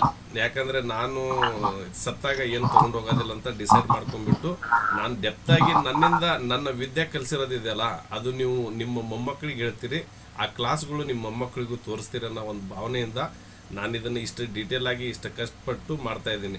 ನಾವು ಒಬ್ಬನೇ ಇರೋದು, ಒಬ್ಬಂಟಿಗೆ ನಾನು ಯಾರು ಸಪೋರ್ಟ್ ಇಲ್ಲ. ನನಗೆ ಕೊಡ್ತಾರೆ ಐಡಿಯಾ ಕೊಡೋಕ್ಕೆ. ನಮ್ಮ ಬೆಂಗಳೂರು ಒಬ್ರು ಇದ್ದಾರಲ್ಲ, ಅವರು ನಮ್ಮ ಡಾಕ್ಟರ್ ನಂಬಿಯಣ್ಣ ಅಂತ, ಅವರು ಒಂಥರ ಹಿಂದ್ಗಡೆ ಸೂತ್ರದ ಗೊಂಬೆ ಥರ ಇರ್ತಾರೆ. ಬಟ್ ಎಲ್ಲ ನಾನು ವರ್ಕ್ ಮಾಡೋದೆಲ್ಲ ನಾನು ಒಬ್ಬನೇ. ಹಾಗಾಗಿ ನಾನು ವಿಡಿಯೋ ಅಪ್ಲೋಡಿಂಗ್ ಮಾಡಬೇಕು, ವಿಡಿಯೋ ಎಡಿಟಿಂಗ್ ಮಾಡಬೇಕು, ನಿಮಗೆ ಕ್ಲಾಸ್ ಏನಿದೆ ಅಂತ ಕಳಿಸ್ಬೇಕು, ಅದ್ರ ಜೊತೆಗೆ ನಿಮ್ಮ ನಾಲಿಗೆ ಕಳಿಸಿರ್ತಿರಲ್ಲ ಅವ್ರಿಗೆ ರಿಪೋರ್ಟ್ ಮಾಡಬೇಕು, ಮತ್ತು ಎಲ್ಲರದ್ದು ಕಾಲ್ ರಿಸೀವ್ ಮಾಡಬೇಕು. ಎಷ್ಟು ಜನ ಫೋನ್ ಮಾಡ್ತಾರಂದರೆ ಯಾರು ಒಬ್ರಿಗೂ ನಾನು ಆ್ಯಕ್ಚುಲಿ ಈಗ ಮಾತಾಡಿದ್ರಲ್ಲ ಸರ್, ಅವರೇ ಒಂದು ಇವತ್ತು ಮೂರು ಟೈಮ್ ಫೋನ್ ಮಾಡಿದ್ರು ಅನಿಸುತ್ತೆ. ಆದರೆ ಎಲ್ಲರಿಗೂ ನಾನು ಏನಂದರೆ ಆನ್ಸರ್ ಮಾಡ್ತೀನಿ. ಅಂದರೆ ಉದ್ದೇಶ ಇಷ್ಟೇ.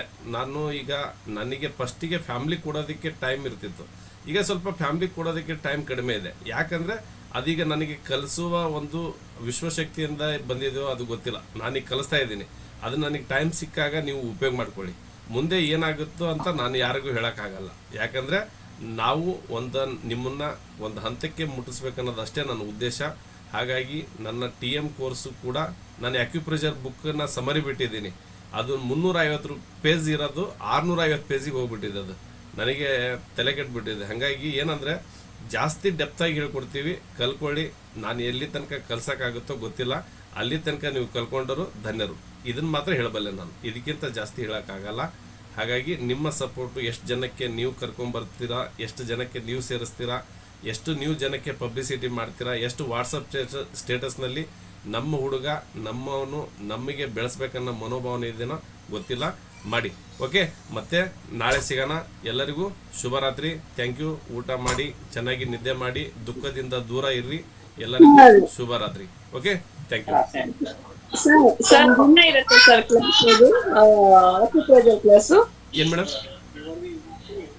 ಆಕ್ಯುಪ್ರೆಷರ್ದು ದಿನ ಇರುತ್ತಾ ಕ್ಲಾಸ್? ಅದು 850 ರೂಪೀಸ್ ಕಟ್ಟೋದು? ಅದು ಇಲ್ಲ, ನಾನೇನ್ ಮಾಡ್ತಿದ್ದೀನಿ ಈಗ ನೆಕ್ಸ್ಟ್ ವೀಕ್ಲಿ 3 times ಇಡ್ತೀನಿ ಮೇಡಮ್ ನಿನ್ ಮೇಲೆ. ಹೌದು ಸರ್, ನಮ್ಗೆ ಹಂಗಾದ್ರೆ ಸೇರ್ಕೊಂಡ್ರೆ ದಿನ ಅಂದ್ರೆ ನಾವು ಕೆಲವು ಕಮಿಟ್ಮೆಂಟ್ ಆಗ್ತೀವಿ ಸರ್, ದಿನ ಆಗಲ್ಲ. ಅದಕ್ಕೋಸ್ಕರ ನಾನೀಗ ನನಗೆ ಟಯರ್ಡ್ ಅನ್ಸಿದೆ. ಯಾಕೆ ಗೊತ್ತಾ, ಈಗ ಇದು ಒಂದು ಸಬ್ಜೆಕ್ಟ್ ಅನ್ನ ನಿಧಾನಕ್ಕೆ ಕಲ್ಯಾಣ 3 ತಿಂಗಳಾಗಿದ್ದನ್ನ 6 ತಿಂಗಳಾಗ್ಲಿ ತೊಂದರೆ ಇಲ್ಲ. ಬಟ್ ನಮಗೂ ಒಂಥರ ಮೆಂಟಲಿ ಸ್ಟ್ರೆಸ್ ಆಗುತ್ತದೆ. ಈಗ ಇದು 6 ಕೀ ಏನೋ ಅಂದರೆ ಅನೌನ್ಸ್ ಮಾಡಿದ್ವಿ, ಬಟ್ ಇದನ್ನು ಬಿಡಂಗಿಲ್ಲಲ್ಲ, ಆ ಥರ ಮಾಡಿದ್ವಿ. ಬಟ್ ನೆಕ್ಸ್ಟು ಎಲ್ಲ ನನ್ನ TM ಕ್ಲಾಸ್ ಆಗಲಿ, ನೆಕ್ಸ್ಟ್ ಯಾವುದೇ ಕೋರ್ಸ್ ಆಗಲಿ ವಾರದಲ್ಲಿ 3 ದಿವಸ ಇಡೋಣ ಅಂತ ಅಂದ್ಕೊಂಡಿದ್ದೀನಿ. ಅದು ನಿಮಗೆ ಕಲಿಯೋದಕ್ಕೂ ಅನುಕೂಲ ಆಗುತ್ತೆ. ಯಾಕಂದರೆ ಪದೇ ಪದೇ ವಿಡಿಯೋ ನೋಡಿ, ನೋಟ್ಸ್ ರೆಫರ್ ಮಾಡಿ, ನೀವು ಇನ್ನೊಬ್ಬರಿಗೆ ಅಪ್ಲೈ ಮಾಡಿ, ನಿಮಗೆ ಟೈಮ್ ಸಿಗುತ್ತೆ. ಅಂದರೆ ಸೋಮವಾರ ಇದನ್ನು ಹೇಳಿದರು, ಇದನ್ನು ಹಚ್ಚಿದೆ, ನಮ್ಮ ಮನೆಯಲ್ಲಿ ಹುಷಾರಾಗಿದೆ, ಅದನ್ನು ನಿಮಗೆ ಪ್ರಾಕ್ಟಿಕಲ್ ಮಾಡೋದಕ್ಕೆ ಟೈಮ್ ಸಿಗುತ್ತೆ. ಓಕೆನಾ? ಓಕೆ ಸರ್, 3 ದಿನ ಪರವಾಗಿಲ್ಲ. ವಾರದಲ್ಲಿ 3 ದಿವಸ ಮಾಡೋಣ, ಚೆನ್ನಾಗಿ ಡೆಪ್ತಾಗಿ ಕಲಿಯೋಣ. ಏನು ತೊಂದರೆ ಇಲ್ಲ. ನಾನು ಕಲ್ಸೋದಕ್ಕೆ ರೆಡಿ ಇದ್ದೀನಿ, ನೀವು ಕಲಿಯೋದಕ್ಕೆ ಗಟ್ಟಿ ಇರ್ಬೇಕಷ್ಟೇ. ನಾನು ನೋಡ್ತಿರಲ್ಲ, ಇನ್ನೊಂದು ಬಾಟ್ಲಿ ನೀರು ಹೋಗ್ಲಿ, ಚೆನ್ನಾಗಿ ಮಾತಾಡಿಬಿಟ್ಟೆ ನಿಮಗೆ ಅರ್ಥ ಮಾಡಿಸೋದು. ಯಾಕಂದರೆ ನಾನು ಹೇಳುವ ಜ್ಞಾನ ಅರ್ಧಂಬರ್ಧ ಇರಬಾರ್ದು. ಪೂರ್ತಿ ಜ್ಞಾನ ಕೊಟ್ಟವನೇ ಗುರು, ಅರ್ಧಂಬರ್ಧ ಕೊಟ್ಟವನು ಗುರು ಅಲ್ಲ ನನ್ನ ಪ್ರಕಾರ. Okay, thank you. ಎಲ್ಲರೂ ಭಾಳ ಸಪೋರ್ಟ್ ಮಾಡಿದ್ದೀರಿ. ಇದೇ ಥರ ಮುಂದೆ ಸಪೋರ್ಟ್ ಇರಲಿ. ನೀವು ನೋಡೋಣ ಎಷ್ಟು ಜನನ ಸೇರಿಸ್ತೀರಿ. ವಿಡಿಯೋ ಮಾಡಿರಿ ಅಂತ ಹೇಳಿದ್ವಿ, ಇದುವರೆಗೂ ವಿಡಿಯೋ ಬಂದಿಲ್ಲ. ಓಕೆ, ಇರಲಿ, ನಿಮ್ಮ ಟೈಮ್ ಸಿಕ್ಕಾಗ ನೀವು ಮಾಡಿ. ಕೆಲವೊಬ್ರಿಗೆ ಏನಾದರೂ ಇದ್ರೆ ಹೇಳಿ, ನನಗೆ ವಾಯ್ಸ್ ಮೆಸೇಜ್ ಹಾಕಿ, ಇಲ್ಲ ಟೆಕ್ಸ್ಟ್ ಮೆಸೇಜ್ ಹಾಕಿ, ಗ್ರೂಪ್ನಲ್ಲಿ ಹಾಕಿ. ಸರ್, ನಮಗೆ ಯೂಟ್ಯೂಬ್ನಲ್ಲಿ ಬರೋದಕ್ಕೆ ಇಷ್ಟ ಇಲ್ಲ, ಹಾಗಾಗಿ ನಾನು ಟೆಕ್ಸ್ಟ್ ಮೆಸೇಜನ್ನು ಮಾಡ್ತಾ ಇದ್ದೀನಿ, ಇಲ್ಲಾಂದರೆ ವಾಯ್ಸ್ ಮೆಸೇಜ್ ಮಾಡ್ತೀನಿ, ನನಗೆ ಯೂಟ್ಯೂಬ್ನಲ್ಲಿ ನನ್ನ ಮುಖ ಕಾಣಿಸ್ಕೊಳ್ಳೋದು ಇಷ್ಟ ಇಲ್ಲ ಅಂತನಾದರೂ ಹಾಕಿ. ಓಕೆನಾ? ಏನೇ ಒಂದು ಹಾಕಿದರೆ ರೆಸ್ಪಾನ್ಸ್ ಇರಬೇಕು. Okay, thank you. ಎಲ್ಲರಿಗೂ good night. Thank you. Thank you sir. ಶುಭರಾತ್ರಿ. ಶುಭರಾತ್ರಿ.